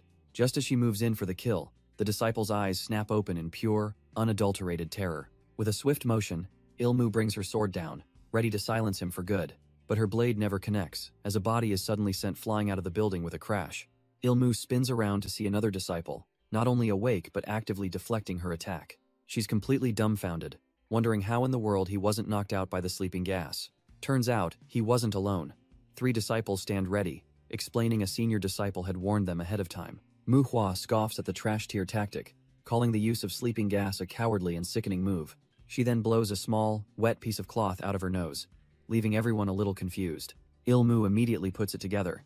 They used soaked cloth to filter the air and just pretended to be asleep. A smart trick she admits she fell for. But her surprise quickly turns to amusement, as she asks if the 3 of them seriously think they stand a chance against her. She scoffs that the big guy's greatsword attack already told her everything she needs to know. They're not even strong enough to be entertaining. So, she makes them an offer. Leave the girl, Manhwa, behind for her to deal with, and the rest of them can just walk away. With her eyes glowing a demonic red, Ilmu sneers, offering to let the other 2 live if they abandon their friend. But Mujin isn't about to abandon anyone. He explodes forward without a single word. He brings his sword down in a powerful arc, clearly not in the mood for her trash tier negotiations. Ilmu just scoffs, thinking his telegraphed attack is just too obvious. She easily deflects his blade with a swift kick to his wrist, disarming him in a flash. But the raw power behind the blow sends a jolt through her body, forcing her to cough up blood. Before she can even recover from the shock, Mujin is already a blur of motion. He uses his sect's signature footwork to instantly close the distance between them. His blade flashes, carving a deep, bloody line across Ilmu's shoulder. Blood erupts as the overconfident huntress is completely caught off guard by his ferocious counterattack. But Ilmu is far from finished. Bleeding only seems to fuel her rage as she prepares to counter. Her eyes ignite with a demonic red light, channeling all her fury into one last-ditch attack. She unleashes a vicious swing, putting every ounce of her remaining strength behind the blade. Mujin, however, stands his ground and meets her desperate strike head-on with his own sword. The raw power of his block travels right up her blade, completely overwhelming her defense. She coughs up blood, absolutely stunned that he could so easily match her full-power assault. The shock is written all over her face. She's finally realizing she's messed with a true monster. With a single, decisive push, Mujin completely shatters her stance and sends her flying. He gives her no room to recover, immediately pressing his advantage as she stumbles backward. Her feet carve deep grooves into the stone as she's violently shoved back, utterly dominated. The so-called huntress is left kneeling and broken, coughing up blood after that last exchange. Mujin looks down, completely unimpressed, musing that her skills are far more pathetic than he'd anticipated. He deduces that her disguise arts require a living template, meaning she had to have encountered real Zhongnan disciples. He wonders how someone so weak survived, asking if she has a powerful backer, and she just smirks, admitting he knows too much. She confesses they ran into some first-generation Zhongnan disciples, a fight that cost them 2 of their own. But then she claims they didn't run. They actually killed the disciples, a lie so absurd Mujin almost laughs. With her eyes glowing a demonic red, she calls him arrogant for underestimating her group's capabilities. As proof, she pulls out a sword hilt, asking him if he recognizes the craftsmanship. Mujin's calm expression finally cracks as he realizes it's the distinct style of a Zhongnan sect sword. A closer look confirms his fear it's not a copy, but an authentic blade, meaning her insane story might actually be true. The Zhongnan huntress smirks, explaining that a sword of this quality isn't something you can just fake overnight. Mujin's mind reels. If the blade is authentic, then her unbelievable story about killing Zhongnan disciples might actually be true. But he just can't wrap his head around it. How could a bunch of unknowns possibly take down elites from a major sect? She laughs at his disbelief and decides to drop some knowledge on him about how power really works. She poses a simple question. Is he on the same martial level as the other disciples of Manhwa? Before he can answer, she explains that just like him, her group isn't full of fighters cut from the same cloth. They have their own monsters. In fact, she boasts about a senior disciple in their ranks, a prodigy their own master admitted was a generational talent. She reveals it was this very person who wiped out the Jongnan disciples, but her sentence is cut short as her head suddenly flies from her shoulders. Out of nowhere, a mysterious assassin appears behind her, having just silenced her in a single, lightning-fast strike. Mu Jin is left completely dumbfounded, watching as his only lead is executed right before his eyes. Mu Jin can only stare as the headless corpse finally collapses, the assassin's job brutally finished by someone else. The assassin himself is dumbfounded, wondering what kind of monster has a technique so fast the victim couldn't even blink. He whips his head around the empty courtyard, calling out the only name he can think of, Mu Hui. But our boy is already a ghost in the wind, dashing away from the scene at top speed. Leaping across the rooftops, he curses himself for wasting time testing his martial arts when he should have been on guard. A chilling realization dawns on him: if assassins are here, then the other disciples are in grave danger. His worst fears come to life as the scene cuts to a blood-splattered sword plunged into the ground. The ManhwaCapped training grounds have become a graveyard, littered with the bodies of his comrades. From the shadows, a pair of terrifying, blood-red eyes glow with murderous intent, and the camera reveals the killer's face. It's Ilmu, the girl who was just decapitated, now resurrected, and looking like a demon. The reanimated girl looms over Dako Hyun, her demonic eyes promising a gruesome end. Our boy is completely paralyzed by fear, a cold sweat breaking out as he stares at the impossible. His mind flashes back, forced to replay the horrific events that just unfolded. It all started with a lone shadow moving through the darkness, swift and silent. This mysterious assassin began the slaughter, a whirlwind of death cutting down his friends. He remembers seeing the figure bring its blade down on one of his sworn brothers, Mu Jin. The life drained from Mu Jin's eyes, his expression frozen in shock and betrayal. And behind the slaughter was a terrifying, smiling shadow with glowing white eyes, enjoying the chaos. Elsewhere, Mu Chael could only hide and watch, trembling as his comrades were butchered one by one. The absolute terror in his eyes reflected the grim reality they were being hunted. From his hiding spot, Mu Chael can only watch the unfolding nightmare, paralyzed by fear. The undead huntress, Ilmu, suddenly crashes the party, dropping from above to execute our boy. Dako Hyun narrowly evades the strike, which shatters the ground where he just stood. Ilmu seems genuinely confused, unable to process how her target managed to survive. Our boy is breathless, the sheer killing intent from his opponent leaving him completely shaken. But he's not one to go down easy, so he grits his teeth and launches a desperate counterattack. He pours all his focus into his blade, knowing one mistake means instant death. He swings with everything he has, a clean arc meant to decapitate his foe. In a shocking twist, she just catches the blade with her bare hand, leaving him utterly dumbfounded. With terrifying ease, she uses his own momentum to send him flying like a ragdoll. Our boy is left coughing up blood, the impact from that throw rattling his entire body. Ilmu stands over him, sword raised for the killing blow. It seems like this is the end of the line. Suddenly, another Zhongnan disciple, Il Sun, appears behind her and grabs her shoulder, furious at what he's seeing. He doesn't waste a second, landing a haymaker that sends the reanimated girl flying. Believing he's saving a fellow martial artist, Il Sun draws his own sword, ready to put down the monster. He brings his blade down with lethal intent, aiming to cleave her in two. Blood splatters as his sword finds its mark, but something isn't right. From the ground, Dako Hyun screams in desperation for him to stop. In a flash, a hand grabs Il-sun's arm, halting the sword just inches from its target. It's Dako Hyun, warning the baffled disciples that she's not the real enemy here and that they're walking into a trap. Meanwhile, Mu Chael desperately tries to convince Mu Hua to run, telling her there's no way they can beat that monster. He feels they're like ants trying to fight a human. They're just going to get stepped on and crushed. But a voice cuts through Mu Hua's fear, asking if this is why she's turned a blind eye her entire life. She's thrown into a memory, recalling that her hesitation has always stemmed from a lack of training. It's a painful reminder of a past massacre where her only option was to survive and vow to train harder. She accepts it. Her cowardice isn't a choice. It's a consequence of her own weakness. But as she's frozen by her past, a sudden spray of blood erupts right in front of her.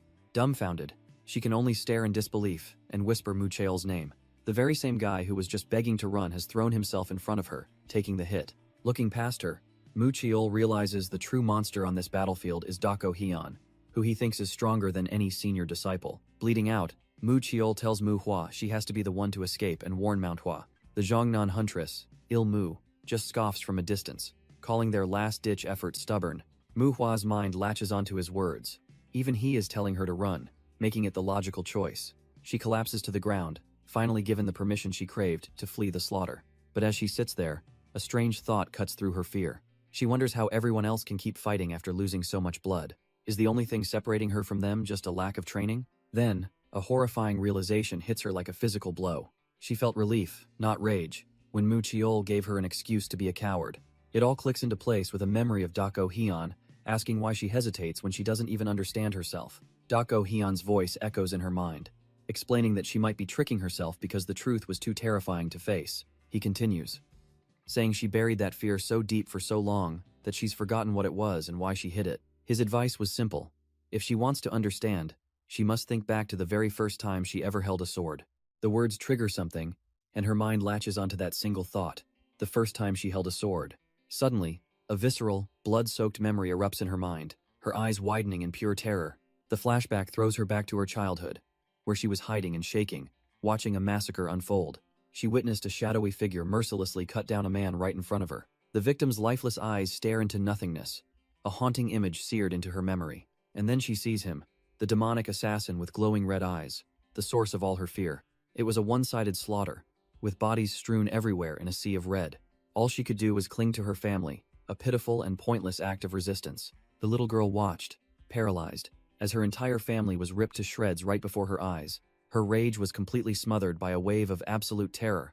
She felt utterly pathetic. In that moment, sitting amidst the carnage, she made a vow. She would get stronger and fight back with courage. So she picked up a sword, believing that holding it would banish all her anxiety and fear. She poured every ounce of her cowardice and terror into her training, forging it into the blade itself. She told herself she had become someone new, someone who was no longer a coward. She truly believed she had overcome the pathetic child she once was. But as the memory concludes, it's clear that the trauma never really left her. She tells herself the only reason she ever hesitated was because she hadn't trained enough. A twisted smile spreads across her face as she fully embraces this dark conviction. It was all so simple. Her lack of courage was just a symptom of insufficient training. But a deeper, more honest question begins to surface in her mind. She remembers watching our boy and Muchiol dive into the fray without a second thought. How could they possibly fight those absolute monsters without a hint of hesitation? Muchiol's face was calm, resolute, something she could never be. She wonders why she felt relief instead of rage, watching our boy walk away through the blood. Her hand trembles as the reality of the carnage around her finally sinks in. In a moment of pure horror, she realizes she's no different from that helpless child. She scoffs at the idea that she's overcome anything, asking herself what she's even conquered. The bitter truth hits her. She's just a coward who blames her training while trying to escape without a scratch. Her thoughts drift to our boy, wondering if he learned the sword just to run away from his own demons. She realizes they might be cut from the same cloth, both trying to escape a cowardly past. But the memory of him shows a different story, a hand gripping a sword even when resistance seemed utterly futile. He didn't just hold his sword, he held on to his fallen comrades, refusing to let go. Even bloodied and beaten, he and his brothers stood up against an overwhelming injustice. They simply did not give in, using their swords as props to haul their broken bodies back to their feet. Turns out, our boy learned the sword to be like them, the ones who fought even as they were ripped to shreds. And as tears stream down his face, we see the immense pain that forged his unbreakable will. Snapping back to reality, Ilmu's eyes burn with a cold, red light. She's holding a downed disciple hostage as our boy, Dako Hyun, flies through the air for a last-ditch attack. She's genuinely dumbfounded, wondering why he didn't just run away when he had the chance. Finding his courage more annoying than anything, she contemptuously drops his comrade to the ground. A flash of blood appears by her ear as she prepares to intercept his desperate charge. But he breaks through her guard, landing a solid blow that sends her reeling backward. Dako Hyun coughs up blood, clearly running on nothing but pure, unadulterated willpower. The strain is too much, and his sword finally clatters to the stone floor. A sudden quiet falls over the courtyard, the sounds of battle replaced by the rustling of leaves. All that's left is the sight of his blood-splattered blade, a monument to his defiance. The courtyard is a grim scene, littered with the bodies of the Jongnon sect. Just then, a shadowy figure appears, kneeling to check on a fallen comrade. The huntress watches this newcomer with her cold, glowing eyes, utterly unimpressed. She finally turns her attention away from the defeated Dako Hyun, sizing up the new arrival. She speaks, apologizing for being late, and asking what happened to the others sent after the sect leader. But the man ignores her, telling his fallen brother to just hold on a little longer. His face darkens with pure rage as he vows to finish this as quickly as he can. He rises to face her, but she just scoffs, effortlessly holding up one of his unconscious allies. A twisted smile spreads across her face as she tells him he's actually pretty funny. Calling him brave for showing up, she contemptuously tosses the body aside, ready for round 2. She smirks, admitting that while she's not into men, she has a soft spot for the bold ones. Reaching out a hand, she offers him a twisted form of praise for his bravery. With her eyes glowing a menacing red, She prays he won't disappoint her, but actually provides some excitement. Our boy remembers a crucial lesson. Never, ever underestimate your opponent. He clears his mind, focusing on a single objective, killing the enemy in front of him as fast as humanly possible. The teachings echo in his head. Keep movements swift, short, and pour everything into the attack. She watches him, completely unfazed, as he prepares to make his move. In a flash, he unleashes the Dako sword technique, closing the distance instantly. Before she can even react, he's already past her, his blade having found its mark. A spray of blood erupts from her chest as she looks down, utterly dumbfounded. The gash on her chest is deep and should have been a one-shot kill for any normal martial artist. But instead of dying, she just grins, her eyes glowing red as she admits he's actually pretty good. Our boy doesn't hesitate for a second, immediately spinning around for another lethal strike. He knows he can't give this unkillable monster even a moment to recover. She hits the ground, looking up with an expression that's more annoyed than pained. As he brings his sword down for the final blow, she suddenly thrusts her hand up, unleashing the falling flower palm. Her palm slams directly into his blade, stopping his execution cold with a burst of energy. The raw power of the impact travels up the steel, shocking his entire arm. His sword is ripped from his grasp, sent flying through the air, and just like that, Dako Hyun is left kneeling and completely unarmed over the very monster he failed to kill. But the monster doesn't give him a single moment to think, launching a brutal kick straight at his head. Our boy gets sent flying, completely overwhelmed by her relentless assault. He tumbles across the courtyard, desperately trying to regain his footing. With a burst of speed, he manages to land, but he's still weaponless and vulnerable. He turns to face her, his mind racing for a way out of this trash-tier situation. But she's already on him, her hand clamped around his throat, choking the life out of him. Her glowing red eyes are filled with pure, murderous intent as she tightens her grip. Just as his vision starts to fade, his sword comes flying out of nowhere, embedding itself in the ground. A shadowy figure emerges from the darkness, casually plucking the blade from the earth. The monster looks on, dumbfounded, while our boy recognizes his backup has finally arrived. The arrival of this man triggers a memory, flashing back to a fateful encounter. We see her as she once was, a ruthless warrior of the Jongnan sect, a true monster in human skin. She prepares to unleash her signature move, one she believed was unstoppable. It's the 100 Forms Palm technique, a vicious art that fills the air with crimson ki. The deadly energy slashes tear through the forest, aimed straight for her target. But her opponent, the very same shadowy figure from the present, stands his ground. He counters with a flawless sword technique, creating a defensive whirlwind of pure energy. Her crimson palm strikes slam into his impenetrable vortex, a clash of titans. The force of the impact is immense, but her ultimate technique is completely shattered. She's blown backward, utterly dumbfounded that her power was so easily neutralized. She can't believe it. Her ultimate move was just casually swatted away by the wind from his sword. Her crimson eyes tremble, realizing she's up against a monster of a completely different caliber. Before she can recover, the air fills with an eerie calm as crimson petals begin to drift down. She stands dumbfounded, watching the beautiful yet ominous sight unfold around her. Suddenly, she realizes she's trapped in the eye of a massive, swirling storm of deadly energy. This is the legendary Manhwa technique, the infamous plum blossoms in full bloom. The storm of spectral blades and petals rushes towards her, an inescapable dance of death. She's instantly overwhelmed, her body ripped to shreds by the relentless assault. Yet, even as she's torn apart, she can't help but admire the sheer power of the attack. The shadowy assassin is the source of it all, his hand glowing with the very key that just destroyed her. But it turns out, she didn't go down without a fight, unleashing her own signature move, the form-shattering whip. She was fast, closing the distance in an instant with a vicious follow-up strike. For a moment, it actually looked like she had him, sending the shadowy assassin flying back. Our boy gets launched through the air, completely caught off guard by her raw power. He barely manages to stop himself, digging his sword into the earth to halt his momentum. The huntress just smirks, thinking she's already won this fight against the trash-tier assassin. But she celebrated too soon. He closes the gap in a flash and grabs her arm with a death grip. Before she can even register what's happening, he unleashes a blindingly fast slash of his own. Her arm goes flying, severed clean off her body in a spray of blood. She's left completely dumbfounded, staring in horror as the assassin stands over her, ready to end it. He lands without a sound, leaving the huntress to grapple with the bloody stump where her arm used to be. She's in absolute shock, unable to process how she, an elite warrior, could be so easily maimed. But that shock quickly morphs into pure, unadulterated rage, her eyes glowing red as she warns him he's made a fatal mistake. Our boy couldn't care less about her threats, immediately launching himself into the air for a killing blow. He descends like a shadow, his blade aimed to end her life right then and there.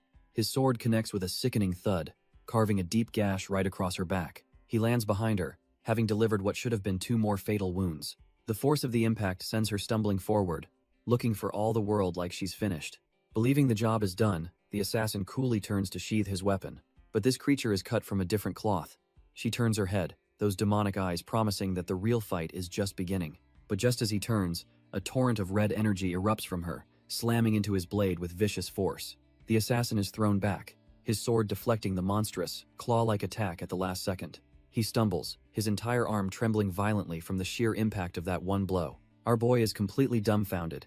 He can't believe the raw power she just unleashed. Turns out, her internal energy was on a whole different level, completely overwhelming his own when they clashed. She sneers, telling him the fun is over and that the backlash from her energy will leave him paralyzed in agony. He looks down to see his hand cracking and shattering, dark energy corrupting his arm from the inside out. The assassin's eyes go wide with horror, realizing his arm is completely broken and useless. Seeing her chance, the Jongnan huntress lunges forward, aiming to finish him off while he's defenseless. With pure, murderous intent in her glowing red eyes, she closes in for the final, brutal strike. But just as she moves in for the kill, a sword suddenly bursts through her chest from behind. The huntress is sent stumbling forward, the attack coming from absolutely nowhere. She staggers, her mind unable to process the fatal blow she just received. Coughing up a lungful of blood, she stares down at the blade, now embedded in her body. Blood pours onto the ground as her strength rapidly fades. She collapses to her knees, barely conscious, clutching the very sword that has skewered her. Her glowing red eyes flicker with utter confusion. This development is just strange. She can't believe it. Her plan was to have some fun and then end him. So how is she the one dying? Looking back at our boy, she recalls that she was superior in every way, from internal energy to martial skill. Yet he shows no panic, leaving her completely dumbfounded, as she wonders what the hell is even happening. Barely clinging to life, the Jongnan huntress admits defeat, acknowledging his cold patience was a weapon in itself. Our boy cuts straight to the chase, demanding to know if there are any more disciples of the old monster of 100 faces. She coughs out a grim answer. No, her entire squad was wiped out back at the Shining Radiance sect. He seems to think this is the end of it, that the murders will stop, but she's utterly baffled by his naive conclusion. Her eyes flare with a dark light as she tells him he's completely misunderstanding the situation. She then drops the real question. Does he actually believe their master, the legendary old monster, is dead? With a blood-soaked smirk, she explains that just because he vanished doesn't mean he's gone for good. Turns out, he was just in isolation, training to become even more powerful, but her sentence is cut short. With a brutal, merciless twist, he drives the blade deeper, ensuring her story ends right there. As she chokes on her own blood, he leans in and demands to know everything. He's got one simple question. Where is the old monster of 100 faces? But even on death's door, she scoffs, saying it's pointless because her master is somewhere he could never reach. Our boy thinks she's just playing games, trying to stall for time, but she insists she's telling the truth. With her last breath, she collapses, her cryptic warning hanging in the air. Dako Hyun watches her go limp, muttering that it's not like he was going to share his plans with her anyway. His eyes narrow, realizing this lead has just turned into a dead end. He looks down at the corpse, the information he needed now lost forever. With a cold, detached expression, he prepares to finish the job. He yanks his sword free in a final, brutal spray of blood, leaving her body in the dirt. The night is silent, save for the blood that stains the air under the cold moon. Time passes, and the bloody night gives way to a tranquil one. Soon, the sun rises, marking the start of a new, uncertain day. Our boy, back in his original body, finally stirs from a deep, unconscious slumber. His eyes snap open, the memories of the brutal fight flooding back in an instant. He jolts upright in bed, a sharp pain reminding him of his near-death experience. A searing agony shoots through his side, and he clutches his bandages, gritting his teeth. Just then, Mu Cheol enters the room, calmly telling him to take it easy since his wounds haven't healed.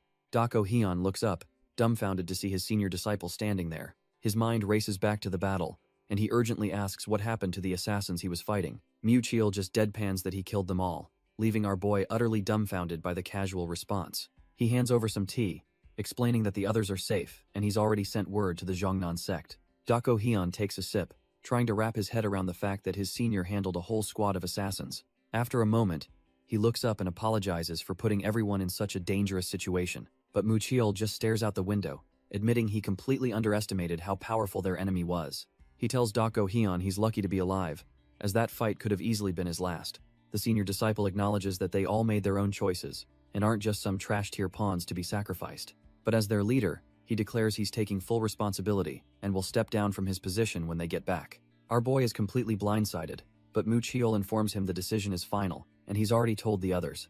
As he turns to leave, he reveals that he heard Dako Hyun was the only one who actually managed to land a solid hit on the killer. Dako Hyun is stunned, questioning if it was really him, but Mu Chiol just says he heard it from the others. The scene snaps back to the night of the attack, where the Zhongnan huntress, Il Mu, had already taken down one disciple. As a Manhwa disciple flies in for an attack, her eyes blaze with a demonic red light. She counters instantly, slamming her opponent with a brutal, bone-shattering strike. The disciple is sent flying back, coughing up blood from the overwhelming force of the blow. His sword falls from his numb fingers, clattering onto the cold stone floor. He collapses in a heap, utterly defeated, and unable to move a single muscle. The huntress looms over his broken form, her expression completely devoid of emotion. She then casually slings his unconscious body over her shoulder, ready to depart. With blood dripping from her own eye, she stares off into the night, a truly terrifying sight. Back in a flashback, Dako Hyun visits the injured Mujin, reluctantly admitting that his effort counts for something. Mujin, laid up in bed, is initially ticked off, thinking he's being mocked instead of praised for his hard work. But Dako Hyun clarifies that the wound is irrelevant. What truly matters is that Mujin has finally grown. He explains that breaking through a wall isn't always some grand epiphany, but often just a small shift in one's attitude. While this wound was just a scratch against a powerful foe, the experience itself was invaluable. He promises that the next time Mujin is in a similar fight, Hell Realize has finally overcome his past self. Cutting himself off, Dako Hyun announces it's time for them to go. Mujin is dumbfounded, asking where they could possibly be going when he's supposed to be recovering. Dako Hyun just says this is also a form of training, and that everyone is waiting, especially because he's hurt. A strange, determined smile spreads across Mujin's face as he seems to understand the brutal lesson. Dako Hyun calmly enjoys a drink, completely unbothered. Turns out his grand training plan was a trip to a hot spring, leaving Mujin utterly baffled. Mu Chiol explains that proper rest is the best form of recovery, but Mujin is still thinking this is some kind of joke. Sinking into the warm water, Mu Chiol feels they should brought his sister Mu Hua, who had been begging to come. He imagines she's probably having fun somewhere else, just as relaxed as they are. As the sun begins to set, the disciples enjoy a rare moment of peace. But the quiet doesn't last long as the conversation inevitably circles back to the recent incident. Mu Chiol cuts straight to the point, asking Dako Hyun how in the world he managed to kill that monstrous assassin. Our boy is caught off guard, genuinely surprised by the blunt question. He just plays it cool, brushing it off by saying he was just lucky, a total lie that fools no one. Mujin admits the assassin was a beast, even stronger than Dako Hyun. The others are stunned to learn she was the one who wiped out the Zhongnan sect's first-generation disciples. Our boy confesses he wouldn't have won a straight fight. She was powerful but lacked refined skill. He flashes back to the brutal moment she overwhelmed him on the battlefield. In that instant, he was facing an opponent whose raw power was on another level entirely. Her attacks were relentless, a storm of pure, unadulterated strength. Mujin reflects that her power wasn't just martial might. She had the born instincts of a predator. He finally reveals the secret to his victory. She got cocky and let her guard down. When their swords clashed, her internal energy was so immense it completely twisted his arm. But in that split second she thought she'd won. He grabbed his own broken hand and plunged his sword into her. Mujin explains that neither of them were fighting just to win. If she wanted him dead, she'd have gone for the head. He admits her arrogance was his only ticket out of that fight. Without that lucky break, he'd be a corpse right now. Dako Hyun finally understands, realizing that brutal clash is what completely mangled Mujin's arm. With the story finished, Mujin lectures his juniors, telling them power means nothing if they're dead and to always be humble. While they agree, our boy has a grim thought, admitting he's learned that very lesson himself. He looks down at his own hands, realizing that in his current state, he's pathetically weak. His mind flashes back to his past self, a true monster on the battlefield, the standard he can no longer meet. He tries to make excuses a new sword, untested techniques, but knows deep down it doesn't change the outcome. He was just as arrogant as she was, and now his injury is holding him back from training, a truly frustrating reality. Suddenly, a hand reaches out towards him through the steam. Our boy is snapped out of his thoughts by the sudden voice. It's two strangers, a mountain of a man and his younger companion, who politely ask if they can join. The imposing figures stand over him, their sheer presence dominating the steamy air. The older man offers a friendly smile, completely unfazed despite the massive scar across his face. Dako Hyun agrees out loud, but his mind is racing. He recognizes this old monster and can't believe he's here. The elder steps into the water, his physique looking like it was carved from solid rock. He settles in with a sigh, his body a roadmap of old battles, completely at ease. The two newcomers find their spots, the initial tension giving way to the calm of the spring. Our boy watches them from across the water, this unexpected encounter breaking his gloomy mood. The hot spring is now shared between the Manhwa disciples and these two mysterious masters, an unspoken standoff hanging in the steam. The old man breaks the silence, correctly guessing they're from Manhwa just by looking at their well-trained muscles. Our boy introduces himself as Mu Shui, but he's internally dumbfounded, realizing this old monster is on a completely different level. The elder gives a nod of approval, impressed that they haven't neglected their physical conditioning like so many other young martial artists. Suddenly, the old man's eyes narrow. He recognizes the name Mu Hui and correctly identifies him as Hyunja's disciple, but he pauses, a strange look on his face as he stares intently at our boy. He then drops a bombshell, saying that for some reason, Mu Shui's eyes remind him of the infamous phantom swordsman. The other disciples are completely lost, wondering who this guy is to speak so casually about two legendary figures. Thinking fast, Dako Hyun claims he once received training advice from the phantom swordsman and simply took it to heart. The elder looks completely stunned by this explanation, his mind trying to process the unbelievable statement. And then he just explodes with laughter, the idea of the phantom swordsman giving out friendly advice being the funniest thing he's ever heard. The elder keeps laughing, musing how the phantom swordsman was a trash-tier student but is now egotistical enough to give others advice. He quickly apologizes for his sudden outburst, trying to play it cool, but then he drops the real bombshell. Turns out, he was the one who taught the phantom swordsman his training methods. Dako Hyun's mind short-circuits, flashing back to his past life as the red-eyed demon swordsman. He realizes that if this old man taught someone like him, he must be an absolute legend in the Murim. Suddenly, Mujin shoots up out of the water, his face dead serious. He immediately performs a deep martial arts salute, apologizing for not recognizing the man sooner. Then he reveals the elder's true title, formally greeting him as the Iron Mountain Fist King. Mu Cheol is left completely dumbfounded, his jaw practically on the floor. But our boy Dako Hyun is even more rattled, breaking out in a cold sweat as he realizes who he's been talking to this whole time. The name Iron Mountain Fist King echoes in Dako Hyun's mind, a title belonging to a true monster of the Murim. He remembers the legends, tales of a man who pursued pure physical power through brutal, inhuman training. This guy literally hung from trees, lifting boulders, all to build a body that was a weapon in itself. Back in the present, Mujin holds his respectful salute, completely humbled by the living legend before him. The Fist King seems amused, noting it's an honor for someone to still recognize his old title. He formally introduces himself as Ma Yonho and tells everyone to relax, trying to ease the sudden tension. He then points to the red-haired youth, introducing him as his disciple, Wu Taekang. Dako Hyun is stunned. He never imagined a lone wolf like the Fist King would take on a student. Just by looking at him, our boy can tell this disciple is already strong enough to wipe the floor with most martial artists. Ma Yonho explains they're traveling for the kids' training, prompting Mujin to politely ask about their journey. Wu Taekang proudly declares his perfect record, boasting he's fought 43 duels and won every single one. The Manhwa disciples are dumbfounded by his skill, though Mujin figures it's only natural for the Fist King's student. The kid admits his last fight was a close call, saying he only won because his opponent's sword broke. But Dako Hyun isn't having it. Our boy coldly explains that a broken sword is a reflection of the owner's trash-tier skill, not an excuse. Mujin, intrigued, asks who this formidable opponent was that pushed the Fist King's disciple to his limit. Wu Taekang hesitates, deciding it's easier to describe the person rather than remember their name. He reveals his opponent was the disciple of the Phantom Swordsman, a title that makes Dako Hyun's ears perk up. Trying to recall the name, he guesses it was something like Dako Yul, causing Ma Yonho to muse that the name sounds rustic, just like the sword demon. Ma Yonho tells his disciple to get over it. A loss is a loss, but he agrees with the juniors that mastering your weapon is part of a warrior's duty. He tells Wu Taekang not to consider it a tainted victory, as Mujin laughs, realizing the kid just wanted a perfectly clean win. Wu Taekang is more than happy to spill the details of the duel, seeing how curious everyone is. In a flashback, we see the showdown. Dako Yul, the sword demon's disciple, versus Wu Taekang, the Iron Mountain Fist, King's pride and joy. The fight was a brutal war of attrition, and after 100 clashes, Dako Yul's sword simply couldn't handle Wu Taekang's iron fists and shattered. Dako Hyun can't help but crack a smug grin, thinking to himself that the guy simply lost, plain and simple. He's internally celebrating that the damned bastard Dako Yul finally admitted defeat, and to the disciple of that old man of all people. Our boy vows to give him a proper thrashing the next time they meet, but his thoughts are interrupted by Ma Yonho. The Fist King recalls an old promise he made with two of his juniors to raise their disciples and see who was the strongest, remembering how cocky the sword demon was. He lets out a hearty laugh, wondering what kind of face the sword demon would make now that his prized student got his weapon broken. Mu Cheol, ever the sharp one, realizes he must be talking about the legendary sword demon and the sword saint, Master Hyunjo.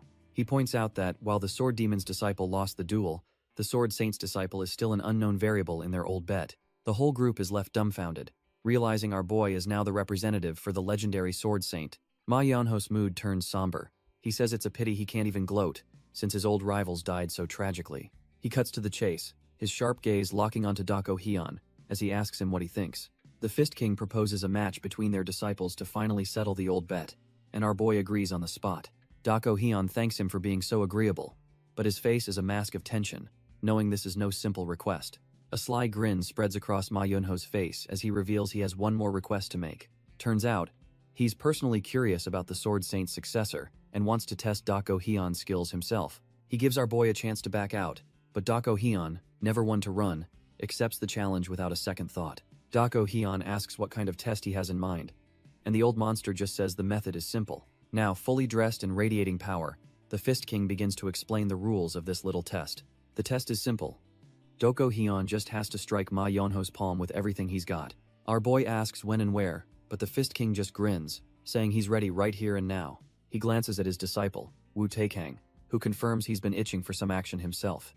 With both sides ready, Ma Yeonho tells Dako Hyun to prepare himself for what's coming. He decides this very clearing is a good enough spot for their little showdown. He gives a mock apology for the lack of a proper arena since this wasn't a planned duel. In fact, he thinks this is the perfect place to settle things. Watching from the sidelines, Mu Jin and Mu Cheol can't hide their concern. Mu Cheol quietly asks why his eldest brother is pushing himself when his arm still hasn't healed. But Dako Hyun's mind is set. He couldn't care less about the disciple. He just needs to shut this arrogant old man up. Dako Hyun scoffs internally. If this old man wants to test his skills, he's more than ready to throw down. He launches himself forward, absolutely certain that even with this trash-tier body, he can wipe that grin off Ma Yeonho's face.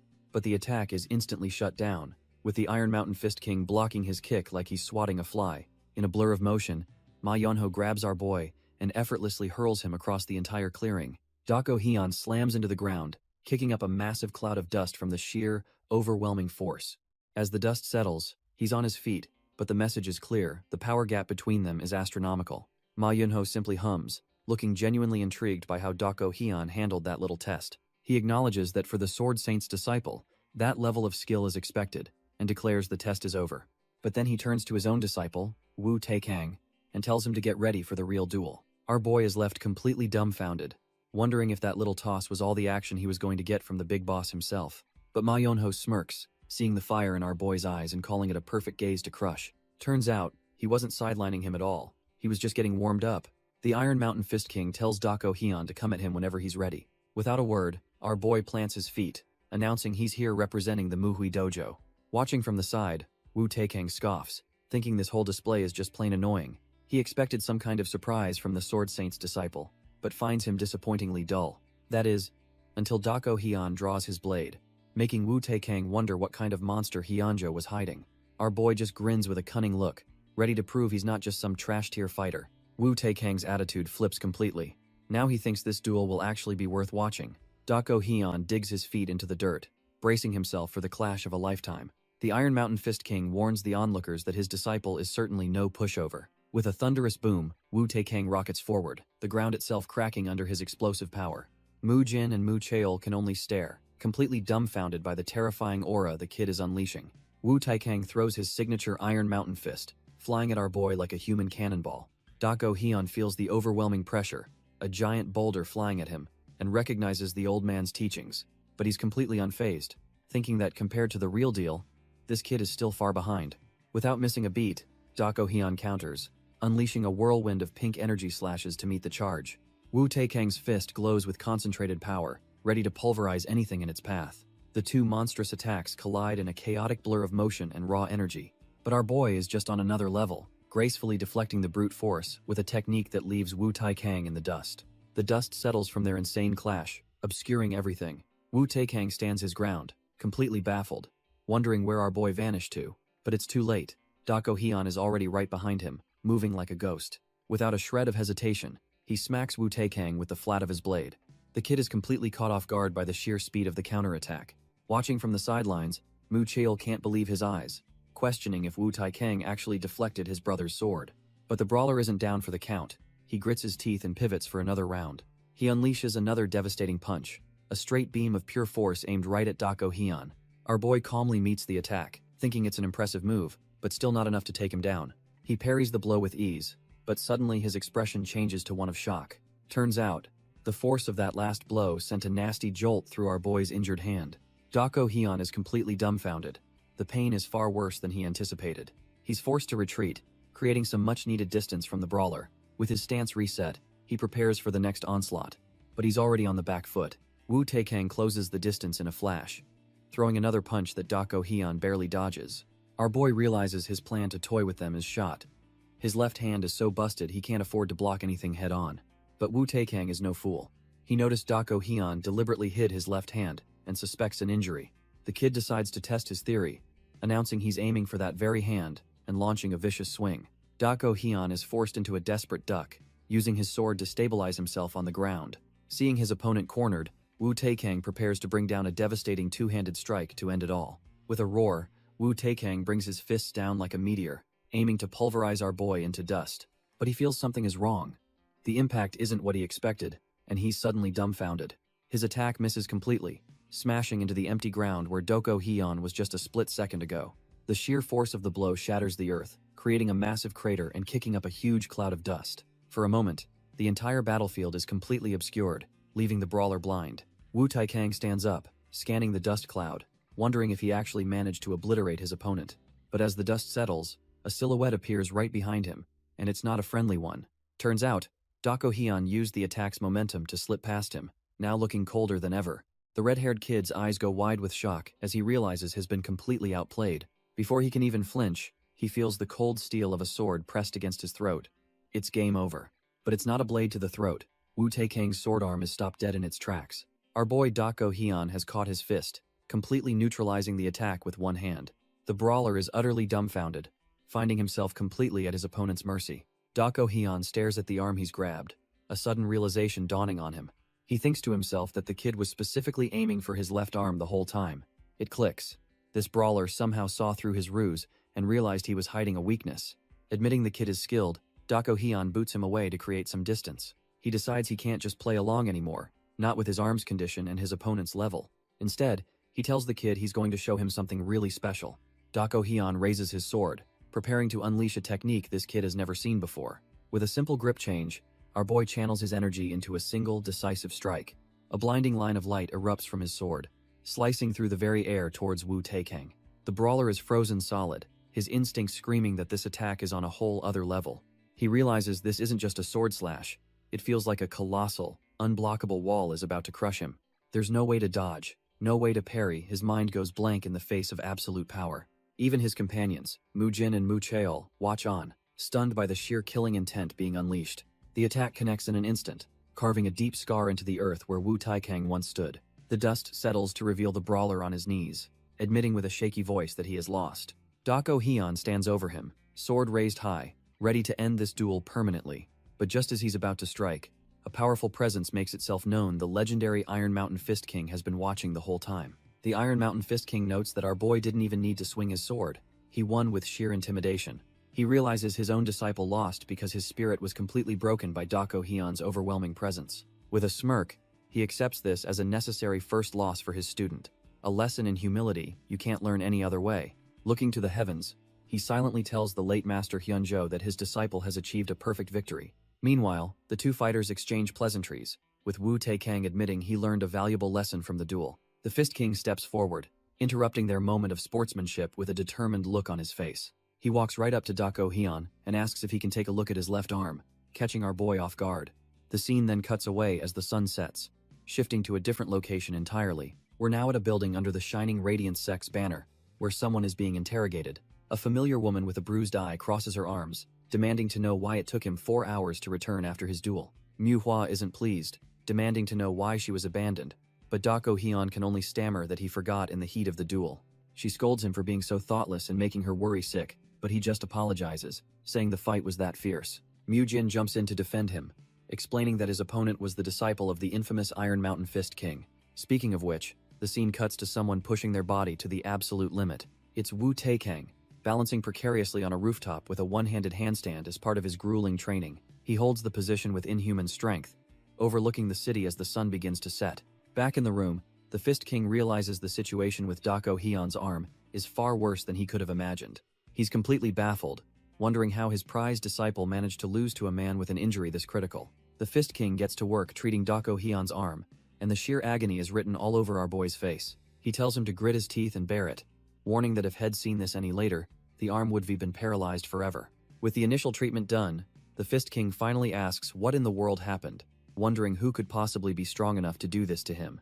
Dako Hyun reveals he ran into the serial killer, which makes the Fist King's blood run cold, as he realizes he's talking about the legendary old monster of 100 faces. But our boy clarifies it wasn't the master himself, but one of his disciples, leaving the Fist King utterly dumbfounded, since he thought that monster was long dead. He can't believe the old monster not only hid from his pursuers but also secretly trained apprentices, and he immediately asks just how strong they were. Gritting his teeth in pain, Dako Hyun explains they were monsters, strong enough to take down first-generation disciples from the prestigious Jongnan sect. The Fist King's mind reels at the implication. If that's true, then Dako Hyun is on a whole other level, capable of defeating a top-tier assassin. Dako Hyun tries to downplay his victory, insisting he only won through sheer luck by striking when his opponent let her guard down for a split second. But the Fist King knows better, retorting that exploiting an opening like that requires immense skill, and he's amazed our boy got away with just one major injury. He's deeply impressed that even in this state, Dako Hyun agreed to a duel with his disciple, and he feels a sudden urge to help this warrior out. In a stunning turn of events, the Fist King offers to teach him a few things, leaving Dako Hyun completely shocked by the proposal. But Dako Hyun knows that in the world of martial arts, just having knowledge gets you nowhere. True power comes from training until it's ingrained in your very soul and amassing real experience. And he knows all too well that the most potent experience is the kind that brings you to the brink of death. Our boy's mind flashes back to the fight that nearly claimed his life, a trial by fire he barely survived. He remembers the overwhelming power of the assassin, a monster from the old monster's hidden school. He tells himself not to get arrogant. He's still not fully in sync with the Manhwa sword style. What he needs isn't some fancy new technique, but the brutal learning that only combat can provide. He realizes the Fist King standing before him is the perfect opportunity to gain that exact experience. The Fist King warns him to be sure, mentioning that even the famed Sword Phantom couldn't handle one round of his teaching. But seeing the look in our boy's eyes, he understands. This kid isn't here for a lesson, he's here for a real fight. The Fist King cracks his knuckles, deciding he won't question our boy's death wish any further. To make it a fair lesson, he even promises to only use martial arts at our boy's current level. With a challenging smirk, he simply tells him to bring it on. Not needing a second invitation, our boy explodes off the ground in a flash. He lunges forward, aiming a deadly fast sword thrust straight at the old man's heart. But his all-out attack is met with a casual, almost insulting defense. The Fist King stops the razor-sharp blade cold with just 2 fingers, completely dumbfounded. With a simple twist of his wrist, he effortlessly redirects the sword, throwing our boy off balance. Before he can even think to recover, a fist built like a boulder is already flying at his face. The old man's expression says it all. This isn't a spar, it's a genuine beatdown. The punch comes flying in with enough force to shatter bone, a blur of pure power. But our boy manages to slide back just in time, narrowly avoiding the devastating blow. He stares with cold focus, realizing this old monster is the real deal. The Fist King gives him no time to recover, lunging forward with another haymaker. This time, instead of dodging, our boy raises a single hand to meet the attack. A strange, swirling red energy begins to gather in his palm, a technique the old man has never seen. In a shocking move, he catches the powerhouse's fist with his open hand. The raw force of the punch is immense, but our boy's technique seems to be absorbing it all. The Fist King is completely caught off guard, feeling his own power being neutralized. He's left dumbfounded, realizing the kid somehow twisted the very trajectory of his fist. Enraged, the Fist King decides fists aren't enough, and unleashes his true power with a massive sword. He swings with enough force to split the sky, clearly done playing around. Our boy has to use every ounce of his agility just to dodge the monstrous slash. The attack carves a massive trench in the ground, showing the insane power he's up against. Dako Hyun manages to parry the next strike, the impact rattling him to the bone. He holds his ground, his eyes locked on the old monster reflected in his blade. But defending won't win this. He explodes forward, creating afterimages with his footwork. It's a dance of death as he weaves between the Fist King's relentless, overpowering attacks. He can't help but curse the old man internally for lying about holding back. This is a full-blown slaughter attempt. Suddenly, he jolts awake in his bed, the terrifying thought echoing in his mind that he almost just died. He slowly comes to, the morning light feeling a little too real after that nightmare. His eyes snap open as he tries to shake off the lingering dread, wondering what just happened. Our boy bolts upright, his heart still pounding from the phantom duel. He sits there for a moment, collecting his thoughts and taking in his surroundings. His gaze lands on some papers left beside his bedding, piquing his curiosity. He reaches over, realizing it's a letter left specifically for him. The note is from the Fist King, starting with a simple, unexpected apology. Turns out the old monster got a bit too excited and accidentally went all out, so he treated our boy's wounds as a mea culpa. The letter explains he had to leave to find a new sparring partner for his disciple, Wu Taikang. The Fist King ends by praising his unique technique, comparing it to a formless flower, and demands to know its name next time they meet. The letter continues, with the Fist King offering to break down his technique's flaws and even providing a new training method he devised. Our boy is left dumbfounded, staring at the pages filled with notes and a rather crude diagram of a training device.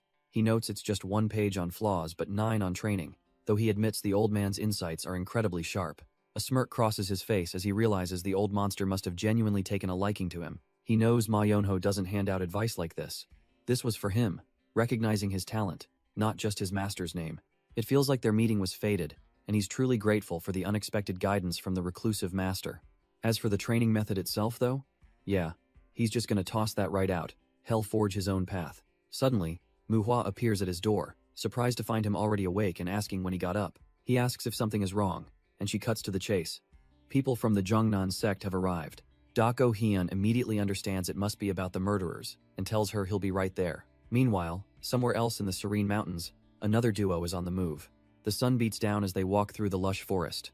It's the Iron Mountain Fist King, Ma Yonho, and his disciple. Wu Taikang finally speaks up, noting his master has been strangely pensive since their time at the hot springs.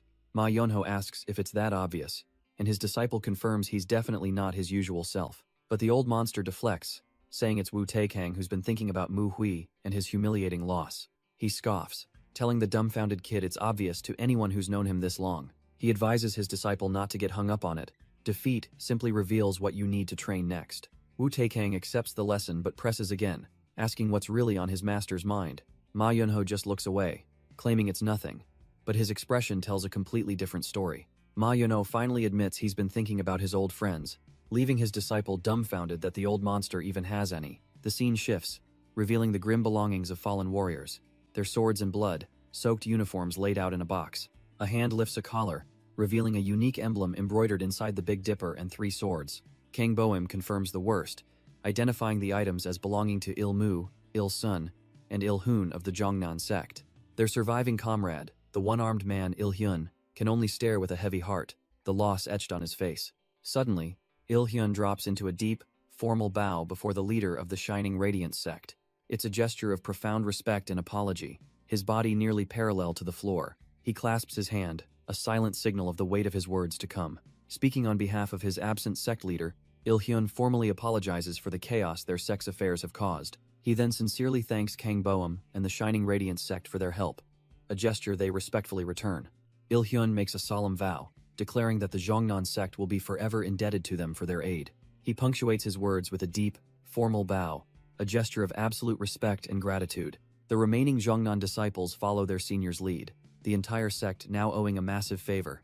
With the belongings of their fallen comrades finally collected, this grim chapter comes to a close. The Zhongnan disciples announce their departure, and Kang Boyum gives them a respectful send-off.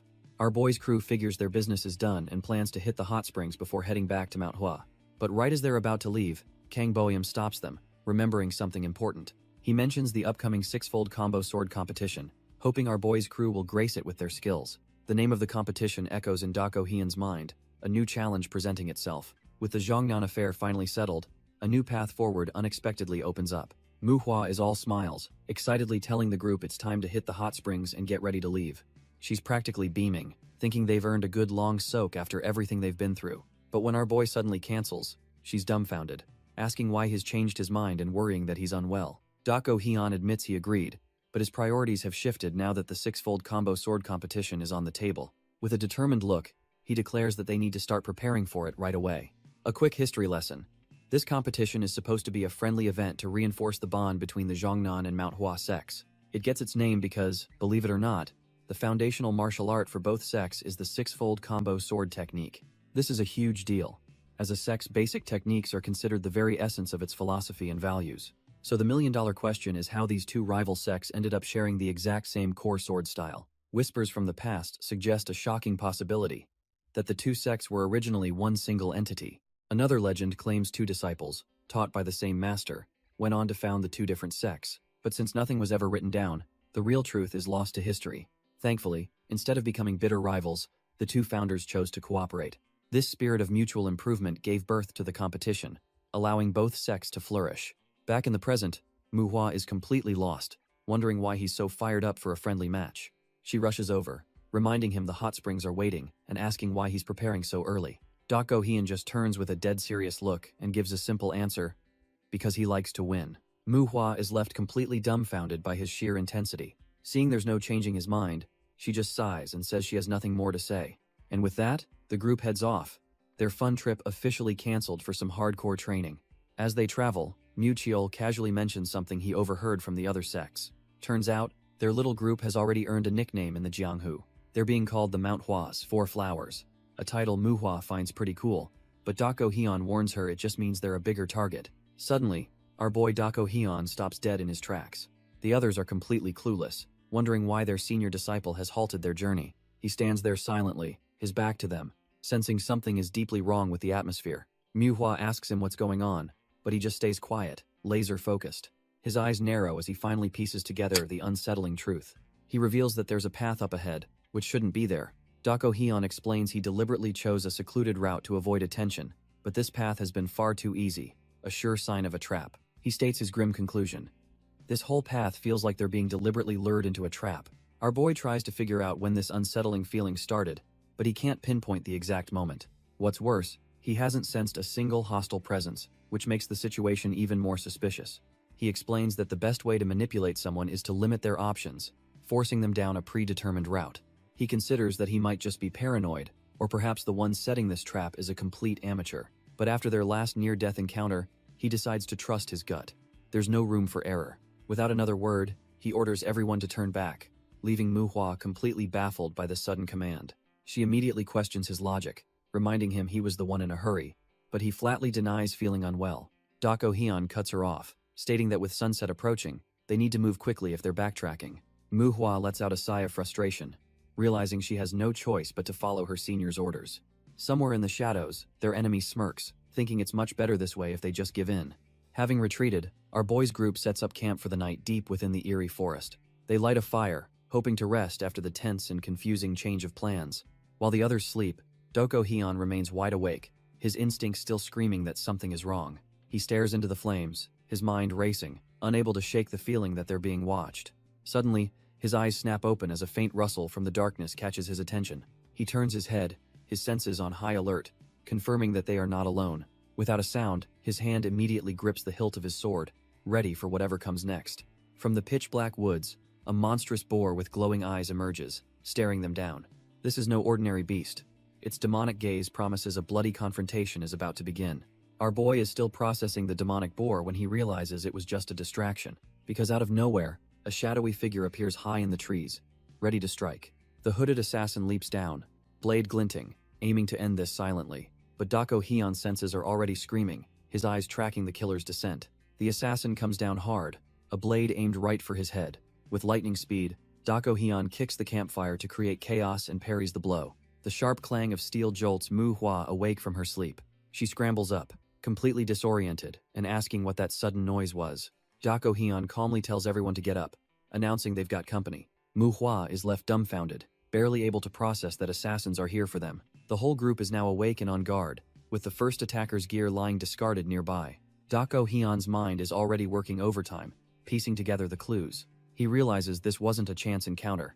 These killers were sent specifically for them. Using a secret technique, he mentally tells the others that they're completely surrounded. He gives them a grim crash course, explaining he can't protect them all and that assassins will even self-destruct to take them down. With no time to waste, our boy decides to go straight for the enemy's main force. Mew, San and the others draw their swords without a second thought, ready to follow his command. The silence of the night is broken by the rustling of leaves, as the enemy finally makes their move. A storm of blades suddenly erupts from the darkness, flying straight for our heroes. Mew San screams a warning to Cheol as the first wave of assassins closes in for the kill. But Cheol is no rookie. He slams his sword straight into the ground with all his might. The impact kicks up a massive cloud of dirt and debris, creating an instant smokescreen. A volley of what turns out to be poison needles harmlessly pings off the newly formed earth wall. The assassins are completely thrown off by this unconventional defensive maneuver.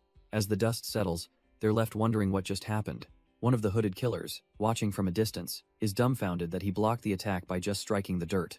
But his confusion turns to panic as he realizes one of the targets has vanished from the group. Before his brain can even process it, our boy Dako Hyun has already appeared behind another assassin and sliced him down. The first assassin hears the sickening crunch and whips his head around in shock. He's just in time to see Dako Hyun standing over the fresh corpse of his comrade, not even breaking a sweat. While the first assassin is still processing his loss, Muchio leaps into action against another. With a clean, brutal slice, a second assassin is sent flying through the trees. His body hits the ground with a wet thud, painting the forest floor red. Muchio lands gracefully, not a single wasted motion in his assault. He immediately pivots, his blade ready as another hooded killer comes at him. Their weapons clash as he effortlessly parries the desperate attack. But his senses suddenly scream danger, and he glances up at the night sky. A tiny, gleaming object is hurtling straight towards him at incredible speed. The assassin thinks he's got him, a perfect shot with a poisoned needle. But Muchio just smirks, catching the deadly projectile between his fingers like it's nothing. The assassin is left dumbfounded, as Muchio calmly holds the deadly needle. With a flick of his wrist, he sends it flying right back, a perfect return to sender. The needle finds its mark, and the hooded killer collapses without a sound.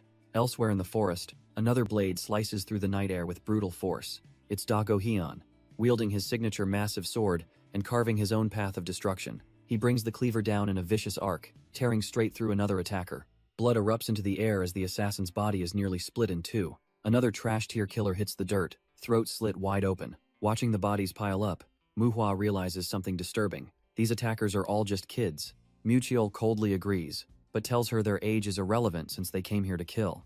He lays down the cold, hard truth. An assassin is an assassin, and they would have died if they hadn't killed them first. Muchio tells her to get used to it, because as a sword wielder, she's always at risk of being killed. Just as the grim lesson sinks in, he warns the group that the fight is far from over. The full moon hangs in the sky, casting a pale light over the bloody forest clearing. Turns out, the mastermind behind this whole ambush is the notorious Dark Flame Pavilion Master. One of his hooded subordinates reports that fewer than 20 assassins are left, asking if he should intervene. The master just scoffs, remarking that these so-called killers are even more pathetic than he imagined. He doesn't care if they all die, but he's annoyed they couldn't even take out a few Manhwa kids. Having seen enough of this failure, he gives a single, chilling command: kill them all. As his elite assassins move out, the master turns away, leaving the slaughter to his true warriors. Elsewhere, Gasein fumes, finding it unbelievable he has to use first-class assassins on some Manhwa brats. He grudgingly admits they're skilled, but their interference has ruined his plans and reputation. To him, this isn't just about revenge. It's about protecting his position and saving face. He justifies the slaughter, telling himself it's a good move to eliminate a future threat. But just as he smirks, a hand clamps down hard on his face from behind.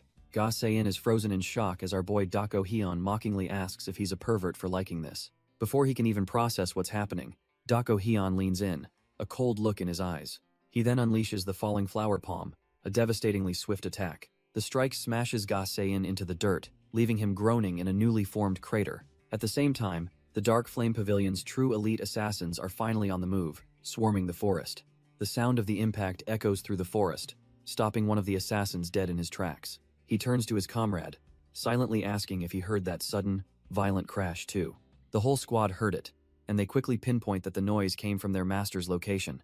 They decide to split up, sending a small team to check on him while the rest continue, underestimating their targets as just kids. Two assassins peel off from the main group, confident that this little checkup won't take them long at all. Meanwhile, our boy is already demonstrating the brutal efficiency of the pressure point art. He starts by precisely striking Gasein's paralysis point, instantly freezing his entire body. With the arrogant fool completely immobilized, Dako Hyun holds him up effortlessly. He then presses the mute point on his throat, making sure no screams for help will ever escape. Finally, he drops the now paralyzed and silenced Gasein to the ground, like a discarded puppet. After neutralizing his target, our boy notices something on the body. He casually frisks the paralyzed Gasein and pulls out a mysterious black token. The token is engraved with the words Overlord Fortress, a name that carries some serious weight. Flipping it over, he sees it also identifies the owner as the Dark Flame Pavilion Master. The pieces of the puzzle start clicking into place in his mind. He scoffs, realizing this is the powerhouse that gave the Great Truth Sect its unearned confidence. Without a care in the world, he picks up Gasein's body and starts counting the approaching assassins. He tells the paralyzed fool that sending just half their forces is pathetic. They should have brought the Dark Emperor. He promises to deal with the minions first, and will come back to finish him off, telling him to just wait patiently. An arriving assassin overhears this and is utterly dumbfounded, wondering if this kid is insane to so casually mention the Emperor, a title reserved for the absolute strongest. Lying on the ground, Ga Se in fumes, thinking our boy's arrogance is off the charts. He can't believe he got his pressure points hit, but he consoles himself with a plan. This humiliation is temporary. Once the assassins are done, he'll return to the fortress a hero. Suddenly, one of his elite assassins is sent flying back, impaled on a tree. Ga Se-in just lies there, completely dumbfounded by the sudden turn of events. He stares in disbelief at the body of his first-rate killer, now a tree ornament. He wonders how it's possible. The kid just left, yet an assassin is already dead. The sounds of screams fill the air, but he realizes it's his own men, not the target. A cold dread washes over him as he wonders if his entire squad is getting wiped out. Just then, a pair of blood-splattered boots stops right in front of his face. Looking down at the paralyzed man is none other than Dako Hyun, his face hidden in the shadows. Elsewhere, the Dark Flame Pavilion Master sits calmly, completely unaware his elite unit has just been wiped off the map. The forest floor is painted red, evidence of a swift and brutal slaughter. It was a one-sided massacre from the very beginning. Not a single one of the assassins even stood a chance. Our boy calmly wipes the blood from his blade, not even breaking a sweat.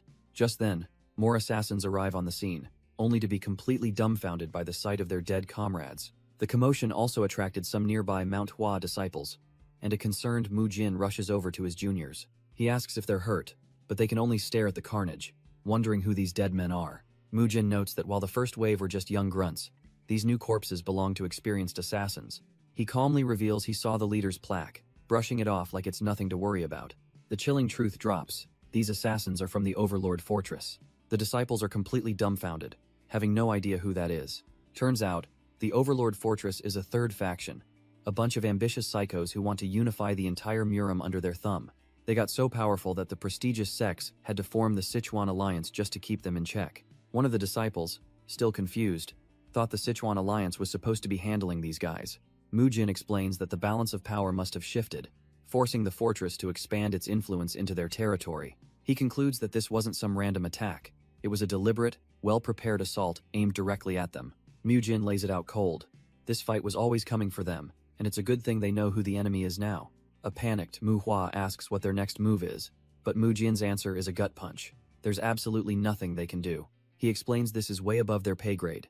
Their only option is to run back and tell the Mount Hua sect what's happened. He decides they're leaving immediately, and when a complaint is raised about the dark, he basically tells them to stay behind if they're scared. The little one, Young, just scoffs and stomps away, clearly annoyed by the sudden urgency. And so, without wasting a single second, our boy makes his way back to the sect. He strides through the gates, having traveled through the night to return as quickly as possible. Two disciples, Musan and Muho, spot him, and their jaws hit the floor, screaming that the senior disciple is back. Mu Jin casually greets them by the wrong names before ordering them to get everyone ready for training while he reports to the elders. Mu Jin is immediately brought before one of the sect's highest elders, who calmly welcomes him back. The elder, Baek-san, expresses immense pride, having received all the reports of Mu Jin's successful missions. But as he looks at his disciple, he can't help but notice a distinct, almost unsettling change in his demeanor. Turns out, Mu Jin didn't come alone. He's brought our boy Dako Hyun and two other mysterious figures with him. Dako Hyun just stands there stoically, his massive blade a silent testament to the hell they've been through. Baek-san's expression shifts to worry, pointing out their tattered clothes and asking if they're really okay. Mu Jin tries to brush it off, assuring the elder that they're all perfectly fine. But Baek-san isn't buying it and presses for the truth.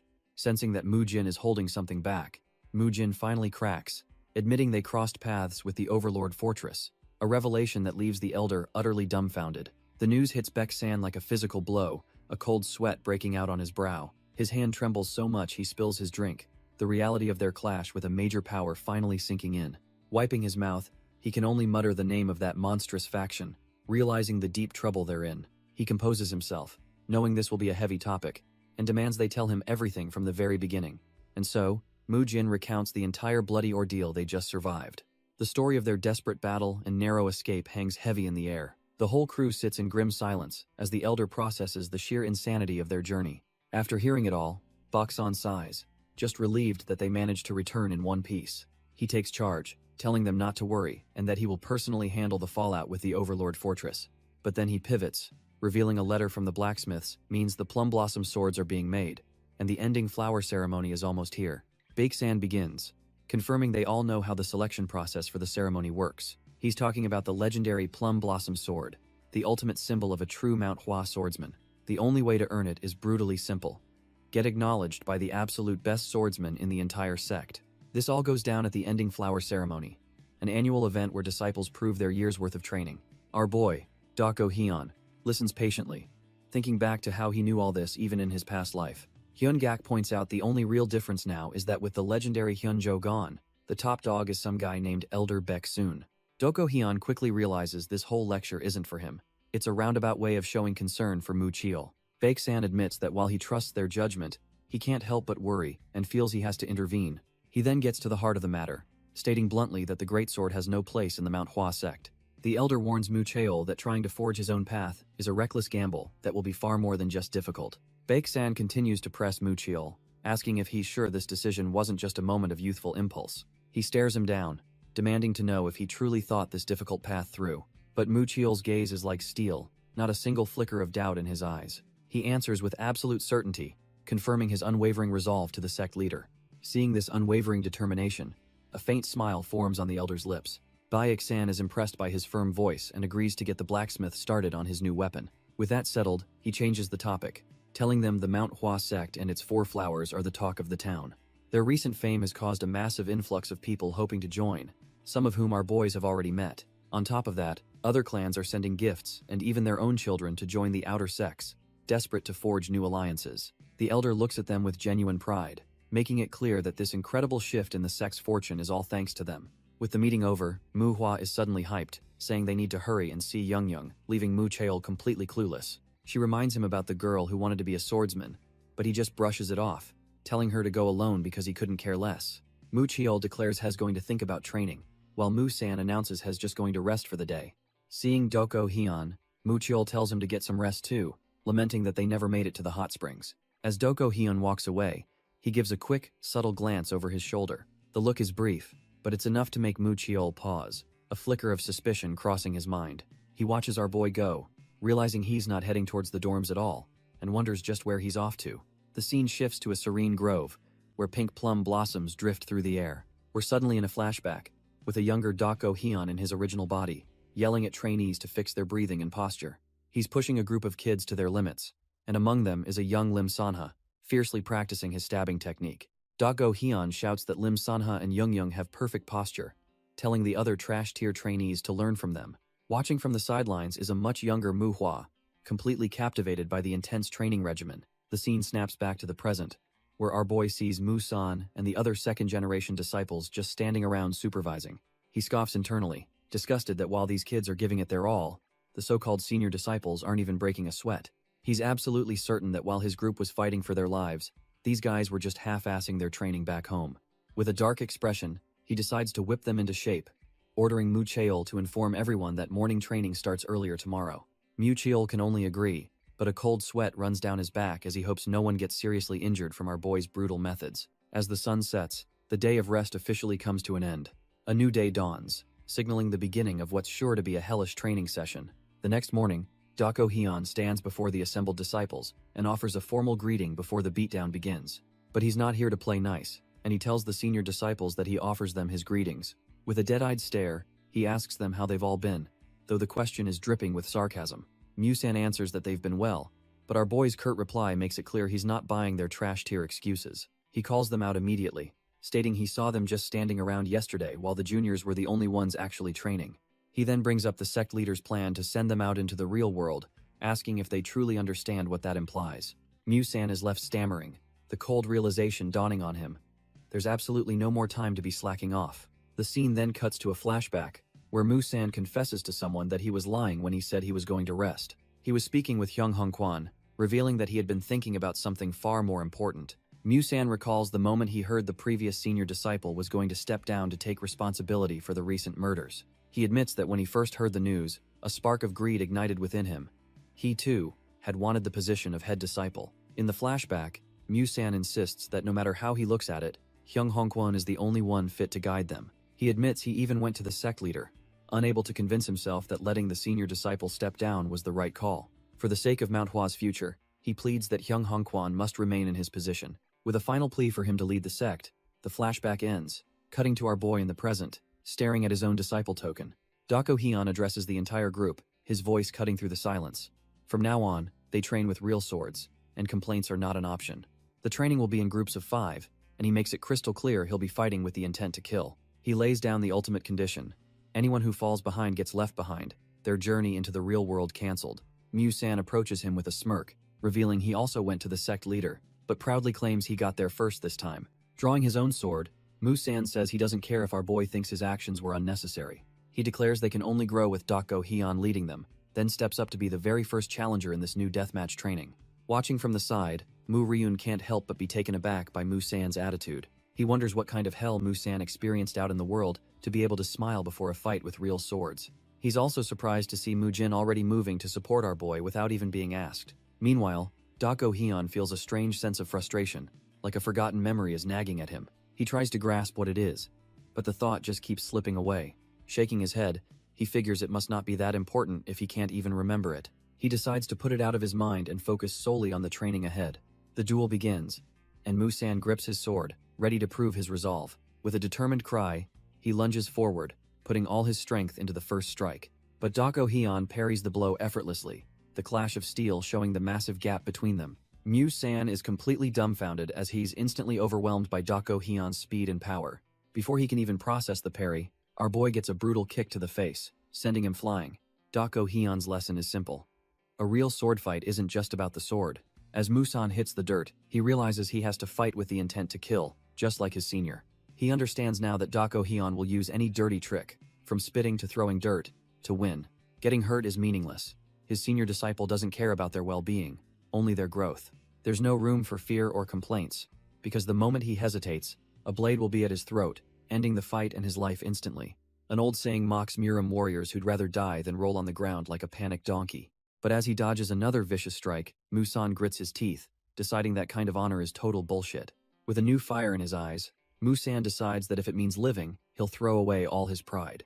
The days of brutal training bleed together, and soon the autumn leaves are replaced by winter snow. So much time has passed that an entire new generation of disciples has already had their entrance ceremony. Looking out at the mountain, Mu-san realizes he's no longer afraid of his senior's sword, but something else troubles him. He walks among the other disciples, but his mind is a world away, lost in his own struggles. Though the training has gotten easier, his confidence has taken a nosedive for some reason. After all this time, he's still just running and dodging, and he's terrified. He's hit a wall he can't break. The crippling thought worms its way into his head. What if this is his absolute limit? He swings his sword desperately, trying to push past the doubt, but the fear of stagnation is overwhelming. But his internal crisis is cut short, as something suddenly snaps him back to attention, leaving him dumbfounded.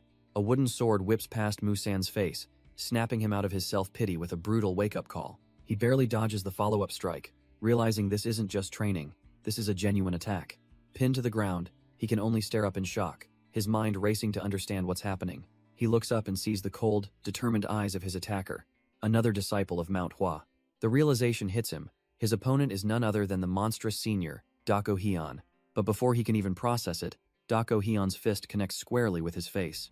The impact sends Mu-san flying backward, blood spitting from his mouth as he's utterly overpowered. He crashes to the ground, his body screaming in protest, completely outclassed by the sheer force. Lying there, staring at the empty sky, all he can feel is the sting of his own weakness. He's left gasping for air, the harsh reality of his limits now a painful, physical truth. After the beatdown, Dako Hyun quietly offers a hand to his junior. Mu-san stares up at his senior, his mind a whirlwind of confusion and pain. Still on the ground, he weakly asks if he's even making any progress at all.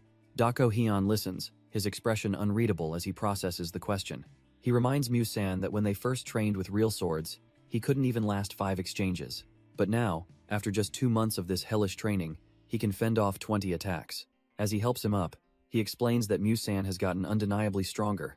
He's just too impatient to see it. Mu-san is left completely dumbfounded, as his senior asks what more proof of doing well he could possibly need.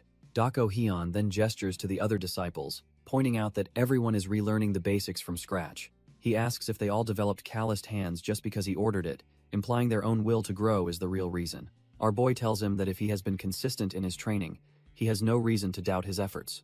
The truth of his hard work, he explains, is literally inscribed within his calloused hands. As Dako Hyun walks away, Musan realizes those blunt words were exactly the reassurance his tired mind needed. He was right. A swordsman shouldn't be thinking about the end, but about the path itself. With this new resolve, he understands that for him, training is simply a given, the very definition of being a Manhwa disciple. But even with this epiphany, he still finds himself face down on the ground, admitting that the pain and doubt are still very real. Lying there, he finally understands that there is no finish line, only the process of moving forward and getting stronger. He struggles back to his feet, his body aching but his spirit renewed with this crucial realization. A sigh of relief escapes him, as if a massive weight has been lifted from his shoulders. With a new fire in his eyes, he vows that from this moment on, things are going to be different. With his mind finally clear, Musan is ready to begin his real training. An entire season of brutal, non-stop training flies by in the blink of an eye. And just like that, the day of the final test has arrived. The sect leader, Baek-san, addresses the disciples, noting how fast time has passed and acknowledging their hard work. He tells them it's time to show him the fruits of their labor and prove they can become true swordsmen of Manhwa. With a sharp look, he gets straight to the point. He announces the beginning of the ending flower ceremony, the final rite of passage for these aspiring disciples. Nearby, Hyungak remarks that the speech was short, but surprisingly impactful. Baek-san just scoffs, admitting he spent ages thinking of what to say, only for it to come out plain and simple. The two elders agree this ceremony is a big deal. It's been ages since they've had third-generation disciples, and it might just lift the gloomy atmosphere hanging over the sect. A mysterious elder tells Baek-san he's looking forward to this, finding the disciples' energy refreshing.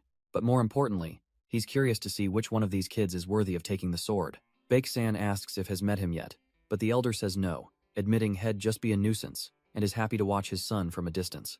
The sect leader understands his reasoning, remarking on his sheer determination to stay away.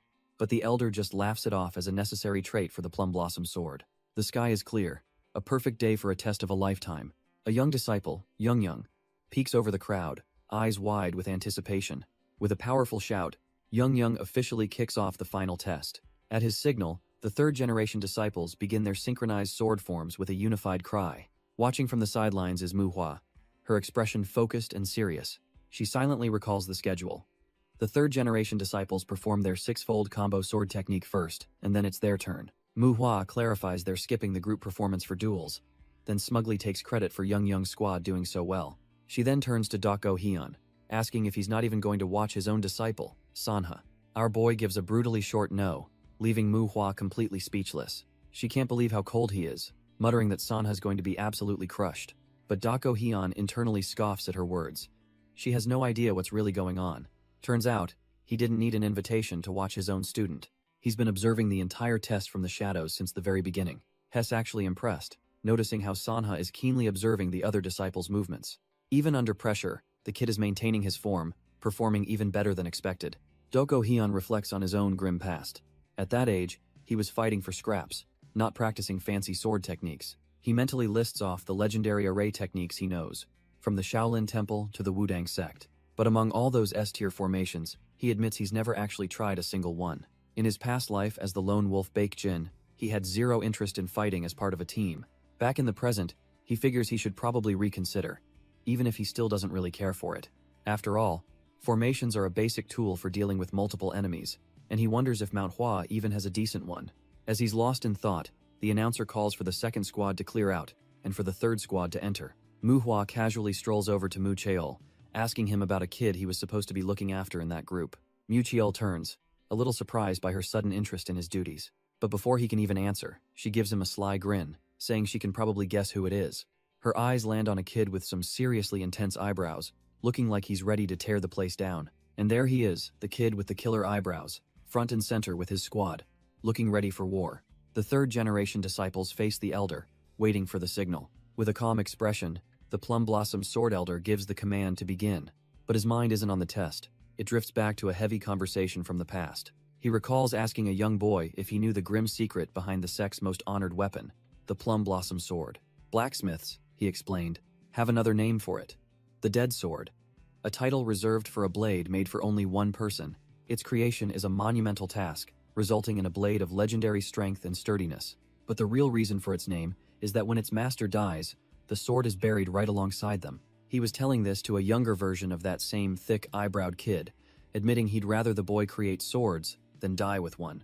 The elder had left the choice to him, saying he had until the final ceremony to decide which path he would walk. Back in the present, the thick-eyebrowed kid looks a bit flustered during his test. The Plum Blossom Sword Elder's mind, however, is still lost in that past conversation. He remembers thinking about how many times he's seen steel, stained with blood, get buried with its owner.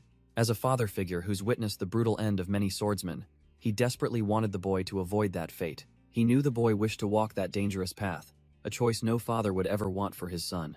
The elder lamented that wielding the Plum Blossom Sword meant facing unavoidable danger, and his heart would sink every time he heard the boy practice.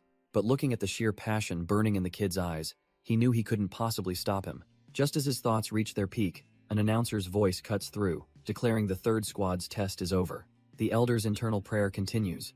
He hopes the boy will use his future sword to protect himself above all else. With a gentle clap and a smile, he accepts the boy's decision, praying for the best. The thick-browed kid finishes his demonstration, looking back at the elder who put so much faith in him. With a smug grin, he declares his performance is over, clearly satisfied with his work. The Plum Blossom Sword Elder and his companion applaud, genuinely impressed by the boy's skill. Meanwhile, Manhwa turns to our boy, telling him it's their turn and he should say a few words to the disciples. Manhwa looks completely unbothered as both Manhwa and Muchiel insist he give some kind of speech. He pauses for a moment, trying to dig up some inspiring words from his battle-hardened soul. After all that pressure, he just blurts out a simple, "Do well," leaving everyone dumbfounded. Just then, the imposing figure of Hyungak begins to walk toward the center of the training ground. He strides forward with purpose, his presence silencing the murmuring crowd of disciples. With a booming voice, he calls for anyone who wishes to qualify for the legendary Plum Blossom Sword to step up. Manhwa is completely floored, realizing Hyungak intends to test our boy from the absolute basics. Without a word, Manhwa steps into the arena, ready to face the elder head-on. Hyungak acknowledges his unique path, but warns him that he must prove he embodies the spirit of Mount Hua to pass. Our boy just smirks, accepting the terms as he begins to unsheath his blade. With his sword drawn, Manhwa takes his stance, his eyes locked on his opponent. Hyungak draws his own blade and with a simple gesture, invites him to attack. Manhwa doesn't hesitate for a second, exploding forward and leaping into the air for an overhead strike. He instantly transitions into a low, sweeping attack, moving like a blur across the ground. The elder watches calmly as our boy closes the distance with blinding speed. Their swords finally meet in a sharp clang, the first exchange of the legendary test. Hyungak easily deflects the massive blade, using his experience to nullify the raw power. He pushes our boy back, the sheer force of the impact shaking the ground. Internally, Hyungak analyzes the situation, thinking that the heavier the sword, the bigger the opening. He smirks, ready to exploit the vulnerability he sees, and asks our boy what his next move could possibly be. But instead of recovering, Manhwa drops into a low, impossibly swift stance, pivoting on his heel. Hyungak is momentarily impressed, admitting to himself that moving the body instead of the sword is an efficient trick. He quickly dismisses it as a one-time gimmick, convinced that this posture kills the greatsword's advantages.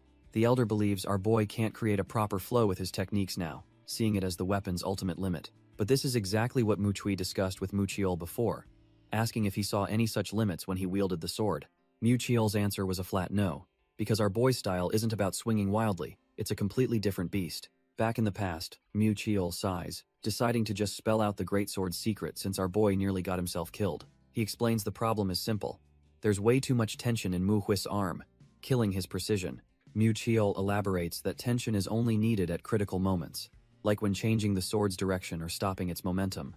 Our boy is dumbfounded, asking if He's supposed to just let go, thinking He'd lose his balance completely.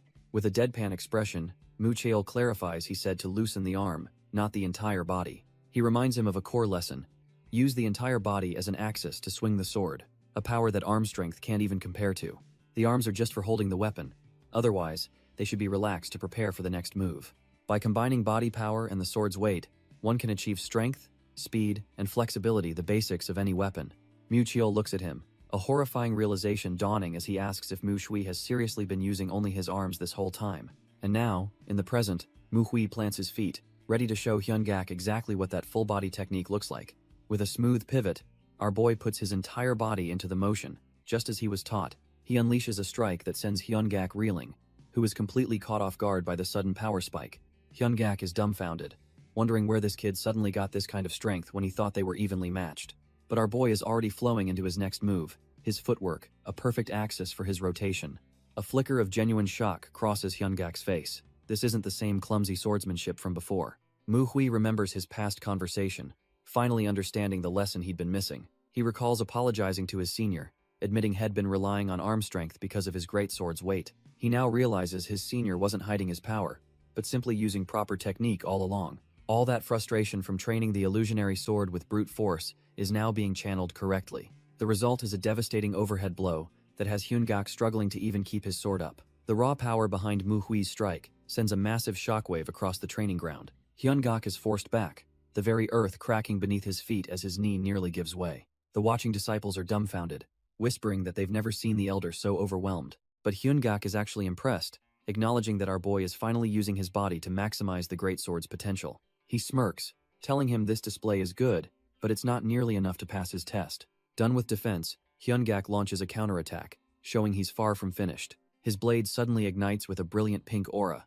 Playtime is officially over. He unleashes a fluid, devastating slash, preparing to show Mu Shui a true master's technique. The entire arena is instantly flooded with a storm of energy petals, the legendary Falling Plum Blossom sword art, and he's executing it with a two-finger grip, a casual display of absolute, terrifying control. Hyungak declares the name of his technique, Falling Petals, as his blade glows with overwhelming power. A storm of razor-sharp energy petals fills the air, rushing towards our boy from every direction. The beautiful but deadly petals dance across the training ground, leaving no room for escape. Mu Hui plants his feet, gripping his greatsword, knowing he's completely trapped by this legendary art. Watching from the side, Mu Chiel realizes this is a complex test, designed to see how Mu Chui handles an impossible situation. The narration explains that the plum blossom technique is a thing of beauty, but it's a beauty forged in the harshest of winters, representing unyielding strength. The true essence of the art isn't about creating a flurry of attacks. It's about cultivating one single, perfect blossom of steel that can endure anything. The petals then converge into a massive vortex, the falling plum blossom returning ring, swallowing Mu Hui whole. But inside the storm of blades, our boy isn't just defending, he's preparing a counter of his own. The plum blossom sword elder watches as Mu Shui unleashes his own massive flower of pure energy to meet the attack head-on. Instead of trying to be nimble, Mu Hui swings his greatsword with all its weight, drawing one giant, unstoppable petal. The elder is shocked. He realizes this isn't some trash, tier imitation, but a true application of Manhwa's principles to a completely different weapon. The two techniques collide and cancel each other out, leaving a quiet stillness on the training ground. The elder gives a nod of approval, thanking Mu Shui for the impressive, albeit incomplete, display before immediately calling for the next challenger. Meanwhile, two younger disciples are completely dumbfounded, with one asking the other if Manhwa even has a greatsword technique. The boy speculates that Mu Chiel must be learning it from a manual left by the legendary sword saint himself, thinking it's incredibly cool. His friend teases him, saying he'd probably be great with it since he's pretty big himself, leaving the poor kid blushing. The elder's voice rings out, having already judged Mu Hua, Mu Jin, and the others, showing he's been putting all the top disciples through this grueling test. With all the preliminary tests done, our boy Mu Shui finally steps onto the training ground, his gaze locked and ready. It's the main event everyone's been waiting for, a duel between him and the imposing elder Baek-san. This is the disciple hailed as the most skilled of his generation, a key figure in Manhwa's future. From the sidelines, Mu Chiel watches with intrigue. Everyone knows Mu Chui is strong, but no one's seen his true skills. Even Elder Baek-san admits he's in the dark, contemplating how seriously to take this fight and deciding to treat him like the prodigy Mu Jin. But Mu Shui plans to shake things up, announcing his intent to demonstrate a new martial art for the sect. He calls it the Plum Blossom Scattering Hands, a lost technique from a past master, which catches the elder completely off guard. Baek-san tells him to cut the talk and prove his words with action, and Mu Hui simply says he's ready. In a flash, Mu Hui lunges forward, initiating the duel with a swift and decisive strike. But the elder is on another level, effortlessly blocking the attack with one hand as their blades meet with a sharp clang. The elder easily holds his ground, thinking this is just a contest of pure strength. He prepares to counter with his own signature move, the Falling Flower Palm. But our boy's Plum Blossom Scattering Hands isn't a sword technique at all. In a flash, he lets go of his sword with one hand and strikes directly at the elder's wrist. Baek-san is completely stunned. He wasn't overpowered. He was just outplayed by a martial art he's never seen. He finally gets it. This technique isn't meant to support the sword. It's a whole different beast. The impact sends him reeling, his perfect stance completely shattered. The old master stumbles backward, utterly thrown off by the unorthodox move. He can't believe a disciple just broke his guard so easily. Before the elder can even recover his footing, Mu Hui is already lunging in for the next attack. The elder is impressed, realizing our boy is proficient with both hands and has trained his body to the absolute limit. But he's given no time to recover as Mu Hui follows up with a brutal kick right to his sword. Baek-san internally admits he knew from the very first exchange that this kid was on a completely different level. Still, his pride won't let him end the match here. He needs to see that plum blossom scattering hands technique properly. So, the old master decides to stop holding back, pouring his crimson energy into his blade. He takes a deep stance, preparing to unleash one of the Manhwa sect's signature moves. His sword begins to dance, creating an illusion of beautiful yet deadly flower petals. Suddenly, he unleashes the falling petals technique, a storm of razor-sharp strikes flying towards Mu Shui. The watching disciples are dumbfounded, realizing this is the same move he used before, but now it's terrifyingly fast. Yet our boy remains completely unfazed, meeting the first deadly petal with a perfect, resounding block. With a flick of his wrist, our boy begins to parry not just one, but every single strike coming his way. He stands calmly in the eye of the storm, effortlessly deflecting the flurry of attacks that were meant to overwhelm him. Baek-san can't believe it. His technique is supposed to be a violent, ever-changing river of steel that's impossible to block. The elder is completely dumbfounded, realizing he used more power than he did against Mu Chiol. Yet this kid just shrugged it off. Seeing this, Mu Shui decides he'll have to get even more serious than he was against Mu Jin. He gathers his own crimson energy, and a familiar, terrifying aura begins to emanate from his blade. Then, with a single, devastating swing, he unleashes his own version of the falling petals technique. But this isn't some cheap copy. The scale and power of his attack are on a whole other dimension. Baek-san is forced onto the defensive, his eyes wide with the horrifying realization of what's happening. In a stunning display, Mu Hui's perfected technique completely shatters the original, proving he's just built different. The elder tries to defend, but the crimson storm of petals is just too much for him to handle. His guard is instantly shattered, the force of the impact sending him reeling backwards. He's sent skidding across the ground, completely overpowered by a technique he thought was his own. In the blink of an eye, our boy closes the distance, ending the clash before it can even escalate. With a cold blade pressed to his throat, Baek-san is utterly speechless, his mind struggling to process the defeat. He finally admits that he has witnessed the true spirit of a Manhwa swordsman in this kid. The elder is completely baffled, stating that our boy Mu Hui feels like a completely different person now. Mu Shui simply thanks him, calmly asking the elder to just think of it as a bit of growth. Growth? Baek-san can't wrap his head around it, looking down in a daze. He then notices his own sword has been completely shattered, a testament to the absolute gap in their power. Baek-san is left dumbfounded, wondering what kind of hell our boy went through to become such a monster. The scene shifts to a memory of the ending flower ceremony, where 4 ceremonial plum blossom swords are presented. The Manhwa sect leader begins his speech, expressing his pride in the disciples' growth. He then drops a bombshell, saying that unfortunately, not all of them will receive a sword today. The disciples are visibly confused, especially since Baek-san had just called them all swords of the sect. But the sect leader clarifies, calling 4 names to step forward: Mu Hui, Mu Jin, Mu Cheol, and Mu Hua. He tells them they have all shown great accomplishments as they are presented with their blades. The leader hands over a sword, warning them to be careful on their path but expressing his full confidence. With a proud smile, he gives them their final instruction, to unsheathe their new swords. A hand tightens around the hilt, a silent promise of the power about to be unleashed. In perfect unison, the 4 chosen disciples unsheathe their blades, the steel singing in the silent air. Our boy Dako Hyun holds his sword, the weight of it feeling just right, a true extension of his will. The sect leader tells them that receiving these swords makes them official swordsmen, hoping their plum blossoms will one day fill the mountains. The other disciples clap, congratulating them, but their smiles are strained. They realize someone from their generation finally got the plum blossom sword. The forced smiles drop as cold dread sets in. They remember our boy's warning and come to the grim conclusion that they are absolutely screwed. Dako Hyun's mind flashes back to a promise he made. For those who didn't get a sword, he'd give them a choice between endless training or a permanent new job. Later, the disciples who failed are sitting at a meal, their food untouched as they stare nervously at the others. The tension is so thick you could cut it with a knife. They're all watching Dako Hyun, who sits in absolute silence. They whisper amongst themselves, wondering if he's plotting their demise, knowing he's not the type to just let things slide. Suddenly, Dako Hyun breaks the silence, turning to a senior disciple with a simple, chilling question. Mu Hua asks why the elder called them all the swords of Manhwa when only 4 of them actually got the plum blossom sword. Mu-san immediately tells him to shut his mouth and not disrupt the peace, but our boy just calmly listens. Dako Hyun admits the elder's words did seem to imply everyone would get a sword, and he feigns confusion. But then he reveals he actually knows why, recalling a conversation he overheard between the elders who only had 4 swords prepared. Turns out, it wasn't because the disciples were unskilled. The sect simply didn't expect everyone to pass and ran out of swords. He then addresses the terrified disciples, telling them not to worry because in his eyes, they've all passed his test. The disciples are completely dumbfounded, This sudden act of mercy is so out of character, it's making them even more anxious. But our boy's inner monologue reveals his true motive. He needs to change the training and level up his own skills fast. He's still bothered by the weird conversation he witnessed between the sect leader and that Shaolin monk, sensing a bigger threat. Later, a nervous Manhwa tries to suck up to him, but Dako Hyun just dryly asks why he's acting so formal all of a sudden. He cuts through the nonsense, telling Manhwa he did great and should just rest until the banquet. But as he turns away, his mind drifts back to that unsettling memory he can't shake. It was the sight of the sect leader walking with a high-ranking monk from the Shaolin sect. Our boy had watched from a distance, completely baffled as to why a Shaolin would ever visit Manhwa. The memory takes him back to the day of that clandestine meeting.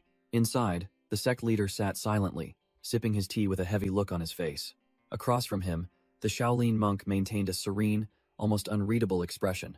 The two masters sat in a tense silence, the air thick with unspoken words. Finally, the sect leader broke the silence, asking the monk what business brought him all this way. The monk calmly revealed his purpose.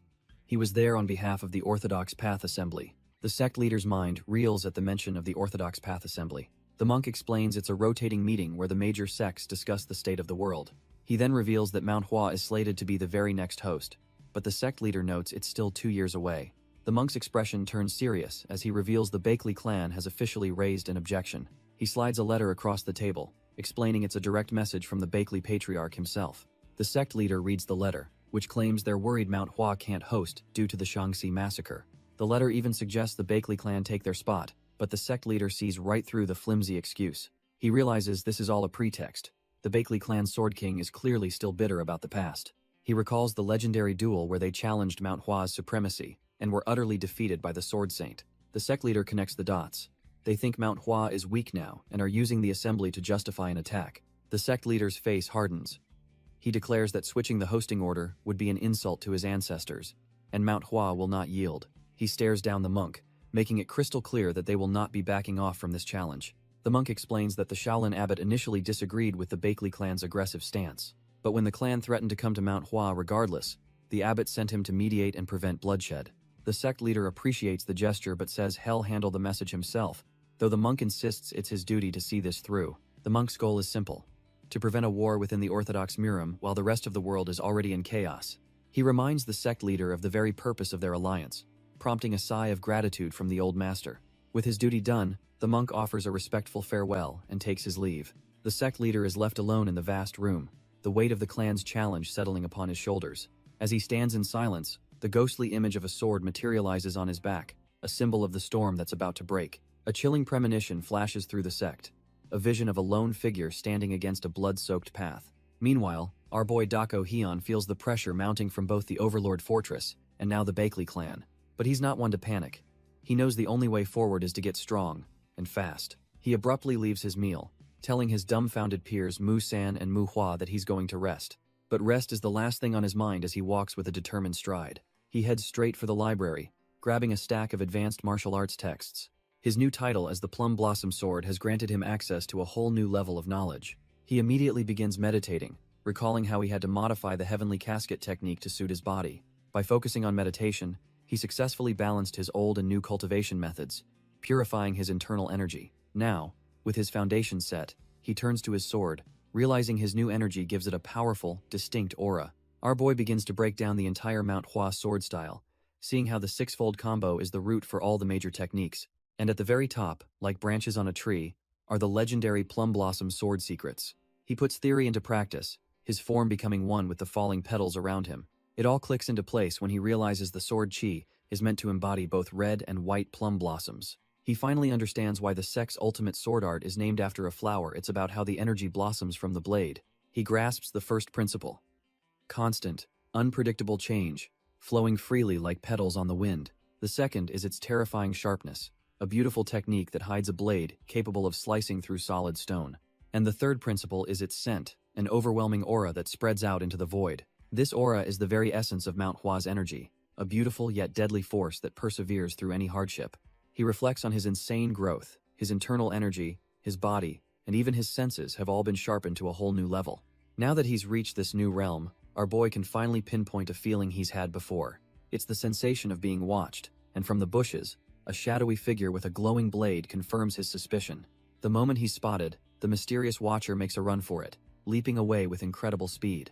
But Dako Hyun is on him in a flash, launching himself into a high-speed pursuit without a second's hesitation. His eyes are locked on his target.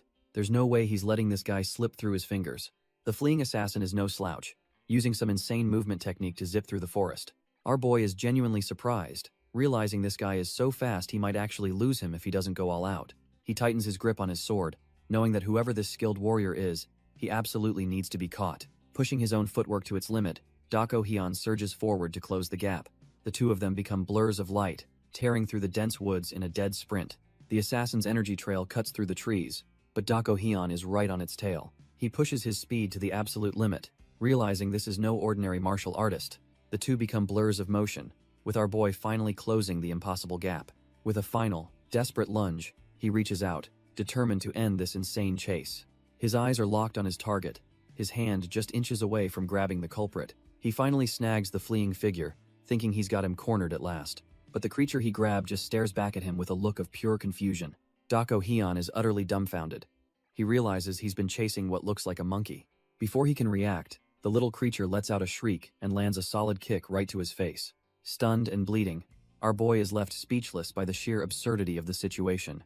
Sent flying by the kick, our boy watches the creature leap away under the pale moonlight. He barely recovers in time to parry a lightning-fast follow-up strike from the little beast, but his own counterattack whiffs as the creature flips through the air with impossible agility. Dako Hyun is just completely floored, unable to process what's happening. The monkey-like thing then casually stops and picks up a sword it dropped during the chase. His eyes widen in shock as he recognizes the blade. It's the legendary Plum Blossom sword. It was already insane that a monkey was using footwork techniques, but this is a whole other level. He can't even finish his thought, utterly baffled by the absurdity of this opponent. Suddenly, the creature lunges, its blade glowing as it clashes with his own. There's no mistaking it. Dako Hyun realizes this thing is using the secret arts of the Manhwa sect. The creature uses its tail to spring back, creating distance between them in an instant. Our boy is completely dumbfounded, wondering if he's fighting some mythical beast that actually learned martial arts. He's heard legends, but a creature wielding a sword with perfect form is something else entirely. Then it hits him, this must be the presence that's been watching him all this time. He lets out a frustrated sigh, realizing that whether it's mad or not, a fight is unavoidable. Stealing his resolve, Dako Hyun challenges the creature to show him what it's got. The monkey-like warrior accepts, leaping through the air with its blade glowing a sinister purple. Their swords meet in a blinding flash, a chaotic storm of strikes as they trade blows at insane speeds. Blood splatters across the ground, marking the brutal end of their exchange. When the dust settles, Dako Hyun stands firm, his blade pointed downwards, victorious after the bizarre duel. Though he won the exchange, our boy is left completely drained from the sheer absurdity of it all. He can't help but curse the situation. Fighting a sword-wielding monkey was definitely not on his agenda. But the creature isn't gone, it just sits there on the path, watching him with an unreadable expression. It bares its fangs, and Dako Hyun is left wondering what kind of demonic beast he just fought. Then, in a bizarre show of disrespect, the monkey turns around and flashes its rear end at him. After its strange display, the creature simply drops its sword and walks away, leaving Dako Hyun utterly baffled. Later, he recounts the tale to an elder, who calmly informs him that he just met the legendary Amhu. Dako Hyun is stunned that the creature even has a name, and the elder begins to shed some light on the mystery. He reveals that he saw that same monkey alongside a former sword saint when he was just a young disciple, making Dako Hyun realize that his opponent was ancient. The elder drops a bombshell, estimating that the monkey is probably close to 300 years old. Dako Hyun learns that the former sword saints of Manhwa raised the creature, which explains its insane martial arts skills. He's told to be nice, but our boy is already plotting how to teach that disrespectful ape a lesson. The conversation then shifts as the elder brings up the recent trouble with the Bakley clan. He warns that while the Shaolin are mediating, a clash is inevitable, likely against the Sword King's successor. But looking at his own reflection, Dako Hyun feels absolutely no fear about this supposed successor. He confidently tells the elder not to worry, though his mind is still preoccupied with getting revenge on the monkey. Changing the subject, Dako Hyun then makes a wild suggestion. Why not just invite the Bakley clan directly to Manhwa? The elder explains their excuse is to test Manhwa, but Dako Hyun thinks they should just climb the mountain if they want to look. The sect leader just smirks, finding our boy's bold thinking rather interesting. He agrees it makes sense, but tells him to focus on what's important, the six-fold combo sword competition. Leaving the meeting, Dako Hyun walks alone across the vast courtyard, his mind already racing. He thinks the old man is missing the point. Their major enemies won't make a move just yet. They'll want to probe first, to see just how weak the Manhwa sect has really become. And the perfect arena for that is the upcoming martial arts competition. He realizes their performance will be the signal that either invites an attack or holds it at bay. With a new resolve, he faces his fellow disciples, thinking they're about to become his personal training dummies. He declares with a chilling smile that their lives are his until the competition. Hell starts tomorrow.